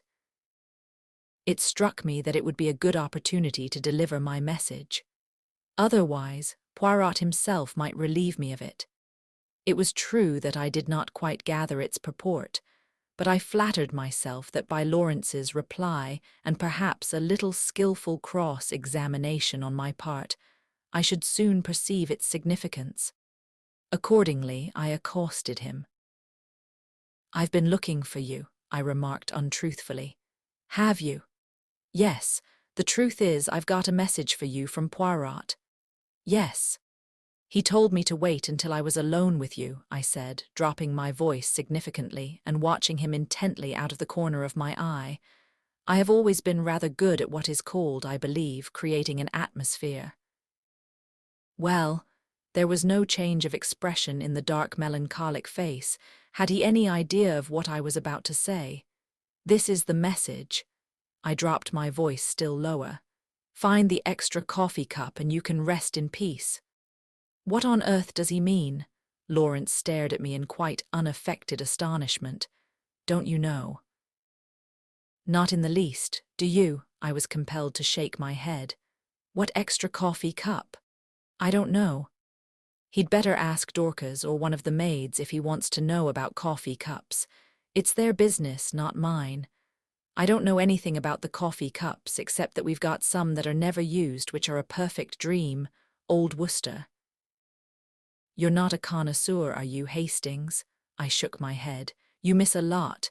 A really perfect bit of old china, it's pure delight to handle it or even to look at it. Well, what am I to tell Poirot? Tell him I don't know what he's talking about, it's double Dutch to me. All right. I was moving off towards the house again when he suddenly called me back. I say, what was the end of that message? Say it over again, will you? Find the extra coffee cup and you can rest in peace. Are you sure you don't know what it means? I asked him earnestly. He shook his head. No, he said musingly, I don't. I wish I did. The boom of the gong sounded from the house and we went in together.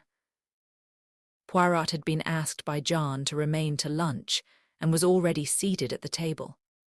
By tacit consent, all mention of the tragedy was barred. We conversed on the war and other outside topics.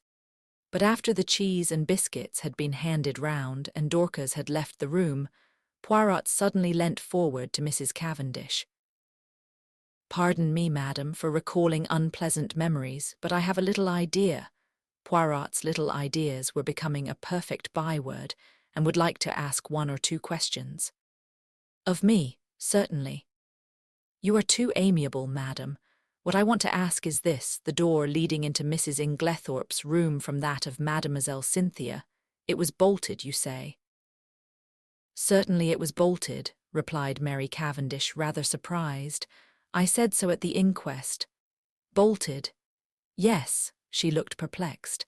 I mean, explained Poirot, you are sure it was bolted and not merely locked? Oh, I see what you mean. No, I don't know. I said bolted, meaning that it was fastened and I could not open it, but I believe all the doors were found bolted on the inside.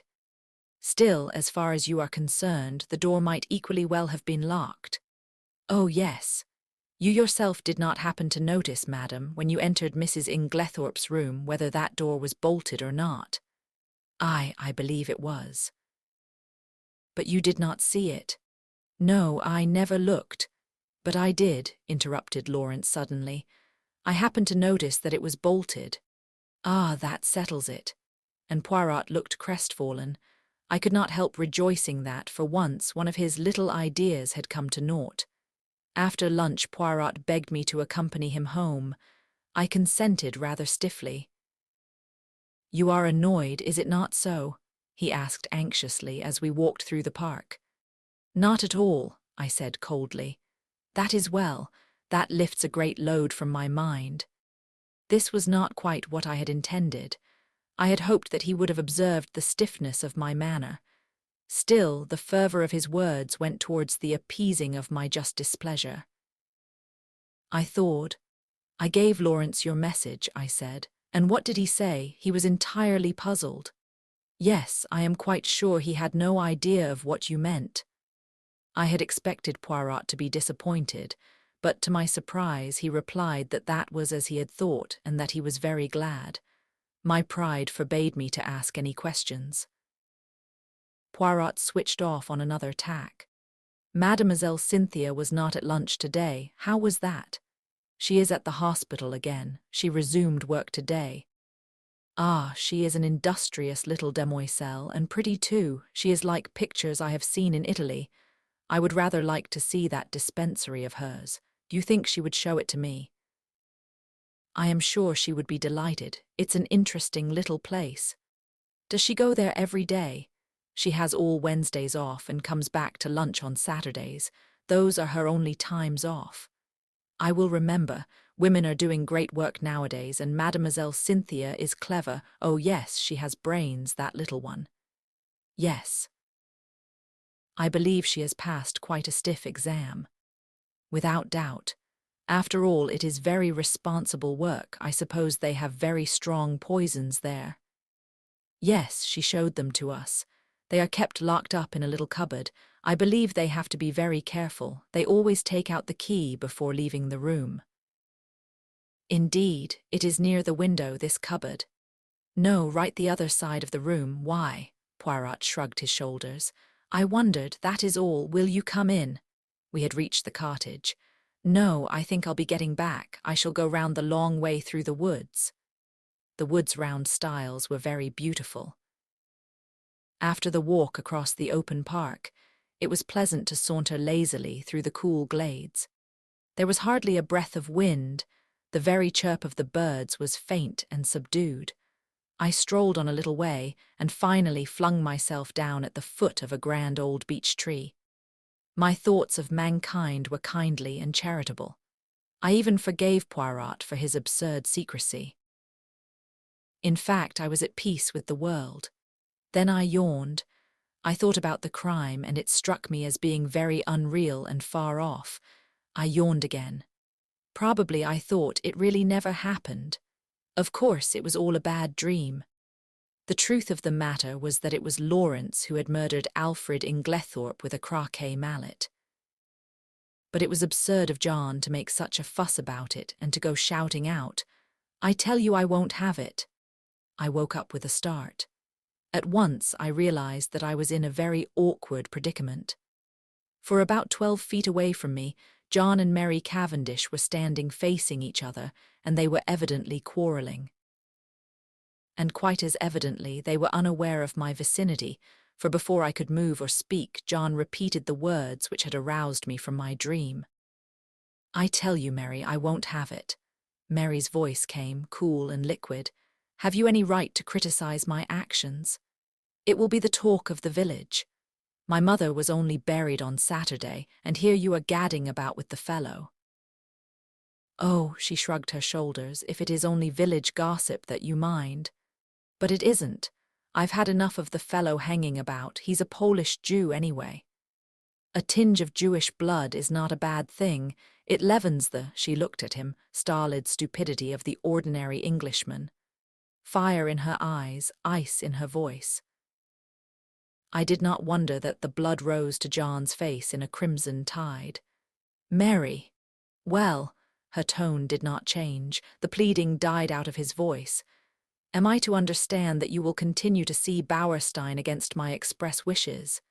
If I choose? You defy me." "No, but I deny your right to criticize my actions." "Have you no friends of whom I should disapprove?" John fell back a pace. The colour ebbed slowly from his face. "What do you mean?" he said in an unsteady voice. "You see," said Mary quietly. "You do see, don't you, that you have no right to dictate to me as to the choice of my friends?" John glanced at her pleadingly, a stricken look on his face. "No right." "Have I no right, Mary?" he said unsteadily. He stretched out his hands. "Mary!" For a moment I thought she wavered. A softer expression came over her face, then suddenly she turned almost fiercely away. "None." She was walking away when John sprang after her and caught her by the arm.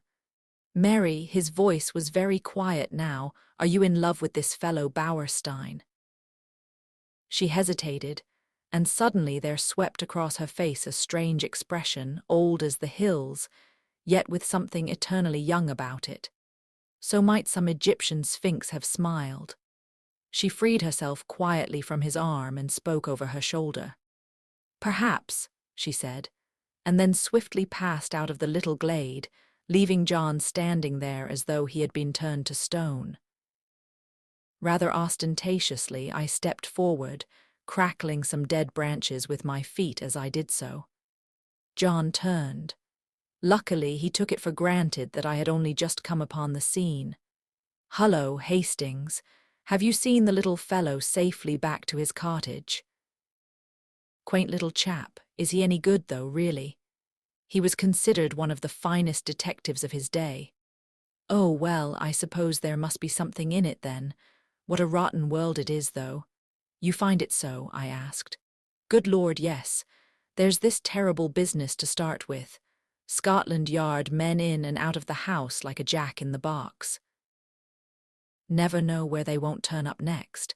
Screaming headlines in every paper in the country. Damn all journalists, I say.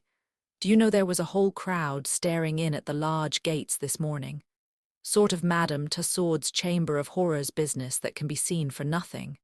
Pretty thick, isn't it? Cheer up, John." I said soothingly. "It can't last forever." "Can't it, though? It can last long enough for us never to be able to hold up our heads again." "No, no, you're getting morbid on the subject. Enough to make a man morbid to be stalked by beastly journalists and stared at by gaping moon-faced idiots wherever he goes. But there's worse than that." "What?" John lowered his voice. "Have you ever thought, Hastings, it's a nightmare to me who did it? I can't help feeling sometimes it must have been an accident, because who could have done it? Now Inglethorp's out of the way, there's no one else, no one, I mean, except one of us." Yes, indeed, that was nightmare enough for any man, one of us. Yes, surely it must be so, unless a new idea suggested itself to my mind. Rapidly I considered it. The light increased. Poirot's mysterious doings, his hints, they all fitted in. Fool that I was not to have thought of this possibility before, and what a relief for us all. "No, John," I said. "It isn't one of us. How could it be?" "I know, but still, who else is there? Can't you guess?" "No." I looked cautiously round and lowered my voice. Dr. Bauerstein, I whispered. Impossible, not at all. But what earthly interest could he have in my mother's death? That I don't see, I confessed, but I'll tell you this, Poirot thinks so. Poirot, does he? How do you know? I told him of Poirot's intense excitement on hearing that Dr. Bauerstein had been at Styles on the fatal night, and added, he said twice, that alters everything, and I've been thinking. You know Inglethorp said he had put down the coffee in the hall. Well, it was just then that Bauerstein arrived. Isn't it possible that, as Inglethorp brought him through the hall, the doctor dropped something into the coffee in passing? Said John. It would have been very risky. Yes, but it was possible. And then, how could he know it was her coffee? No, old fellow, I don't think that will wash. But I had remembered something else. You're quite right, that wasn't how it was done. Listen. And I then told him of the cocoa sample which Poirot had taken to be analysed. John interrupted just as I had done. But look here, Bauerstein had had it analysed already. Yes, that's the point. I didn't see it either until now, don't you understand? Bauerstein had it analysed, that's just it. If Bauerstein's the murderer, nothing could be simpler than for him to substitute some ordinary cocoa for his sample and send that to be tested. And of course they would find no strychnine. But no one would dream of suspecting Bauerstein or think of taking another sample, except Poirot, I added with belated recognition. Yes, but what about the bitter taste that cocoa won't disguise? Well, we've only his word for that, and there are other possibilities. He's admittedly one of the world's greatest toxicologists. One of the world's greatest what? Say it again. He knows more about poisons than almost anybody, I explained. Well, my idea is that perhaps he's found some way of making strychnine tasteless. Or it may not have been strychnine at all, but some obscure drug no one has ever heard of which produces much the same symptoms. Yes, that might be, said John. But look here, how could he have got at the cocoa? That wasn't downstairs. No, it wasn't, I admitted reluctantly. And then, suddenly, a dreadful possibility flashed through my mind. I hoped and prayed it would not occur to John also. I glanced sideways at him. He was frowning perplexedly, and I drew a deep breath of relief, for the terrible thought that had flashed across my mind was this, that Dr. Bauerstein might have had an accomplice. Yet surely it could not be. Surely no woman as beautiful as Mary Cavendish could be a murderess. Yet beautiful women had been known to poison. And suddenly, I remembered that first conversation at tea on the day of my arrival, and the gleam in her eyes as she had said that poison was a woman's weapon. How agitated she had been on that fatal Tuesday evening. Had Mrs. Inglethorp discovered something between her and Bauerstein and threatened to tell her husband? Was it to stop that denunciation that the crime had been committed? Then I remembered that enigmatical conversation between Poirot and Evelyn Howard. Was this what they had meant? Was this the monstrous possibility that Evelyn had tried not to believe? Yes, it all fitted in. No wonder Miss Howard had suggested hushing it up. Now I understood that unfinished sentence of hers, Emily herself, and in my heart I agreed with her. Would not Mrs. Inglethorp have preferred to go unavenged rather than have such terrible dishonour fall upon the name of Cavendish? There's another thing, said John suddenly, and the unexpected sound of his voice made me start guiltily. Something which makes me doubt if what you say can be true. What's that? I asked, thankful that he had gone away from the subject of how the poison could have been introduced into the cocoa. Why, the fact that Bauerstein demanded a post-mortem. He needn't have done so. Little Wilkins would have been quite content to let it go at heart disease. Yes, I said doubtfully. But we don't know. Perhaps he thought it safer in the long run. Someone might have talked afterwards. Then the Home Office might have ordered exhumation. The whole thing would have come out then, and he would have been in an awkward position, for no one would have believed that a man of his reputation could have been deceived into calling it heart disease. "Yes, that's possible," admitted John. "Still," he added, "I'm blessed if I can see what his motive could have been." I trembled. "Look here," I said, "I may be altogether wrong, and remember, all this is in confidence." "Oh, of course, that goes without saying." We had walked as we talked, and now we passed through the little gate into the garden. Voices rose near at hand, for tea was spread out under the sycamore tree, as it had been on the day of my arrival.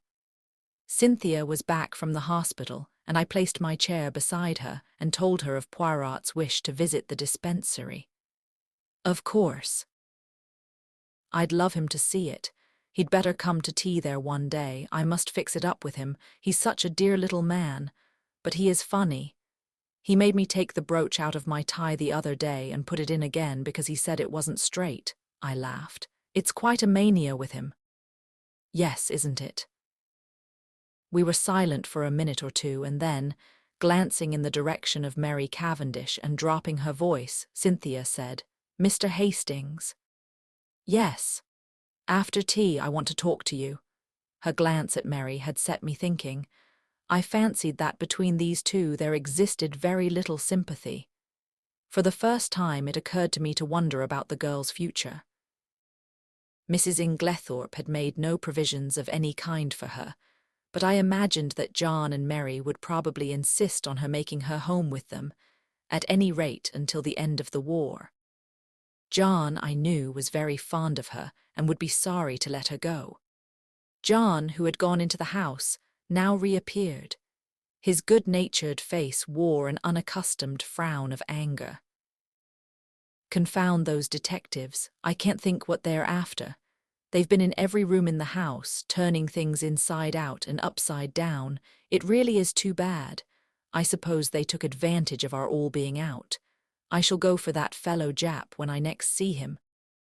"Lot of Paul Pry's," grunted Miss Howard. Lawrence opined that they had to make a show of doing something. Mary Cavendish said nothing. After tea, I invited Cynthia to come for a walk, and we sauntered off into the woods together. "Well," I inquired, as soon as we were protected from prying eyes by the leafy screen. With a sigh, Cynthia flung herself down and tossed off her hat.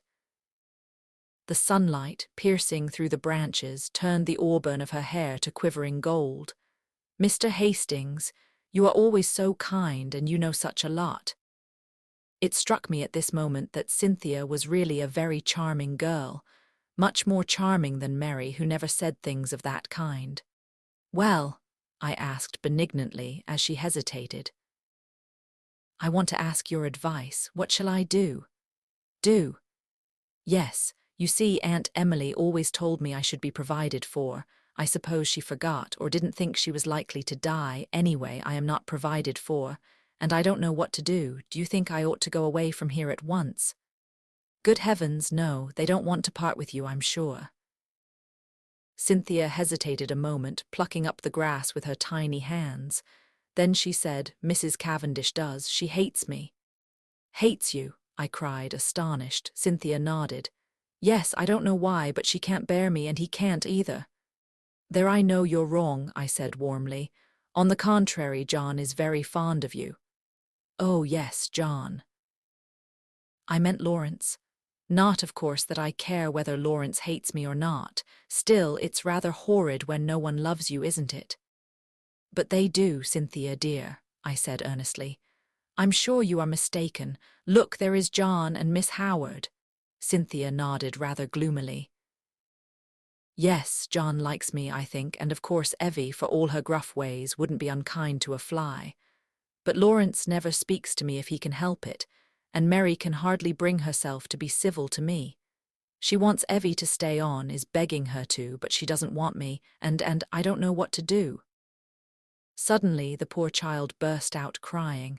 I don't know what possessed me. Her beauty, perhaps, as she sat there, with the sunlight glinting down on her head. Perhaps the sense of relief at encountering someone who so obviously could have no connection with the tragedy. Perhaps honest pity for her youth and loneliness. Anyway, I leant forward, and taking her little hand, I said awkwardly, "Marry me, Cynthia." Unwittingly, I had hit upon a sovereign remedy for her tears. She sat up at once, drew her hand away, and said with some asperity, "Don't be silly." I was a little annoyed.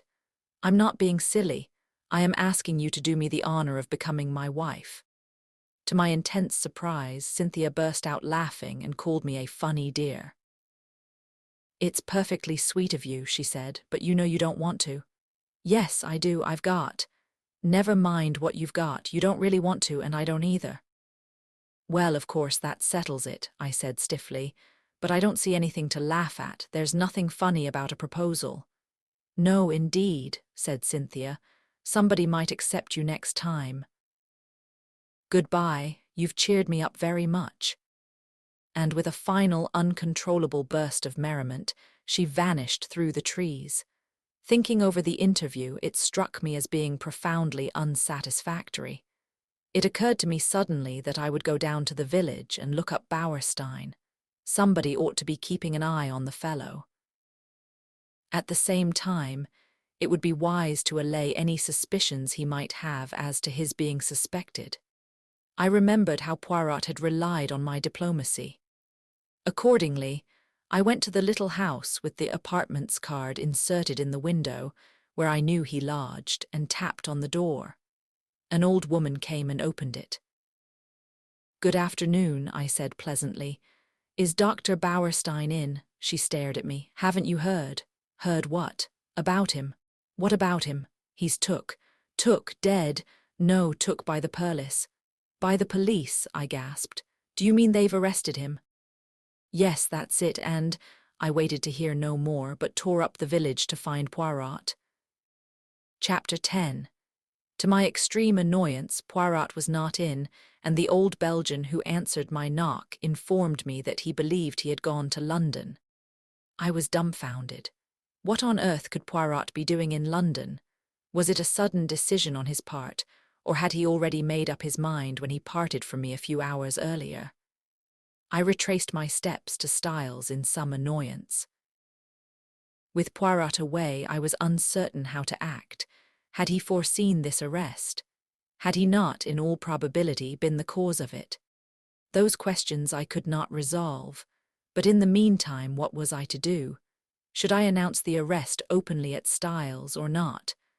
Though I did not acknowledge it to myself, the thought of Mary Cavendish was weighing on me.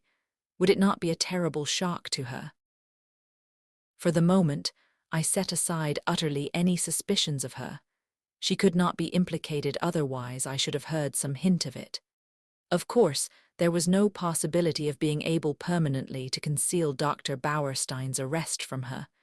It would be announced in every newspaper on the morrow. Still, I shrank from blurting it out. If only Poirot had been accessible, I could have asked his advice. What possessed him to go posting off to London in this unaccountable way? In spite of myself, my opinion of his sagacity was immeasurably heightened. I would never have dreamt of suspecting the doctor, had not Poirot put it into my head. Yes, decidedly, the little man was clever. After some reflecting, I decided to take John into my confidence and leave him to make the matter public or not, as he thought fit. He gave vent to a prodigious whistle as I imparted the news. "Great Scott, you were right then. I couldn't believe it at the time." "No, it is astonishing until you get used to the idea and see how it makes everything fit in. Now, what are we to do? Of course, it will be generally known tomorrow." John reflected. "Never mind," he said at last. "We won't say anything at present. There is no need. As you say, it will be known soon enough." But to my intense surprise, on getting down early the next morning and eagerly opening the newspapers, there was not a word about the arrest. There was a column of mere padding about the Styles poisoning case, but nothing further. It was rather inexplicable, but I supposed that, for some reason or other, Japp wished to keep it out of the papers. It worried me just a little, for it suggested the possibility that there might be further arrests to come. After breakfast, I decided to go down to the village and see if Poirot had returned yet. But before I could start, a well-known face blocked one of the windows, and the well-known voice said, "Bonjour, mon ami." "Poirot," I exclaimed with relief, and seizing him by both hands, I dragged him into the room. I was never so glad to see anyone. "Listen, I have said nothing to anybody but John. Is that right?" "My friend," replied Poirot, "I do not know what you are talking about." "Dr. Bauerstein's arrest, of course," I answered impatiently. "Is Bauerstein arrested then? Did you not know it?" "Not the least in the world." But pausing a moment, he added, "Still, it does not surprise me. After all, we are only 4 miles from the coast." "The coast?" I asked, puzzled. "What has that got to do with it?" Poirot shrugged his shoulders. "Surely it is obvious." "Not to me. No doubt I am very dense, but I cannot see what the proximity of the coast has got to do with the murder of Mrs. Inglethorp." "Nothing at all, of course," replied Poirot, smiling. "But we were speaking of the arrest of Dr. Bauerstein." "Well, he is arrested for the murder of Mrs. Inglethorp." "What?" cried Poirot in apparently lively astonishment. "Dr. Bauerstein arrested for the murder of Mrs. Inglethorp?" "Yes. Impossible. That would be too good a farce. Who told you that, my friend?" "Well, no one exactly told me," I confessed. "But he is arrested." "Oh, yes, very likely." "But for espionage, mon ami." "Espionage," I gasped. "Precisely. Not for poisoning Mrs. Inglethorp." "Not unless our friend Japp has taken leave of his senses," replied Poirot placidly. But I thought you thought so too." Poirot gave me one look, which conveyed a wondering pity and his full sense of the utter absurdity of such an idea. "Do you mean to say," I asked, slowly adapting myself to the new idea, "that Dr. Bauerstein is a spy?" Poirot nodded. "Have you never suspected it?" "It never entered my head." "It did not strike you as peculiar that a famous London doctor should bury himself in a little village like this, and should be in the habit of walking about at all hours of the night, fully dressed?" "No," I confessed. "I never thought of such a thing." "He is, of course, a German by birth," said Poirot thoughtfully, "though he has practiced so long in this country that nobody thinks of him as anything but an Englishman.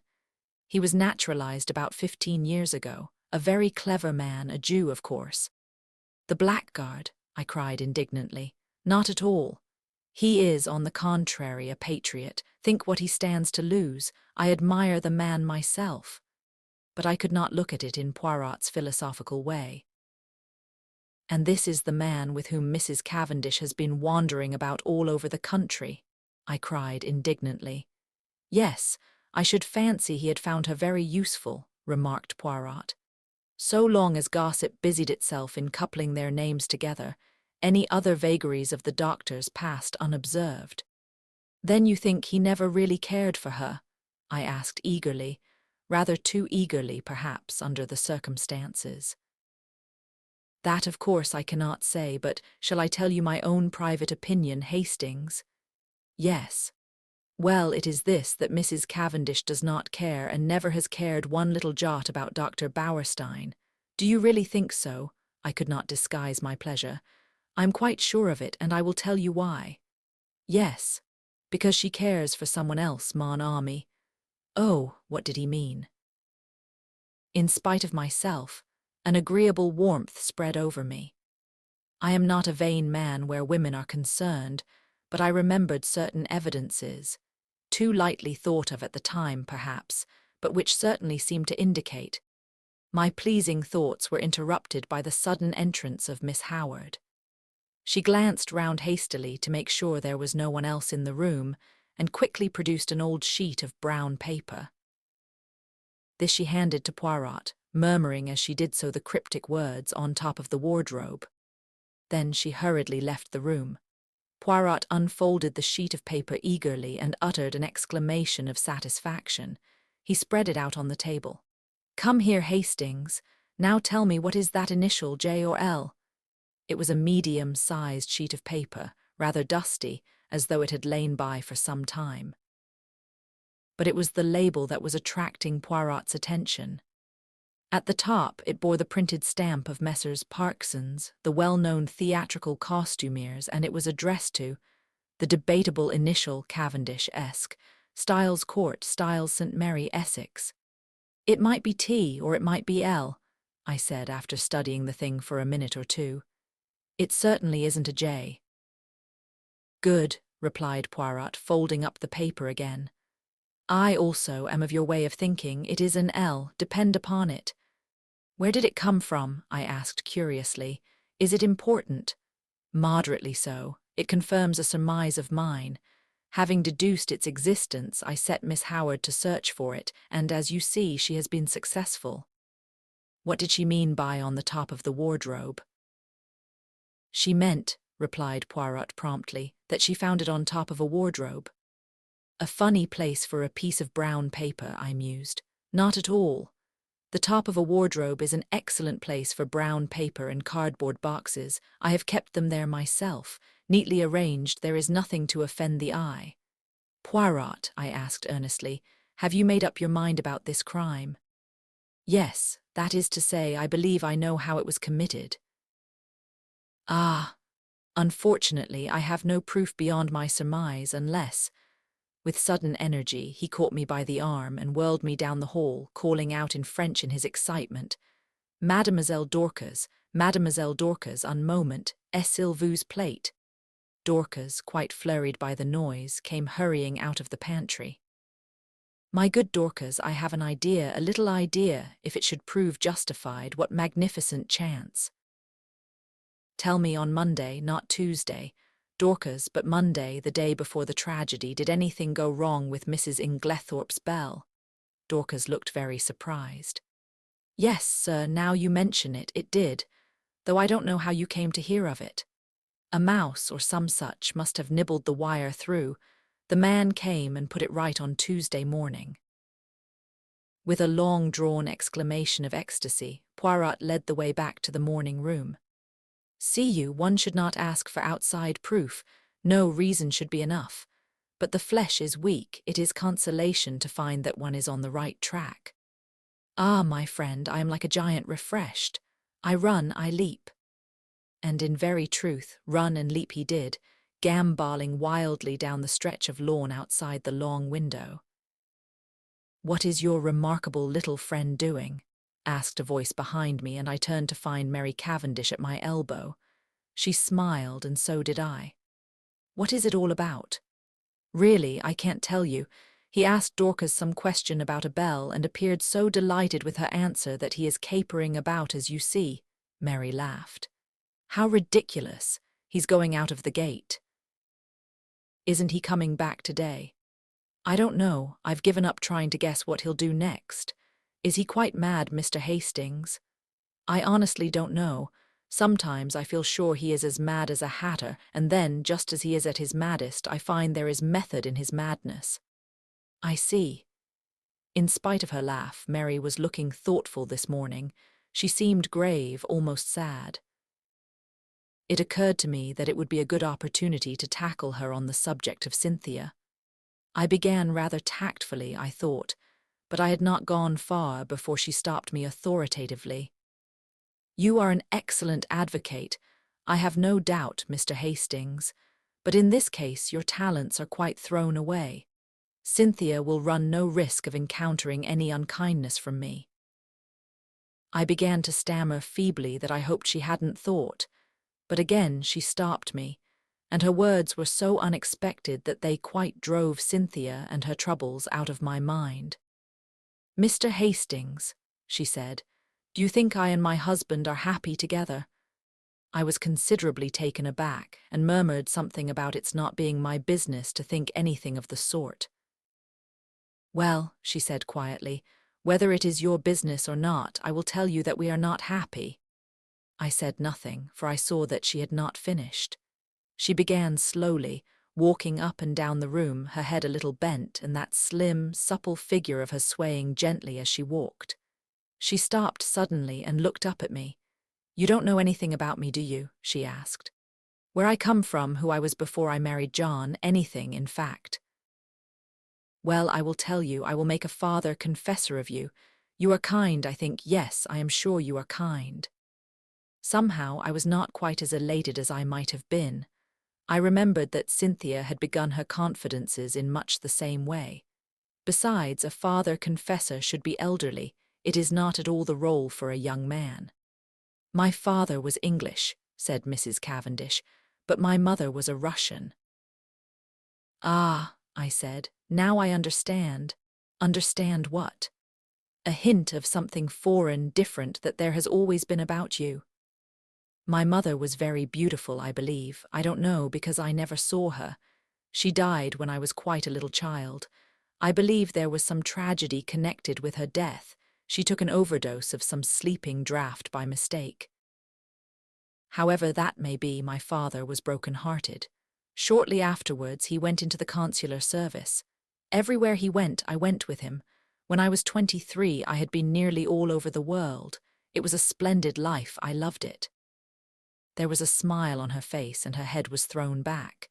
She seemed living in the memory of those old glad days. Then my father died. He left me very badly off. I had to go and live with some old aunts in Yorkshire. She shuddered. You will understand me when I say that it was a deadly life for a girl brought up as I had been. The narrowness, the deadly monotony of it almost drove me mad. She paused a minute and added in a different tone, and then I met John Cavendish. Yes, you can imagine that, from my aunt's point of view, it was a very good match for me. But I can honestly say it was not this fact which weighed with me. No, he was simply a way of escape from the insufferable monotony of my life. I said nothing, and after a moment she went on. Don't misunderstand me. I was quite honest with him.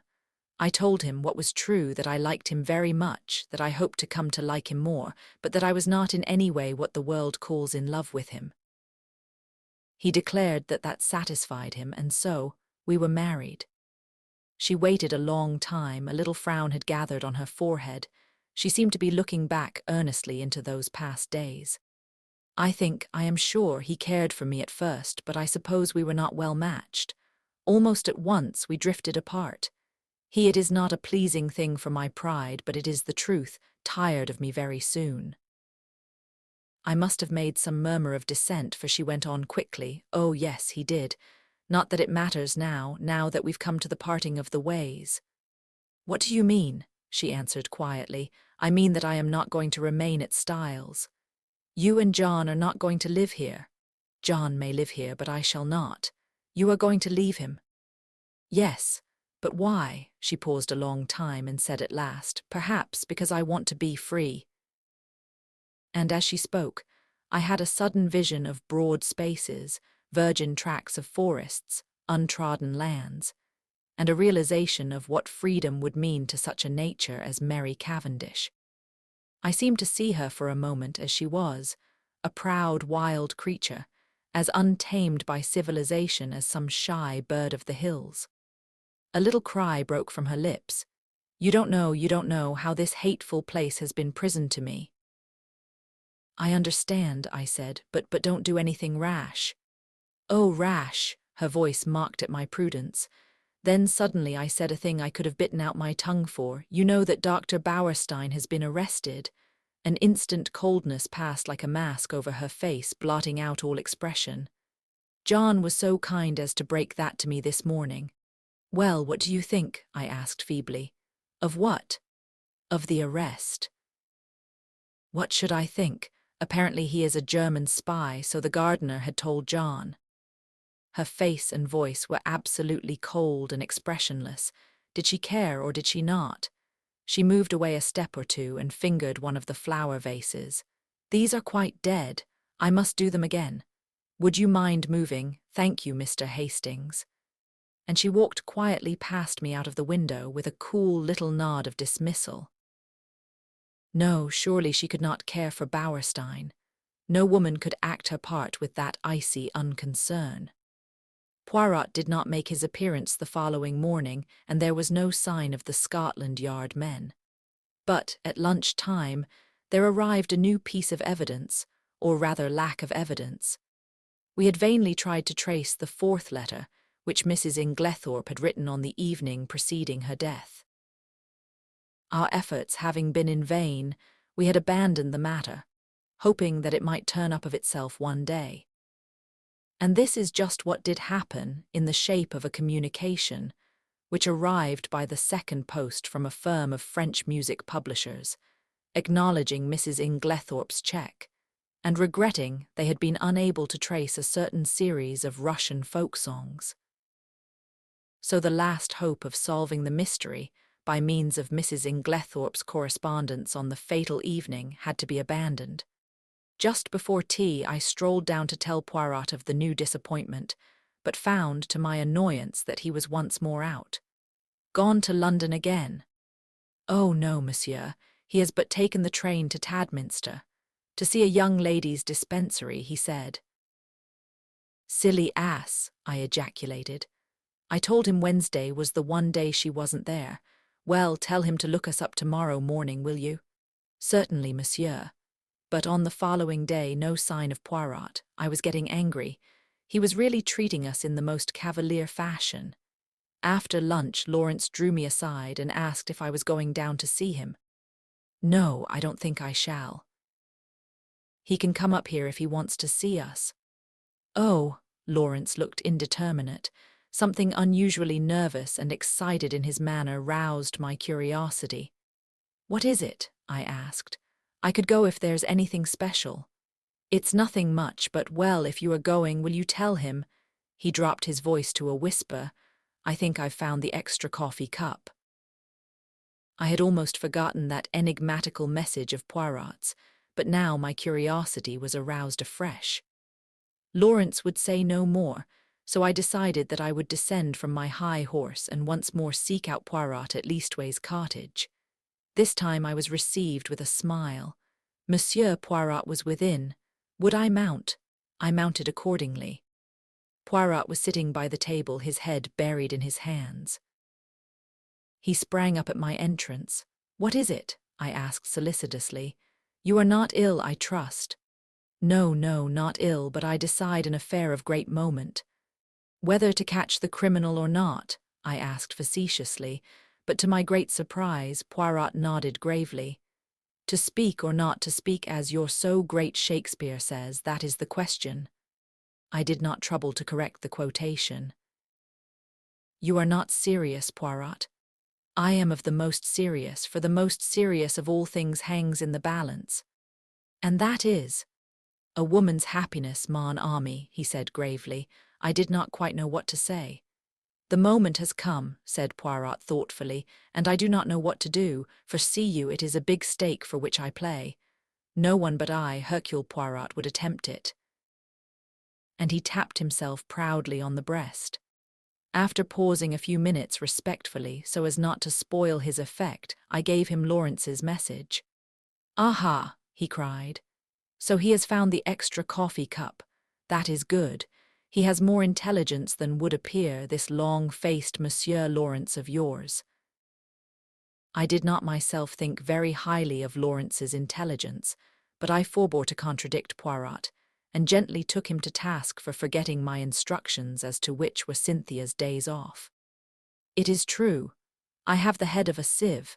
However, the other young lady was most kind. She was sorry for my disappointment and showed me everything in the kindest way. Oh, well, that's all right then, and you must go to tea with Cynthia another day. I told him about the letter. I am sorry for that, he said. I always had hopes of that letter, but no, it was not to be. This affair must all be unravelled from within. He tapped his forehead. These little grey cells, it is up to them, as you say over here. Then, suddenly he asked, Are you a judge of finger marks, my friend?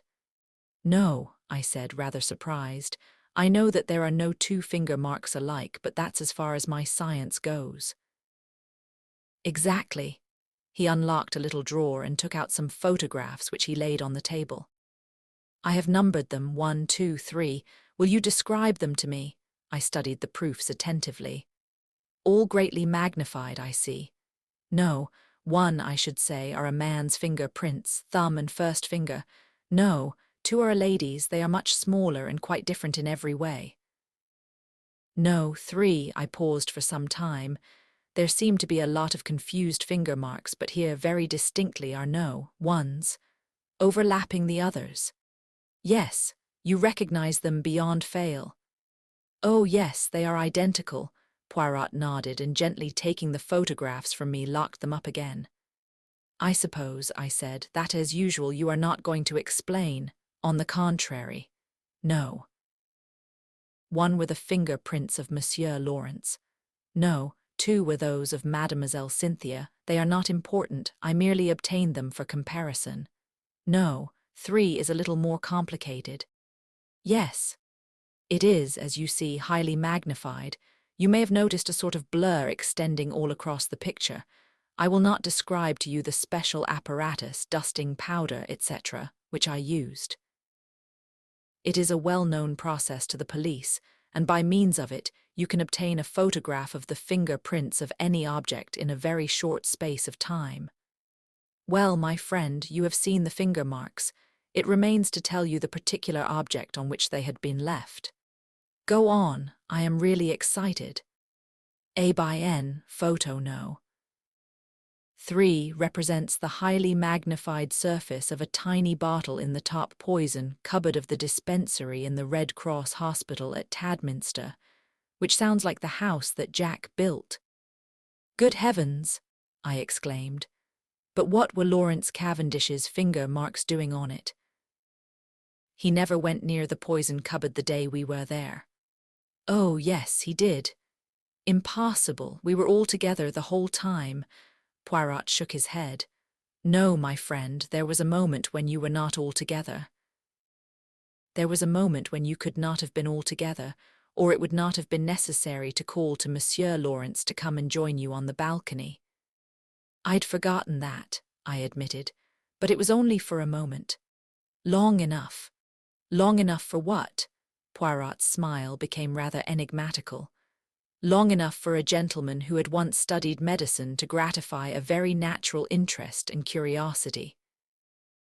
Our eyes met. Poirot's were pleasantly vague. He got up and hummed a little tune. I watched him suspiciously. Poirot, I said, what was in this particular little bottle? Poirot looked out of the window. Hydrochloride of strychnine, he said over his shoulder, continuing to hum. Good heavens! I said it quite quietly. I was not surprised. I had expected that answer. They use the pure hydrochloride of strychnine very little, only occasionally for pills. It is the official solution, Lick, strychnine hydrochlor, that is used in most medicines. That is why the finger marks have remained undisturbed since then. How did you manage to take this photograph? I dropped my hat from the balcony, explained Poirot simply. Visitors were not permitted below at that hour, so in spite of my many apologies, Mademoiselle Cynthia's colleague had to go down and fetch it for me. Then you knew what you were going to find? No, not at all. I merely realized that it was possible from your story for Monsieur Lawrence to go to the poison cupboard. The possibility had to be confirmed or eliminated. Poirot, I said, your gaiety does not deceive me. This is a very important discovery. I do not know, said Poirot. But one thing does strike me. No doubt it has struck you too. What is that? Why, that there is altogether too much strychnine about this case. This is the 3rd time we run up against it. There was strychnine in Mrs. Inglethorp's tonic. There is the strychnine sold across the counter at Styles St. Mary by Mace. Now we have more strychnine handled by one of the household. It is confusing, and as you know, I do not like confusion. Before I could reply, one of the other Belgians opened the door and stuck his head in. There is a lady below, asking for Mr. Hastings. A lady? I jumped up. Poirot followed me down the narrow stairs.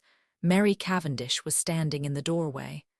I have been visiting an old woman in the village, she explained, and as Lawrence told me you were with Monsieur Poirot, I thought I would call for you. Alas, madam, said Poirot, I thought you had come to honor me with a visit. I will some day if you ask me, she promised him, smiling. That is well. If you should need a father confessor, madam, she started ever so slightly. Remember, Papa Poirot is always at your service. She stared at him for a few minutes, as though seeking to read some deeper meaning into his words. Then she turned abruptly away. Come, will you not walk back with us too, Monsieur Poirot? Enchanted, madam. All the way to Styles, Mary talked fast and feverishly. It struck me that in some way she was nervous of Poirot's eyes. The weather had broken, and the sharp wind was almost autumnal in its shrewishness. Mary shivered a little and buttoned her black sports coat closer. The wind through the trees made a mournful noise, like some great giant sighing. We walked up to the great door of Styles, and at once the knowledge came to us that something was wrong. Dorcas came running out to meet us. She was crying and wringing her hands. I was aware of other servants huddled together in the background, all eyes and ears. Oh, ma'am, I don't know how to tell you. What is it, Dorcas? I asked impatiently. Tell us at once. It's those wicked detectives. They've arrested him. They've arrested Mr. Cavendish. Arrested Lawrence, I gasped. I saw a strange look come into Dorcas's eyes. No, sir, not Mr. Lawrence, Mr. John. Behind me, with a wild cry, Mary Cavendish fell heavily against me, and as I turned to catch her, I met the quiet triumph in Poirot's eyes. Chapter 11. The trial of John Cavendish for the murder of his stepmother took place 2 months later. Of the intervening weeks I will say little, but my admiration and sympathy went out unfeignedly to Mary Cavendish. She ranged herself passionately on her husband's side, scorning the mere idea of his guilt, and fought for him tooth and nail. I expressed my admiration to Poirot, and he nodded thoughtfully. Yes, she is of those women who show at their best in adversity. It brings out all that is sweetest and truest in them. Her pride and her jealousy have. Jealousy, I queried. Yes, have you not realized that she is an unusually jealous woman? As I was saying, her pride and jealousy have been laid aside. She thinks of nothing but her husband and the terrible fate that is hanging over him. He spoke very feelingly, and I looked at him earnestly, remembering that last afternoon when he had been deliberating whether or not to speak. With his tenderness for a woman's happiness, I felt glad that the decision had been taken out of his hands. Even now, I said, I can hardly believe it. You see, up to the very last minute I thought it was Lawrence, Poirot grinned. I know you did. But John, my old friend John. Every murderer is probably somebody's old friend, observed Poirot philosophically. You cannot mix up sentiment and reason.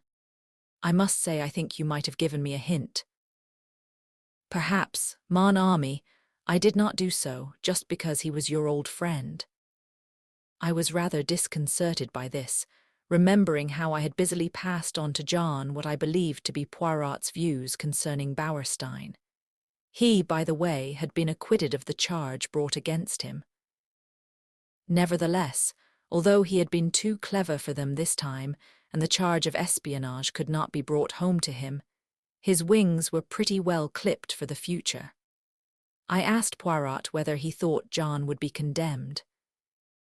To my intense surprise, he replied that, on the contrary, he was extremely likely to be acquitted. But Poirot, I protested. Oh, my friend, have I not said to you all along that I have no proofs? It is one thing to know that a man is guilty, it is quite another matter to prove him so. And in this case, there is terribly little evidence. That is the whole trouble. I, Hercule Poirot, know, but I lack the last link in my chain, and unless I can find that missing link— He shook his head gravely. When did you first suspect John Cavendish? I asked after a minute or two. Did you not suspect him at all? No, indeed. Not after that fragment of conversation you overheard between Mrs. Cavendish and her mother-in-law, and her subsequent lack of frankness at the inquest. No. Did you not put 2 and 2 together, and reflect that if it was not Alfred Inglethorp who was quarrelling with his wife, and you remember, he strenuously denied it at the inquest, it must be either Lawrence or John. Now, if it was Lawrence, Mary Cavendish's conduct was just as inexplicable, but if, on the other hand, it was John, the whole thing was explained quite naturally.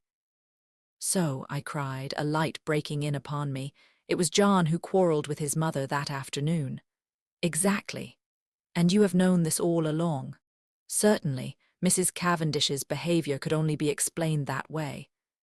"And yet you say he may be acquitted?" Poirot shrugged his shoulders. "Certainly I do. At the police court proceedings, we shall hear the case for the prosecution, but in all probability his solicitors will advise him to reserve his defence. That will be sprung upon us at the trial. And by the way, I have a word of caution to give you, my friend. I must not appear in the case." "What?" "No. Officially, I have nothing to do with it. Until I have found that last link in my chain, I must remain behind the scenes. Mrs. Cavendish must think I am working for her husband, not against him." "I say, that's playing it a bit low down," I protested. "Not at all. We have to deal with a most clever and unscrupulous man, and we must use any means in our power, otherwise he will slip through our fingers. That is why I have been careful to remain in the background. All the discoveries have been made by Jap, and Jap will take all the credit. If I am called upon to give evidence at all," he smiled broadly, "it will probably be as a witness for the defence." I could hardly believe my ears. "It is quite en règle," continued Poirot. "Strangely enough, I can give evidence that will demolish one contention of the prosecution." "Which one?" "The one that relates to the destruction of the will. John Cavendish did not destroy that will." Poirot was a true prophet. I will not go into the details of the police court proceedings, as it involves many tiresome repetitions. I will merely state boldly that John Cavendish reserved his defence and was duly committed for trial. September found us all in London. Mary took a house in Kensington, Poirot being included in the family party. I myself had been given a job at the War Office, so was able to see them continually. As the weeks went by, the state of Poirot's nerves grew worse and worse. That last link he talked about was still lacking. Privately, I hoped it might remain so, for what happiness could there be for Mary if John were not acquitted? On September 15th, John Cavendish appeared in the dock at the Old Bailey, charged with the wilful murder of Emily Agnes Inglethorp, and pleaded not guilty. Sir Ernest Heavyweather, the famous K.C., had been engaged to defend him. Mr. Phillips, K.C., opened the case for the Crown. The murder, he said, was a most premeditated and cold-blooded one. It was neither more nor less than the deliberate poisoning of a fond and trusting woman by the stepson to whom she had been more than a mother. Ever since his boyhood, she had supported him. He and his wife had lived at Styles Court in every luxury, surrounded by her care and attention. She had been their kind and generous benefactress.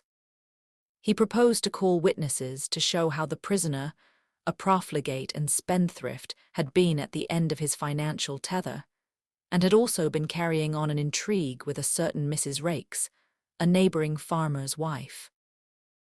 This having come to his stepmother's ears, she taxed him with it on the afternoon before her death, and a quarrel ensued, part of which was overheard. On the previous day, the prisoner had purchased strychnine at the village chemist's shop, wearing a disguise by means of which he hoped to throw the onus of the crime upon another man, to wit, Mrs. Inglethorpe's husband, of whom he had been bitterly jealous. Luckily for Mr. Inglethorpe, he had been able to produce an unimpeachable alibi. On the afternoon of July 17th, continued counsel, immediately after the quarrel with her son, Mrs. Inglethorpe made a new will. This will was found destroyed in the grate of her bedroom the following morning, but evidence had come to light which showed that it had been drawn up in favour of her husband. Deceased had already made a will in his favour before her marriage, but, and Mr. Phillips wagged an expressive forefinger, the prisoner was not aware of that. What had induced the deceased to make a fresh will with the old one still extant, he could not say. She was an old lady and might possibly have forgotten the former one, or this seemed to him more likely. She may have had an idea that it was revoked by her marriage, as there had been some conversation on the subject. Ladies were not always very well versed in legal knowledge. She had about a year before executed a will in favor of the prisoner. He would call evidence to show that it was the prisoner who ultimately handed his stepmother her coffee on the fatal night. Later in the evening, he had sought admission to her room, on which occasion, no doubt, he found an opportunity of destroying the will which, as far as he knew, would render the one in his favor valid. The prisoner had been arrested in consequence of the discovery, in his room, by Detective Inspector Japp, a most brilliant officer, of the identical phial of strychnine, which had been sold at the village chemist's to the supposed Mr. Inglethorp on the day before the murder. It would be for the jury to decide whether or not these damning facts constituted an overwhelming proof of the prisoner's guilt. And, subtly implying that a jury which did not so decide was quite unthinkable, Mr. Phillips sat down and wiped his forehead. The first witnesses for the prosecution were mostly those who had been called at the inquest, the medical evidence being again taken first. Sir Ernest Heavyweather, who was famous all over England for the unscrupulous manner in which he bullied witnesses, only asked 2 questions. "I take it, Dr. Bauerstein, that strychnine as a drug acts quickly?" "Yes." "And that you are unable to account for the delay in this case?" "Yes." "Thank you." Mr. Mace identified the phial handed him by counsel as that sold by him to Mr. Inglethorp. Pressed, he admitted that he only knew Mr. Inglethorp by sight. He had never spoken to him. The witness was not cross-examined. Alfred Inglethorp was called and denied having purchased the poison. He also denied having quarrelled with his wife. Various witnesses testified to the accuracy of these statements. The gardener's evidence as to the witnessing of the will was taken, and then Dorcas was called. Dorcas, faithful to her young gentleman, denied strenuously that it could have been John's voice she heard, and resolutely declared, in the teeth of everything, that it was Mr. Inglethorp who had been in the boudoir with her mistress. A rather wistful smile passed across the face of the prisoner in the dock. He knew only too well how useless her gallant defiance was, since it was not the object of the defence to deny this point. Mrs. Cavendish, of course, could not be called upon to give evidence against her husband. After various questions on other matters, Mr. Phillips asked, "In the month of June last, do you remember a parcel arriving for Mr. Lawrence Cavendish from Parkson's?" Dorcas shook her head. "I don't remember, sir." It may have done, but Mr. Lawrence was away from home part of June. In the event of a parcel arriving for him whilst he was away, what would be done with it? It would either be put in his room or sent on after him. "By you?" "No, sir, I should leave it on the hall table." It would be Miss Howard who would attend to anything like that. Evelyn Howard was called and, after being examined on other points, was questioned as to the parcel. "Don't remember. Lots of parcels come. Can't remember one special one." "You do not know if it was sent after Mr. Lawrence Cavendish to Wales, or whether it was put in his room?" "Don't think it was sent after him. Should have remembered it if it was." "Supposing a parcel arrived addressed to Mr. Lawrence Cavendish, and afterwards it disappeared, should you remark its absence?" "No, don't think so. I should think someone had taken charge of it." "I believe, Miss Howard, that it was you who found this sheet of brown paper." He held up the same dusty piece which Poirot and I had examined in the morning room at Styles. "Yes, I did." "How did you come to look for it?" "The Belgian detective who was employed on the case asked me to search for it." "Where did you eventually discover it?" "On the top of a wardrobe." "On top of the prisoner's wardrobe?" I believe so. Did you not find it yourself? Yes, then you must know where you found it. Yes, it was on the prisoner's wardrobe. That is better. An assistant from Parkson's, theatrical costumiers, testified that on June 29th they had supplied a black beard to Mr. L. Cavendish, as requested. It was ordered by letter, and a postal order was enclosed. No, they had not kept the letter. All transactions were entered in their books. They had sent the beard as directed to L. Cavendish-esque, Styles Court. Sir Ernest Heavyweather rose ponderously. Where was the letter written from? From Styles Court. The same address to which you sent the parcel? Yes. And the letter came from there? Yes. Like a beast of prey, Heavyweather fell upon him. How do you know? I don't understand. How do you know that letter came from Styles? Did you notice the postmark? No, but… you did not notice the postmark. And yet you affirm so confidently that it came from Styles. It might, in fact, have been any postmark. Why ease? In fact, the letter, though written on stamped notepaper, might have been posted from anywhere, from Wales, for instance. The witness admitted that such might be the case, and Sir Ernest signified that he was satisfied. Elizabeth Wells, second housemaid at Styles, stated that after she had gone to bed, she remembered that she had bolted the front door, instead of leaving it on the latch as Mr. Inglethorp had requested. She had accordingly gone downstairs again to rectify her error. Hearing a slight noise in the west wing, she had peeped along the passage, and had seen Mr. John Cavendish knocking at Mrs. Inglethorp's door. Sir Ernest Heavyweather made short work of her, and under his unmerciful bullying she contradicted herself hopelessly, and Sir Ernest sat down again with a satisfied smile on his face. With the evidence of Annie, as to the candle grease on the floor, and as to seeing the prisoner take the coffee into the boudoir, the proceedings were adjourned until the following day. As we went home, Mary Cavendish spoke bitterly against the prosecuting counsel. That hateful man! What a net he has drawn around my poor John, how he twisted every little fact until he made it seem what it wasn't. Well, I said consolingly, it will be the other way about tomorrow. Yes, she said meditatively, then suddenly dropped her voice. Mr. Hastings, you do not think, surely it could not have been Lawrence? Oh no, that could not be. But I myself was puzzled, and as soon as I was alone with Poirot, I asked him what he thought Sir Ernest was driving at. Ah, said Poirot appreciatively, he is a clever man, that Sir Ernest.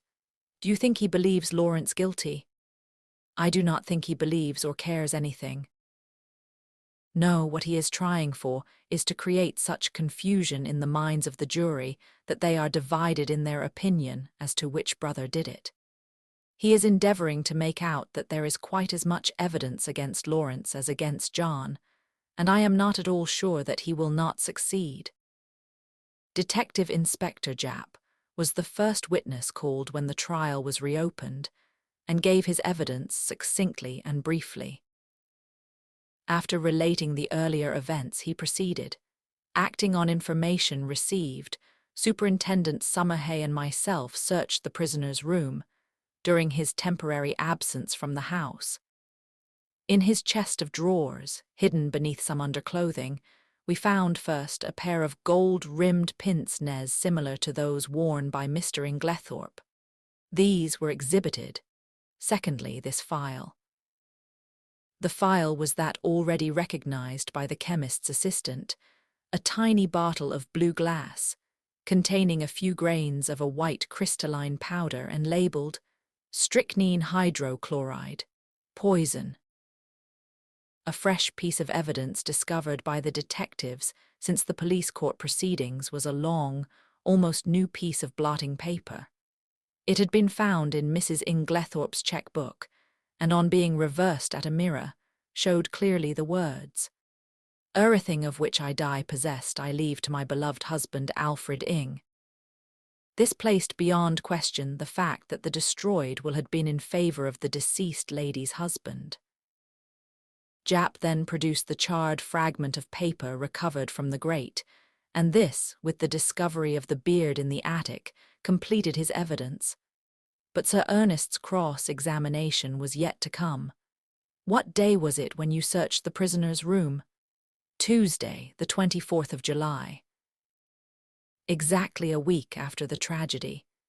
Yes, you found these two objects, you say, in the chest of drawers. Was the drawer unlocked? Yes. Does it not strike you as unlikely that a man who had committed a crime should keep the evidence of it in an unlocked drawer for anyone to find? He might have stowed them there in a hurry. But you have just said it was a whole week since the crime. He would have had ample time to remove them and destroy them. Perhaps. There is no perhaps about it, would he, or would he not have had plenty of time to remove and destroy them? Yes. Was the pile of underclothes under which the things were hidden heavy or light? Heavyish. In other words, it was winter underclothing. Obviously, the prisoner would not be likely to go to that drawer. Perhaps not. Kindly answer my question. Would the prisoner, in the hottest week of a hot summer, be likely to go to a drawer containing winter underclothing? Yes or no? No. In that case, is it not possible that the articles in question might have been put there by a third person and that the prisoner was quite unaware of their presence? I should not think it likely. But it is possible. Yes. That is all. More evidence followed. Evidence as to the financial difficulties in which the prisoner had found himself at the end of July. Evidence as to his intrigue with Mrs. Raikes, poor Mary, that must have been bitter hearing for a woman of her pride. Evelyn Howard had been right in her facts, though her animosity against Alfred Inglethorp had caused her to jump to the conclusion that he was the person concerned. Lawrence Cavendish was then put into the box. In a low voice, in answer to Mr. Phillips' questions, he denied having ordered anything from Parkson's in June. In fact, on June 29th, he had been staying away in Wales. Instantly, Sir Ernest's chin was shooting pugnaciously forward. You deny having ordered a black beard from Parkson's on June 29th? I do. Ah, in the event of anything happening to your brother who will inherit Styles Court. The brutality of the question called a flush to Lawrence's pale face. The judge gave vent to a faint murmur of disapprobation, and the prisoner in the dock leant forward angrily. Heavyweather cared nothing for his client's anger. Answer my question, if you please. I suppose, said Lawrence quietly, that I should. What do you mean by you suppose? Your brother has no children, you would inherit it, wouldn't you? Yes. Ah, that's better, said Heavyweather with ferocious geniality. And you'd inherit a good slice of money too, wouldn't you? Really, Sir Ernest, protested the judge, these questions are not relevant. Sir Ernest bowed and, having shot his arrow, proceeded. On Tuesday, the 17th July, you went, I believe, with another guest to visit the dispensary at the Red Cross Hospital in Tadminster. Yes. Did you, while you happened to be alone for a few seconds, unlock the poison cupboard and examine some of the bottles? I may have done so. I put it to you that you did do so. Yes. Sir Ernest fairly shot the next question at him. Did you examine one bottle in particular? No, I do not think so. Be careful, Mr. Cavendish. I am referring to a little bottle of hydrochloride of strychnine. Lawrence was turning a sickly greenish color. No, I am sure I didn't. Then how do you account for the fact that you left the unmistakable impress of your fingerprints on it?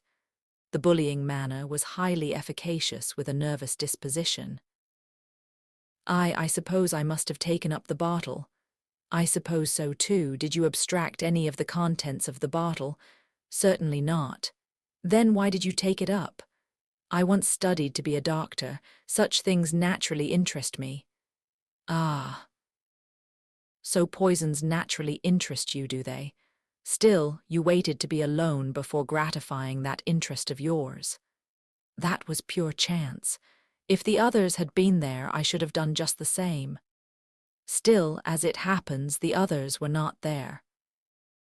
No, but, in fact, during the whole afternoon you were only alone for a couple of minutes, and it happened, I say it happened, to be during those 2 minutes that you displayed your natural interest in hydrochloride of strychnine, Lawrence stammered pitiably.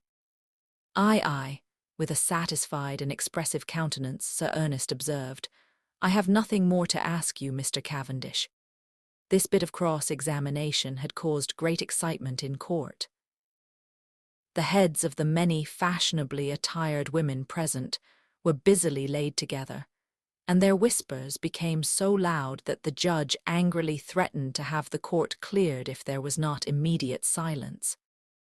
There was little more evidence. The handwriting experts were called upon for their opinion of the signature of Alfred Inglethorp in the chemist's poison register. They all declared unanimously that it was certainly not his handwriting, and gave it as their view that it might be that of the prisoner disguised. Cross-examined, they admitted that it might be the prisoner's handwriting cleverly counterfeited. Sir Ernest Heavyweather's speech in opening the case for the defence was not a long one, but it was backed by the full force of his emphatic manner. Never, he said, in the course of his long experience, had he known a charge of murder rest on slighter evidence. Not only was it entirely circumstantial, but the greater part of it was practically unproved. Let them take the testimony they had heard and sift it impartially. The strychnine had been found in a drawer in the prisoner's room. That drawer was an unlocked one, as he had pointed out, and he submitted that there was no evidence to prove that it was the prisoner who had concealed the poison there. It was, in fact, a wicked and malicious attempt on the part of some third person to fix the crime on the prisoner. The prosecution had been unable to produce a shred of evidence in support of their contention that it was the prisoner who ordered the black beard from Parkson's. The quarrel which had taken place between prisoner and his stepmother was freely admitted, but both it and his financial embarrassments had been grossly exaggerated. His learned friend, Sir Ernest nodded carelessly at Mr. Phillips, had stated that if the prisoner were an innocent man, he would have come forward at the inquest to explain that it was he, and not Mr. Inglethorp, who had been the participator in the quarrel. He thought the facts had been misrepresented. What had actually occurred was this. The prisoner, returning to the house on Tuesday evening, had been authoritatively told that there had been a violent quarrel between Mr. and Mrs. Inglethorp. No suspicion had entered the prisoner's head that anyone could possibly have mistaken his voice for that of Mr. Inglethorp. He naturally concluded that his stepmother had had 2 quarrels. The prosecution averred that on Monday, July 16th, the prisoner had entered the chemist's shop in the village, disguised as Mr. Inglethorp. The prisoner, on the contrary, was at that time at a lonely spot called Marston's Spinney, where he had been summoned by an anonymous note, couched in blackmailing terms and threatening to reveal certain matters to his wife unless he complied with its demands. The prisoner had, accordingly, gone to the appointed spot, and after waiting there vainly for half an hour had returned home. Unfortunately, he had met with no one on the way there or back who could vouch for the truth of his story, but luckily he had kept the note, and it would be produced as evidence. As for the statement relating to the destruction of the will, the prisoner had formerly practiced at the bar, and was perfectly well aware that the will made in his favour a year before was automatically revoked by his stepmother's remarriage. He would call evidence to show who did destroy the will, and it was possible that that might open up quite a new view of the case. Finally, he would point out to the jury that there was evidence against other people besides John Cavendish. He would direct their attention to the fact that the evidence against Mr. Lawrence Cavendish was quite as strong, if not stronger than that against his brother. He would now call the prisoner. John acquitted himself well in the witness box. Under Sir Ernest's skillful handling, he told his tale credibly and well. The anonymous note received by him was produced and handed to the jury to examine. The readiness with which he admitted his financial difficulties and the disagreement with his stepmother lent value to his denials. At the close of his examination, he paused and said, "I should like to make one thing clear. I utterly reject and disapprove of Sir Ernest Heavywether's insinuations against my brother. My brother, I am convinced, had no more to do with the crime than I have." Sir Ernest merely smiled and noted with a sharp eye that John's protest had produced a very favourable impression on the jury. Then the cross-examination began. "I understand you to say that it never entered your head that the witnesses at the inquest could possibly have mistaken your voice for that of Mr. Inglethorp. Is not that very surprising?" "No, I don't think so. I was told there had been a quarrel between my mother and Mr. Inglethorp, and it never occurred to me that such was not really the case.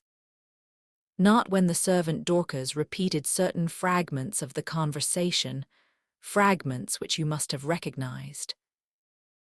"I did not recognize them. Your memory must be unusually short." "No, but we were both angry and I think said more than we meant. I paid very little attention to my mother's actual words." Mr. Phillips' incredulous sniff was a triumph of forensic skill. He passed on to the subject of the note. "You have produced this note very opportunely. Tell me, is there nothing familiar about the handwriting of it?" "Not that I know of." "Do you not think that it bears a marked resemblance to your own handwriting, carelessly disguised?" "No, I do not think so. I put it to you that it is your own handwriting." "No. I put it to you that, anxious to prove an alibi, you conceived the idea of a fictitious and rather incredible appointment and wrote this note yourself in order to bear out your statement." "No. Is it not a fact that, at the time you claim to have been waiting about at a solitary and unfrequented spot, you were really in the chemist's shop in Styles, St. Mary, where you purchased strychnine in the name of Alfred Inglethorp?" "No, that is a lie. I put it to you that, wearing a suit of Mr. Inglethorp's clothes with a black beard trimmed to resemble his, you were there, and signed the register in his name." "That is absolutely untrue." "Then I will leave the remarkable similarity of handwriting between the note, the register, and your own, to the consideration of the jury," said Mr. Phillips, and sat down with the air of a man who has done his duty, but who was nevertheless horrified by such deliberate perjury.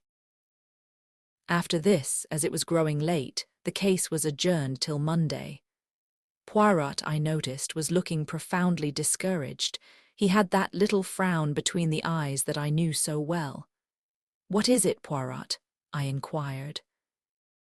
"Ah, mon ami, things are going badly, badly."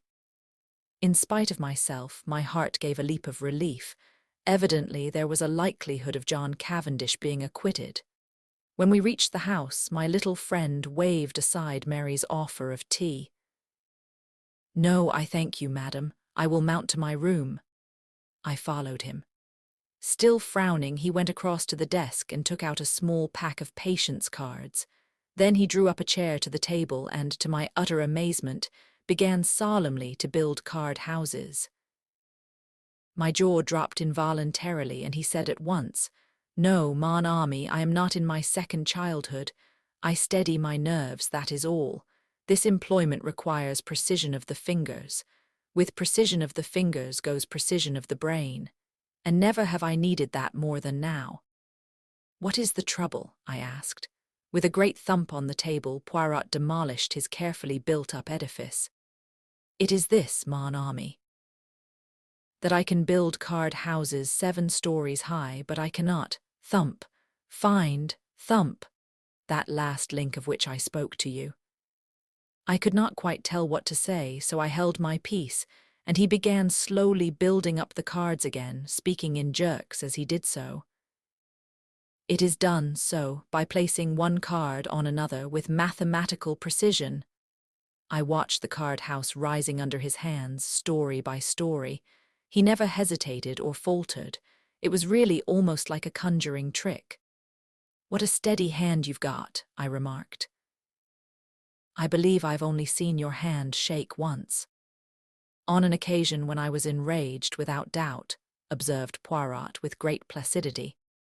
"Yes, indeed. You were in a towering rage. Do you remember?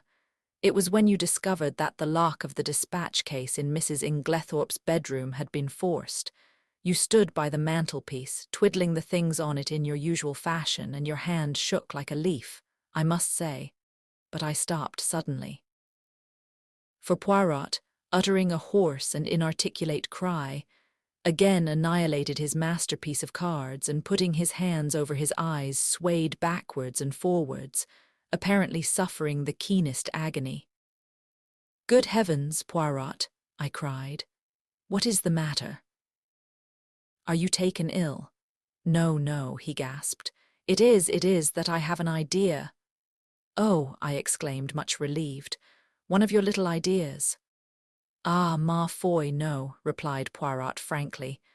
"This time it is an idea gigantic, stupendous, and you, my friend, have given it to me."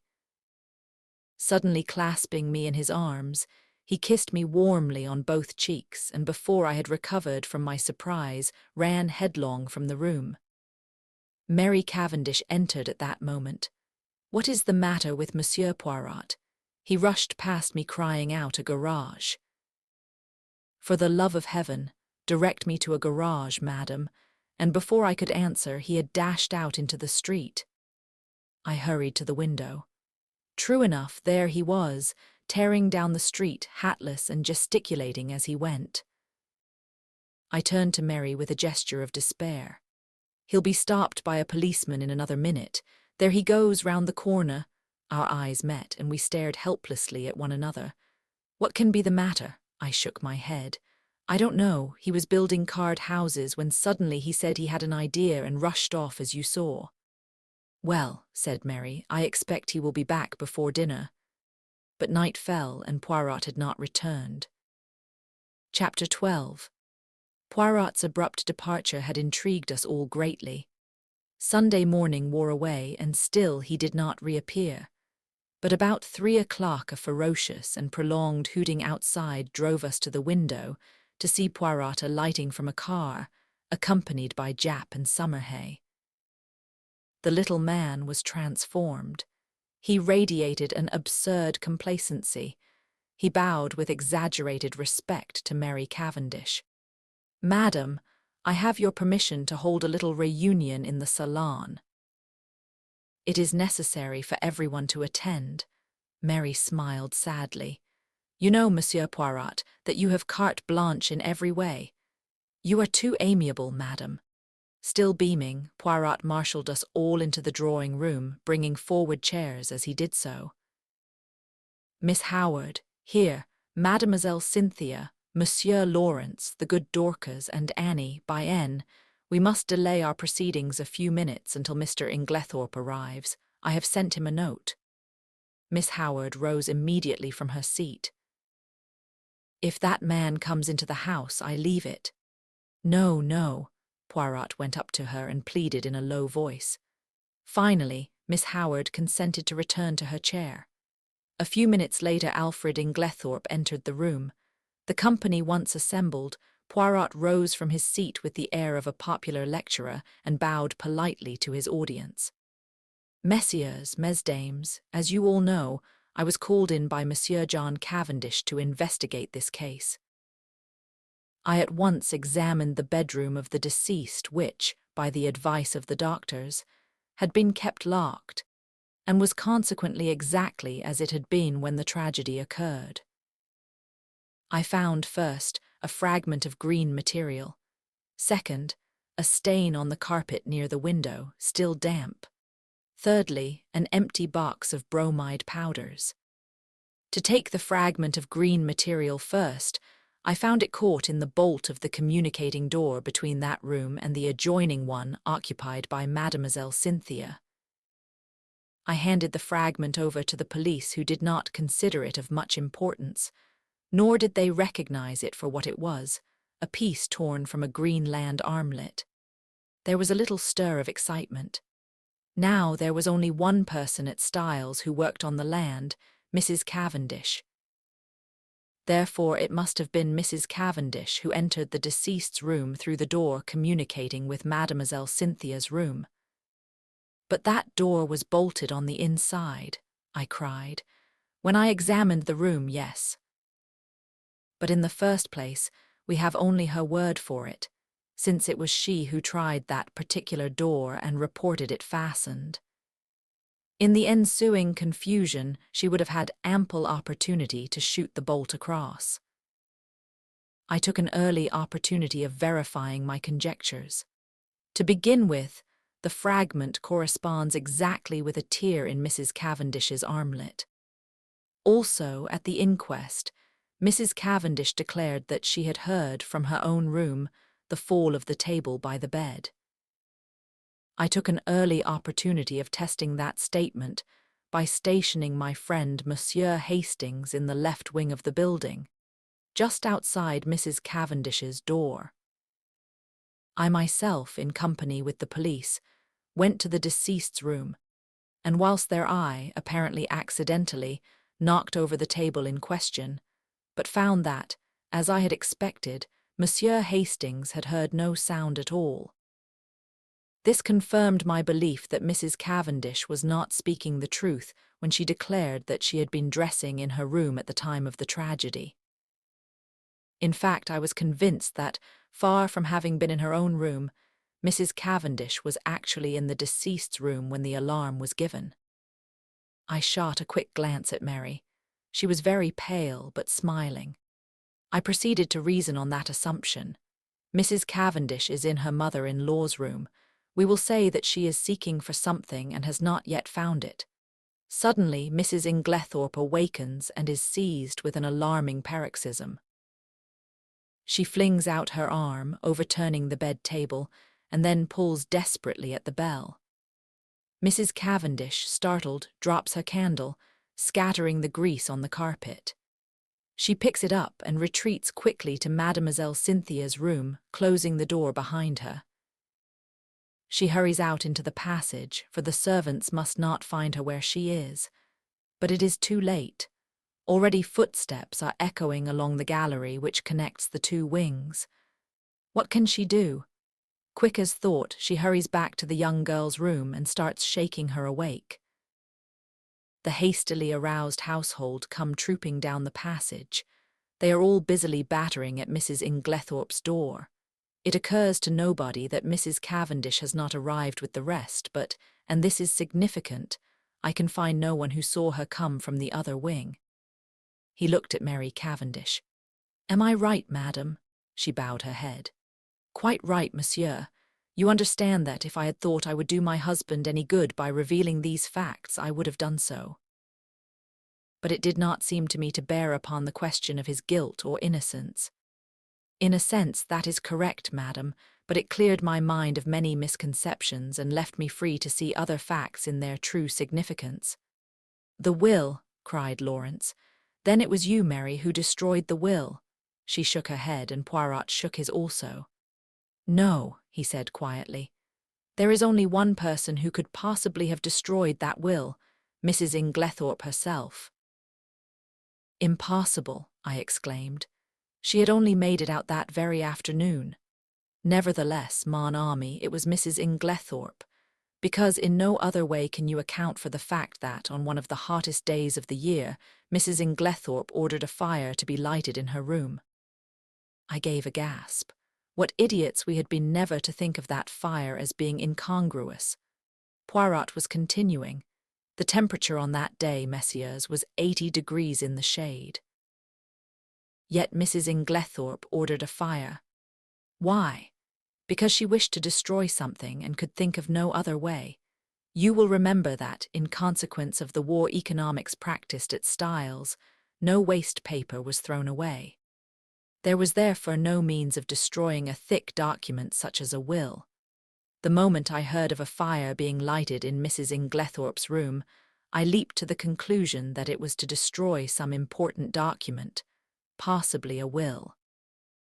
So the discovery of the charred fragment in the grate was no surprise to me. I did not, of course, know at the time that the will in question had only been made this afternoon, and I will admit that, when I learnt that fact, I fell into a grievous error. I came to the conclusion that Mrs. Inglethorpe's determination to destroy her will arose as a direct consequence of the quarrel she had that afternoon, and that therefore the quarrel took place after, and not before the making of the will. Here, as we know, I was wrong, and I was forced to abandon that idea. I faced the problem from a new standpoint. Now, at 4 o'clock, Dorcas overheard her mistress saying angrily, "You need not think that any fear of publicity or scandal between husband and wife will deter me." I conjectured, and conjectured rightly, that these words were addressed not to her husband, but to Mr. John Cavendish. At 5 o'clock, an hour later, she uses almost the same words, but the standpoint is different. She admits to Dorcas, "I don't know what to do. Scandal between husband and wife is a dreadful thing." At 4 o'clock she has been angry, but completely mistress of herself. At 5 o'clock she is in violent distress, and speaks of having had a great shock. Looking at the matter psychologically, I drew one deduction which I was convinced was correct. The second scandal she spoke of was not the same as the first, and it concerned herself. Let us reconstruct. At 4 o'clock, Mrs. Inglethorpe quarrels with her son and threatens to denounce him to his wife, who, by the way, overheard the greater part of the conversation. At 4:30, Mrs. Inglethorpe, in consequence of a conversation on the validity of wills, makes a will in favour of her husband, which the two gardeners witness. At 5 o'clock, Dorcas finds her mistress in a state of considerable agitation, with a slip of paper, a letter, Dorcas thinks, in her hand, and it is then that she orders the fire in her room to be lighted. Presumably then, between 4:30 and 5 o'clock, something has occurred to occasion a complete revolution of feeling, since she is now as anxious to destroy the will as she was before to make it. What was that something? As far as we know, she was quite alone during that half-hour. Nobody entered or left that boudoir. What then occasioned this sudden change of sentiment? One can only guess, but I believe my guess to be correct. Mrs. Inglethorpe had no stamps in her desk. We know this because later she asked Dorcas to bring her some. Now in the opposite corner of the room stood her husband's desk, locked. She was anxious to find some stamps, and according to my theory she tried her own keys in the desk. That one of them fitted, I know. She therefore opened the desk, and in searching for the stamps she came across something else, that slip of paper which Dorcas saw in her hand, and which assuredly was never meant for Mrs. Inglethorpe's eyes. On the other hand, Mrs. Cavendish believed that the slip of paper to which her mother-in-law clung so tenaciously was a written proof of her own husband's infidelity. She demanded it from Mrs. Inglethorpe, who assured her, quite truly, that it had nothing to do with that matter. Mrs. Cavendish did not believe her. She thought that Mrs. Inglethorpe was shielding her stepson. Now Mrs. Cavendish is a very resolute woman, and behind her mask of reserve she was madly jealous of her husband. She determined to get hold of that paper at all costs, and in this resolution chance came to her aid. She happened to pick up the key of Mrs. Inglethorpe's dispatch case, which had been lost that morning. She knew that her mother-in-law invariably kept all important papers in this particular case. Mrs. Cavendish, therefore, made her plans as only a woman driven desperate through jealousy could have done. Sometime in the evening, she unbolted the door leading into Mademoiselle Cynthia's room. Possibly she applied oil to the hinges, for I found that it opened quite noiselessly when I tried it. She put off her project until the early hours of the morning as being safer, since the servants were accustomed to hearing her move about her room at that time. She dressed completely in her land kit, and made her way quietly through Mademoiselle Cynthia's room into that of Mrs. Inglethorp. He paused a moment, and Cynthia interrupted, "But I should have woken up if anyone had come through my room." "Not if you were drugged, mademoiselle." "Drugged? Mais oui. You remember," he addressed us collectively again, "that through all the tumult and noise next door Mademoiselle Cynthia slept. That admitted of two possibilities. Either her sleep was feigned, which I did not believe, or her unconsciousness was induced by artificial means. With this latter idea in my mind, I examined all the coffee cups most carefully, remembering that it was Mrs. Cavendish who had brought Mademoiselle Cynthia her coffee the night before. I took a sample from each cup and had them analyzed, with no result. I had counted the cups carefully, in the event of one having been removed. 6 persons had taken coffee, and 6 cups were duly found. I had to confess myself mistaken. Then I discovered that I had been guilty of a very grave oversight. Coffee had been brought in for 7 persons, not 6, for Dr. Bauerstein had been there that evening. This changed the face of the whole affair, for there was now 1 cup missing. The servants noticed nothing since Annie, the housemaid who took in the coffee, brought in 7 cups, not knowing that Mr. Inglethorp never drank it, whereas Dorcas, who cleared them away the following morning, found 6 as usual, or strictly speaking she found 5, the 6th being the one found broken in Mrs. Inglethorp's room. I was confident that the missing cup was that of Mademoiselle Cynthia. I had an additional reason for that belief in the fact that all the cups found contained sugar, which Mademoiselle Cynthia never took in her coffee. My attention was attracted by the story of Annie about some salt on the tray of cocoa, which she took every night to Mrs. Inglethorp's room. I accordingly secured a sample of that cocoa and sent it to be analyzed. "But that had already been done by Dr. Bauerstein," said Lawrence quickly. "Not exactly. The analyst was asked by him to report whether strychnine was or was not present. He did not have it tested as I did for a narcotic."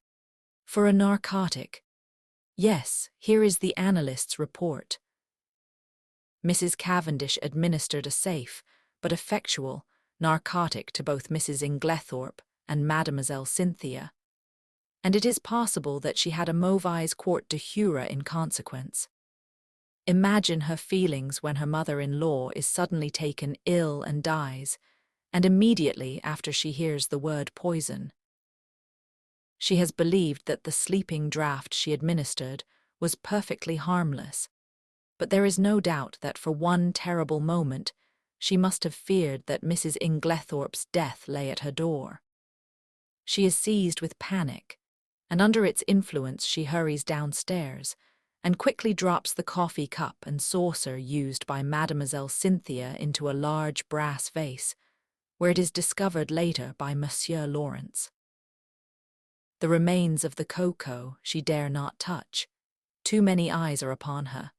Guess at her relief when strychnine is mentioned, and she discovers that after all the tragedy is not her doing. We are now able to account for the symptoms of strychnine poisoning being so long in making their appearance. A narcotic taken with strychnine will delay the action of the poison for some hours. Poirot paused. Mary looked up at him, the colour slowly rising in her face. "All you have said is quite true, Monsieur Poirot. It was the most awful hour of my life. I shall never forget it, but you are wonderful. I understand now. What I meant when I told you that you could safely confess to Papa Poirot, but you would not trust me." "I see everything now," said Lawrence. "The drugged cocoa, taken on top of the poisoned coffee, amply accounts for the delay." "Exactly. But was the coffee poisoned, or was it not? We come to a little difficulty here, since Mrs. Inglethorp never drank it." "What?" The cry of surprise was universal. "No, you will remember my speaking of a stain on the carpet in Mrs. Inglethorp's room. There were some peculiar points about that stain. It was still damp. It exhaled a strong odor of coffee, and embedded in the nap of the carpet, I found some little splinters of china. What had happened was plain to me, for not 2 minutes before I had placed my little case on the table near the window, and the table, tilting up, had deposited it upon the floor on precisely the identical spot. In exactly the same way, Mrs. Inglethorp had laid down her cup of coffee on reaching her room the night before, and the treacherous table had played her the same trick. What happened next is mere guesswork on my part, but I should say that Mrs. Inglethorp picked up the broken cup and placed it on the table by the bed. Feeling in need of a stimulant of some kind, she heated up her cocoa and drank it off then and there. Now we are faced with a new problem. We know the cocoa contained no strychnine. The coffee was never drunk. Yet the strychnine must have been administered between 7 and 9 o'clock that evening. What third medium was there? A medium so suitable for disguising the taste of strychnine that it is extraordinary no one has thought of it. Poirot looked round the room and then answered himself impressively. Her medicine. Do you mean that the murderer introduced the strychnine into her tonic? I cried. There was no need to introduce it. It was already there in the mixture. The strychnine that killed Mrs. Inglethorp was the identical strychnine prescribed by Dr. Wilkins. To make that clear to you, I will read you an extract from a book on dispensing which I found in the dispensary of the Red Cross Hospital at Tadminster. The following prescription has become famous in textbooks: strychnine sulph, 1 gr. potass bromide, 3 aqua add, 3 fiat mistura. This solution deposits in a few hours the greater part of the strychnine salt as an insoluble bromide in transparent crystals. A lady in England lost her life by taking a similar mixture. The precipitated strychnine collected at the bottom, and in taking the last dose she swallowed nearly all of it. Now there was, of course, no bromide in Dr. Wilkins' prescription, but you will remember that I mentioned an empty box of bromide powders.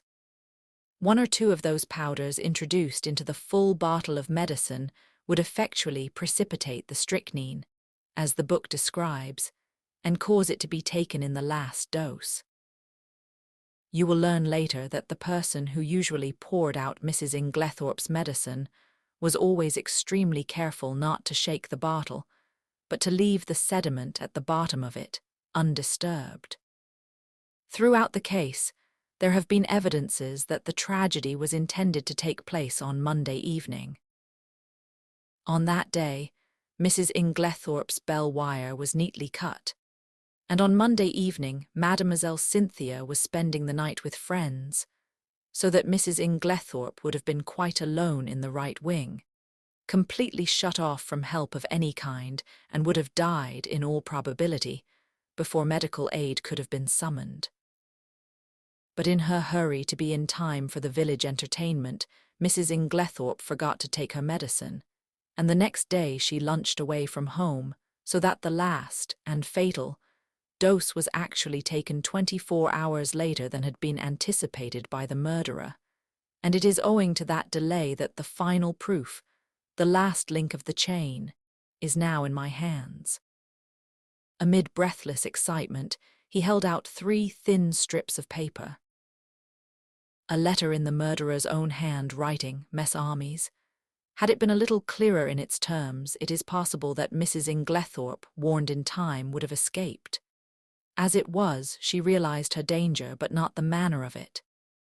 In the deathly silence, Poirot pieced together the slips of paper and, clearing his throat, read, Dearest Evelyn, you will be anxious at hearing nothing. It is all right, only it will be tonight instead of last night. You understand? There's a good time coming once the old woman is dead and out of the way. No one can possibly bring home the crime to me. That idea of yours about the bromides was a stroke of genius, but we must be very circumspect. A false step. Here, my friends, the letter breaks off. Doubtless the writer was interrupted, but there can be no question as to his identity. We all know this handwriting and— A howl that was almost a scream broke the silence. You devil, how did you get it? A chair was overturned. Poirot skipped nimbly aside. A quick movement on his part, and his assailant fell with a crash. Messieurs, mesdames, said Poirot with a flourish, let me introduce you to the murderer, Mr. Alfred Inglethorp. Chapter 13. Poirot, you old villain, I said, I've half a mind to strangle you. What do you mean by deceiving me as you have done? We were sitting in the library. Several hectic days lay behind us. In the room below, John and Mary were together once more, while Alfred Inglethorp and Miss Howard were in custody. Now at last I had Poirot to myself and could relieve my still burning curiosity. Poirot did not answer me for a moment, but at last he said, I did not deceive you, mon ami. At most I permitted you to deceive yourself. Yes, but why? Well, it is difficult to explain. You see, my friend, you have a nature so honest and a countenance so transparent that, in fin, to conceal your feelings is impossible. If I had told you my ideas, the very first time you saw Mr. Alfred Inglethorp, that astute gentleman would have, in your so expressive idiom, smelt a rat, and then bonjour to our chances of catching him. I think that I have more diplomacy than you give me credit for. My friend, besought Poirot, I implore you, do not enrage yourself. Your help has been of the most invaluable. It is but the extremely beautiful nature that you have which made me pause. Well, I grumbled, a little mollified, I still think you might have given me a hint. But I did, my friend, several hints, you would not take them. Think now, did I ever say to you that I believed John Cavendish guilty? Did I not, on the contrary, tell you that he would almost certainly be acquitted? Yes, but— And did I not immediately afterwards speak of the difficulty of bringing the murderer to justice? Was it not plain to you that I was speaking of two entirely different persons? No, I said, it was not plain to me. Then again, continued Poirot, at the beginning did I not repeat to you several times that I didn't want Mr. Inglethorp arrested now? That should have conveyed something to you. Do you mean to say you suspected him as long ago as that? Yes. To begin with, whoever else might benefit by Mrs. Inglethorp's death, her husband would benefit the most. There was no getting away from that. When I went up to Styles with you that first day, I had no idea as to how the crime had been committed, but from what I knew of Mr. Inglethorp, I fancied that it would be very hard to find anything to connect him with it. When I arrived at the Chateau, I realized at once that it was Mrs. Inglethorp who had burnt the will. And there, by the way, you cannot complain, my friend, for I tried my best to force on you the significance of that bedroom fire in midsummer. Yes, yes, I said impatiently. Go on. Well, my friend, as I say, my views as to Mr. Inglethorp's guilt were very much shaken. There was, in fact, so much evidence against him that I was inclined to believe that he had not done it. When did you change your mind? When I found that the more efforts I made to clear him, the more efforts he made to get himself arrested. Then, when I discovered that Inglethorp had nothing to do with Mrs. Raikes, and that in fact it was John Cavendish who was interested in that quarter, I was quite sure. But why? Simply this. If it had been Inglethorp who was carrying on an intrigue with Mrs. Raikes, his silence was perfectly comprehensible. But when I discovered that it was known all over the village that it was John who was attracted by the farmer's pretty wife, his silence bore quite a different interpretation. It was nonsense to pretend that he was afraid of the scandal, as no possible scandal could attach to him. This attitude of his gave me furiously to think, and I was slowly forced to the conclusion that Alfred Inglethorp wanted to be arrested. A/N, from that moment I was equally determined that he should not be arrested. Wait a minute. I don't see why he wished to be arrested. Because, mon ami, it is the law of your country that a man once acquitted can never be tried again for the same offence. Aha, but it was clever. His idea. Assuredly, he is a man of method. See here, he knew that in his position he was bound to be suspected, so he conceived the exceedingly clever idea of preparing a lot of manufactured evidence against himself. He wished to be arrested. He would then produce his irreproachable alibi, and, hey presto, he was safe for life. But I still don't see how he managed to prove his alibi and yet go to the chemist's shop. Poirot stared at me in surprise. Is it possible, my poor friend, you have not yet realized that it was Miss Howard who went to the chemist's shop? Miss Howard? But certainly. Who else? It was most easy for her. She is of a good height, her voice is deep and manly. Moreover, remember, she and Inglethorp are cousins, and there is a distinct resemblance between them, especially in their gait and bearing. It was simplicity itself. They are a clever pair. I am still a little fogged as to how exactly the bromide business was done, I remarked. Barn, I will reconstruct for you as far as possible. I am inclined to think that Miss Howard was the master mind in that affair. You remember her once mentioning that her father was a doctor. Possibly she dispensed his medicines for him, or she may have taken the idea from one of the many books lying about when Mademoiselle Cynthia was studying for her exam.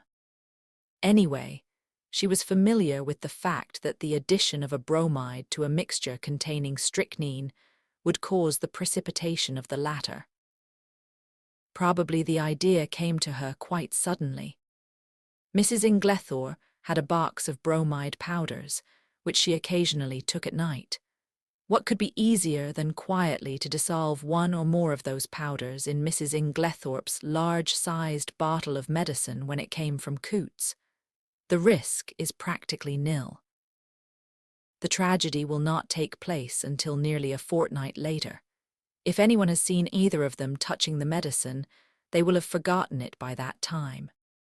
Miss Howard will have engineered her quarrel and departed from the house. The lapse of time and her absence will defeat all suspicion. Yes, it was a clever idea. If they had left it alone, it is possible the crime might never have been brought home to them. But they were not satisfied. They tried to be too clever, and that was their undoing. Poirot puffed at his tiny cigarette, his eyes fixed on the ceiling. They arranged a plan to throw suspicion on John Cavendish by buying strychnine at the village chemist's and signing the register in his hand writing. On Monday, Mrs. Inglethorp will take the last dose of her medicine. On Monday, therefore, at 6 o'clock, Alfred Inglethorp arranges to be seen by a number of people at a spot far removed from the village. Miss Howard has previously made up a cock and bull story about him, and Mrs. Raikes to account for his holding his tongue afterwards. At 6 o'clock, Miss Howard, disguised as Alfred Inglethorp, enters the chemist's shop with her story about a dog, obtains the strychnine, and writes the name of Alfred Inglethorp in John's handwriting, which she had previously studied carefully.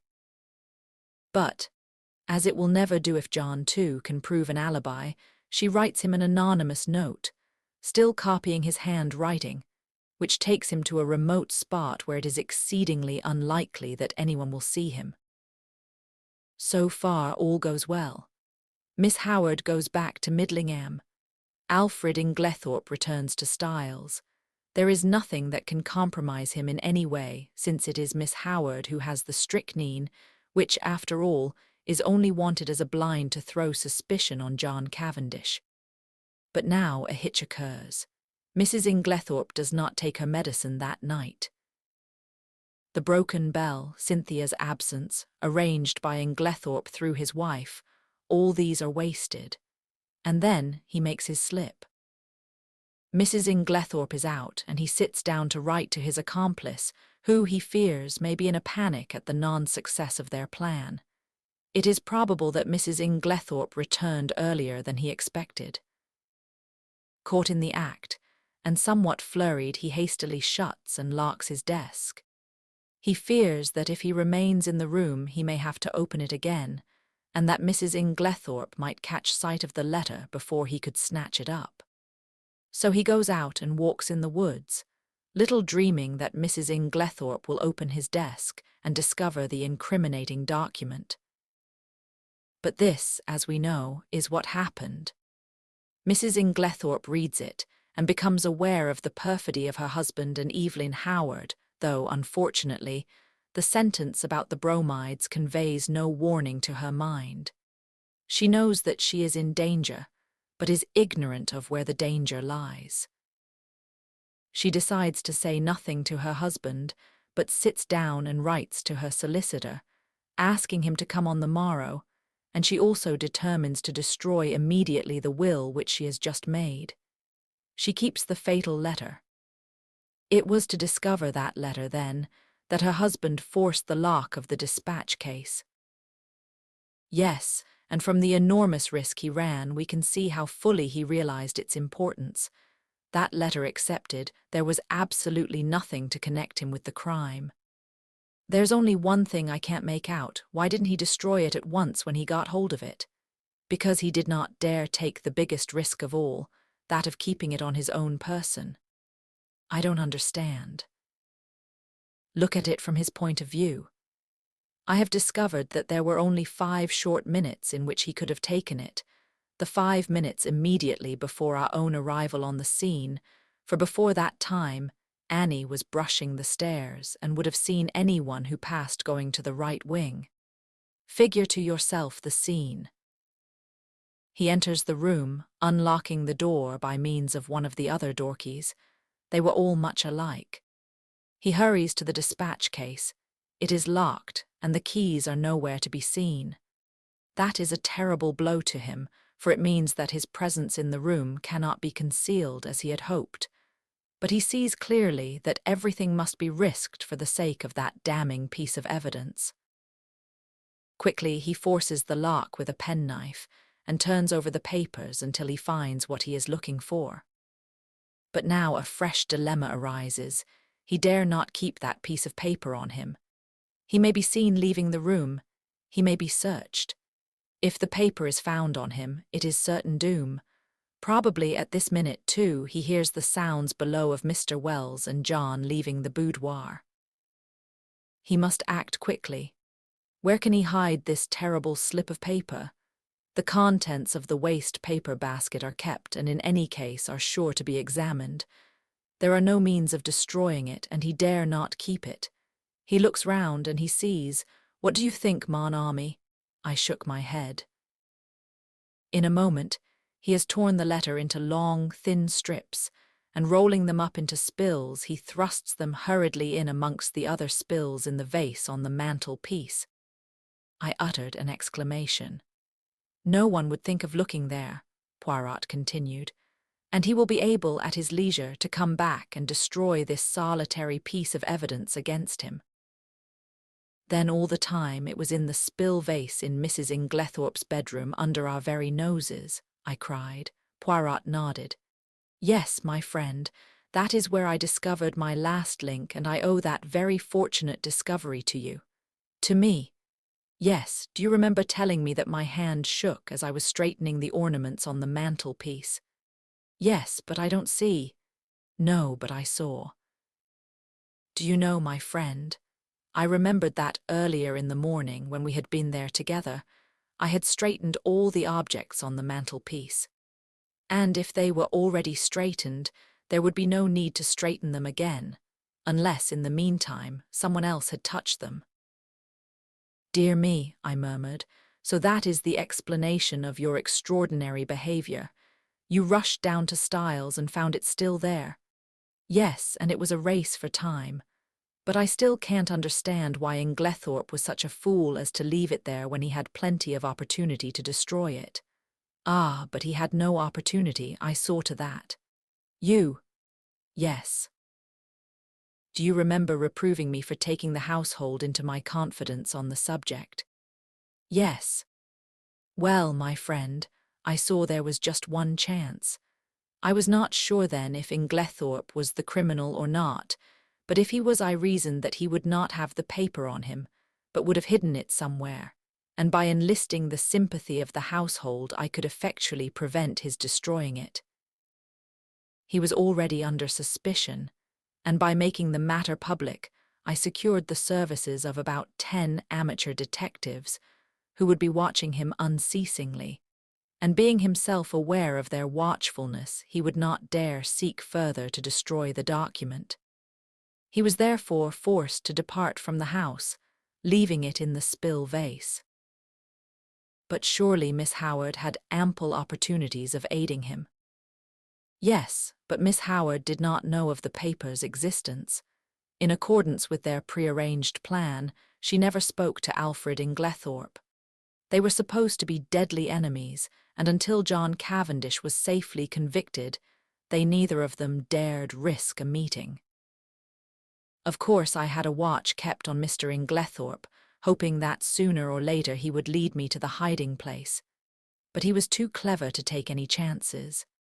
The paper was safe where it was. Since no one had thought of looking there in the first week, it was not likely they would do so afterwards.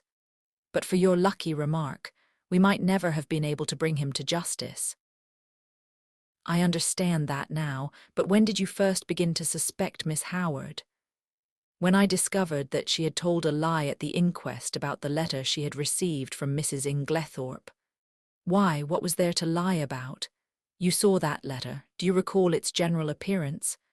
Yes, more or less. You will recollect, then, that Mrs. Inglethorp wrote a very distinctive hand and left large clear spaces between her words. But if you look at the date at the top of the letter, you will notice that July 17th is quite different in this respect. Do you see what I mean? No, I confessed, I don't. You do not see that that letter was not written on the 17th, but on the 7th, the day after Miss Howard's departure. The one was written in before the 7 to turn it into the 17th. But why? That is exactly what I asked myself. Why does Miss Howard suppress the letter written on the 17th and produce this faked one instead? Because she did not wish to show the letter of the 17th. Why again? And at once a suspicion dawned in my mind. You will remember my saying that it was wise to beware of people who were not telling you the truth. And yet, I cried indignantly, after that, you gave me 2 reasons why Miss Howard could not have committed the crime. And very good reasons too, replied Poirot. For a long time they were a stumbling block to me until I remembered a very significant fact, that she and Alfred Inglethorp were cousins. She could not have committed the crime single-handed, but the reasons against that did not debar her from being an accomplice. And then there was that rather over vehement hatred of hers. It concealed a very opposite emotion. There was, undoubtedly, a tie of passion between them long before he came to Styles. They had already arranged their infamous plot, that he should marry this rich, but rather foolish old lady, induce her to make a will leaving her money to him, and then gain their ends by a very cleverly conceived crime. If all had gone as they planned, they would probably have left England and lived together on their poor victim's money. They are a very astute and unscrupulous pair. While suspicion was to be directed against him, she would be making quiet preparations for a very different denouement. She arrives from Midlingham with all the compromising items in her possession. No suspicion attaches to her. No notice is paid to her coming and going in the house. She hides the strychnine and glasses in John's room. She puts the beard in the attic. She will see to it that sooner or later they are duly discovered. I don't quite see why they tried to fix the blame on John, I remarked. It would have been much easier for them to bring the crime home to Lawrence. Yes, but that was mere chance. All the evidence against him arose out of pure accident. It must, in fact, have been distinctly annoying to the pair of schemers. His manner was unfortunate, I observed thoughtfully. Yes, you realize, of course, what was at the back of that. No, you did not understand that he believed Mademoiselle Cynthia guilty of the crime. No, I exclaimed, astonished. Impossible, not at all. I myself nearly had the same idea. It was in my mind when I asked Mr. Wells that first question about the will. Then there were the bromide powders which she had made up, and her clever male impersonations, as Dorcas recounted them to us. There was really more evidence against her than anyone else. You are joking, Poirot. No. Shall I tell you what made Monsieur Lawrence turn so pale when he first entered his mother's room on the fatal night? It was because, whilst his mother lay there, obviously poisoned, he saw over your shoulder that the door into Mademoiselle Cynthia's room was unbolted. But he declared that he saw it bolted, I cried. Exactly, said Poirot dryly. And that was just what confirmed my suspicion that it was not. He was shielding Mademoiselle Cynthia. But why should he shield her? Because he is in love with her, I laughed. There, Poirot, you are quite wrong. I happen to know for a fact that, far from being in love with her, he positively dislikes her. Who told you that, mon ami? Cynthia herself. La pauvre petite, and she was concerned. She said that she did not mind at all. Then she certainly did mind very much, remarked Poirot. They are like that, les femmes. What you say about Lawrence is a great surprise to me, I said. But why? It was most obvious.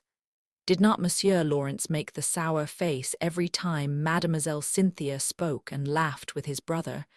He had taken it into his long head that Mademoiselle Cynthia was in love with Monsieur John. When he entered his mother's room and saw her obviously poisoned, he jumped to the conclusion that Mademoiselle Cynthia knew something about the matter. He was nearly driven desperate.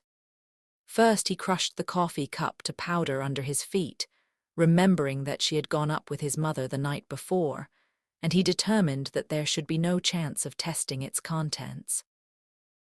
Thenceforward he strenuously and quite uselessly upheld the theory of death from natural causes. And what about the extra coffee cup? I was fairly certain that it was Mrs. Cavendish who had hidden it, but I had to make sure. Monsieur Lawrence did not know at all what I meant, but on reflection he came to the conclusion that if he could find an extra coffee cup anywhere his lady love would be cleared of suspicion. And he was perfectly right. One thing more, what did Mrs. Inglethorp mean by her dying words? They were, of course, an accusation against her husband. Dear me, Poirot, I said with a sigh, I think you have explained everything. I am glad it has all ended so happily. Even John and his wife are reconciled. Thanks to me. How do you mean, thanks to you? My dear friend, do you not realize that it was simply and solely the trial which has brought them together again? That John Cavendish still loved his wife, I was convinced. Also that she was equally in love with him, but they had drifted very far apart. It all arose from a misunderstanding. She married him without love. He knew it. He is a sensitive man in his way. He would not force himself upon her if she did not want him. And as he withdrew, her love awoke. But they are both unusually proud, and their pride held them inexorably apart. He drifted into an entanglement with Mrs. Raikes, and she deliberately cultivated the friendship of Dr. Bauerstein. Do you remember the day of John Cavendish's arrest, when you found me deliberating over a big decision? Yes, I quite understood your distress. Pardon me, mon ami, but you did not understand it in the least. I was trying to decide whether or not I would clear John Cavendish at once. I could have cleared him, though it might have meant a failure to convict the real criminals. They were entirely in the dark as to my real attitude up to the very last moment, which partly accounts for my success. Do you mean that you could have saved John Cavendish from being brought to trial? Yes, my friend, but I eventually decided in favor of a woman's happiness. Nothing but the great danger through which they have passed could have brought these two proud souls together again. I looked at Poirot in silent amazement. The colossal cheek of the little man. Who on earth but Poirot would have thought of a trial for murder as a restorer of conjugal happiness? I perceive your thoughts, mon ami, said Poirot, smiling at me. No one but Hercule Poirot would have attempted such a thing, and you are wrong in condemning it. The happiness of one man and one woman is the greatest thing in all the world. His words took me back to earlier events. I remembered Mary as she lay white and exhausted on the sofa, listening. There had come the sound of the bell below. She had started up. Poirot had opened the door and, meeting her agonized eyes, had nodded gently. "Yes, madam," he said. "I have brought him back to you." He had stood aside, and as I went out I had seen the look in Mary's eyes as John Cavendish had caught his wife in his arms. "Perhaps you are right, Poirot," I said gently. "Yes, it is the greatest thing in the world." Suddenly there was a tap at the door and Cynthia peeped in. I only. "Come in," I said, springing up. She came in but did not sit down. "I only wanted to tell you something." "Yes." Cynthia fidgeted with a little tassel for some moments, then, suddenly exclaiming, "You dears," kissed first me and then Poirot and rushed out of the room again. "What on earth does this mean?" I asked, surprised. It was very nice to be kissed by Cynthia, but the publicity of the salute rather impaired the pleasure. "It means that she has discovered Monsieur Lawrence does not dislike her as much as she thought," replied Poirot philosophically. "But here he is." Lawrence at that moment passed the door. "Eh, Monsieur Lawrence," called Poirot, "we must congratulate you, is it not so?" Lawrence blushed and then smiled awkwardly. A man in love is a sorry spectacle. Now Cynthia had looked charming. I sighed. "What is it, mon ami?" "Nothing," I said sadly. "They are two delightful women." "And neither of them is for you," finished Poirot. "Never mind, console yourself, my friend. We may hunt together again, who knows, and then—" And so, the last puzzle piece falls gently into place. In the quiet drawing room of Styles Court, with shadows long on the polished floor and the scent of old books lingering in the air, Hercule Poirot, with calm precision, reveals the truth. Not in anger, not in haste, but with the care of one who understands human nature in all its brilliance and its flaws. A clever plot unraveled. Greed and jealousy, masked as affection, laid bare beneath the microscope of reason. Captain Hastings, faithful observer, stands once again in awe of his friend's quiet genius. And the house, once heavy with suspicion, breathes easier. Justice is done. But more than that, clarity has come. The still waters of Styles return to calm. Now, as the lamps are dimmed and the echo of footsteps fades down the old hallway, we close the door softly on this chapter. Let the resolution settle like mist on the garden path. Let your thoughts grow quieter now. You've walked through mystery and now you may rest. Tomorrow holds its own secrets, but for now all is well. Good night and sleep peacefully.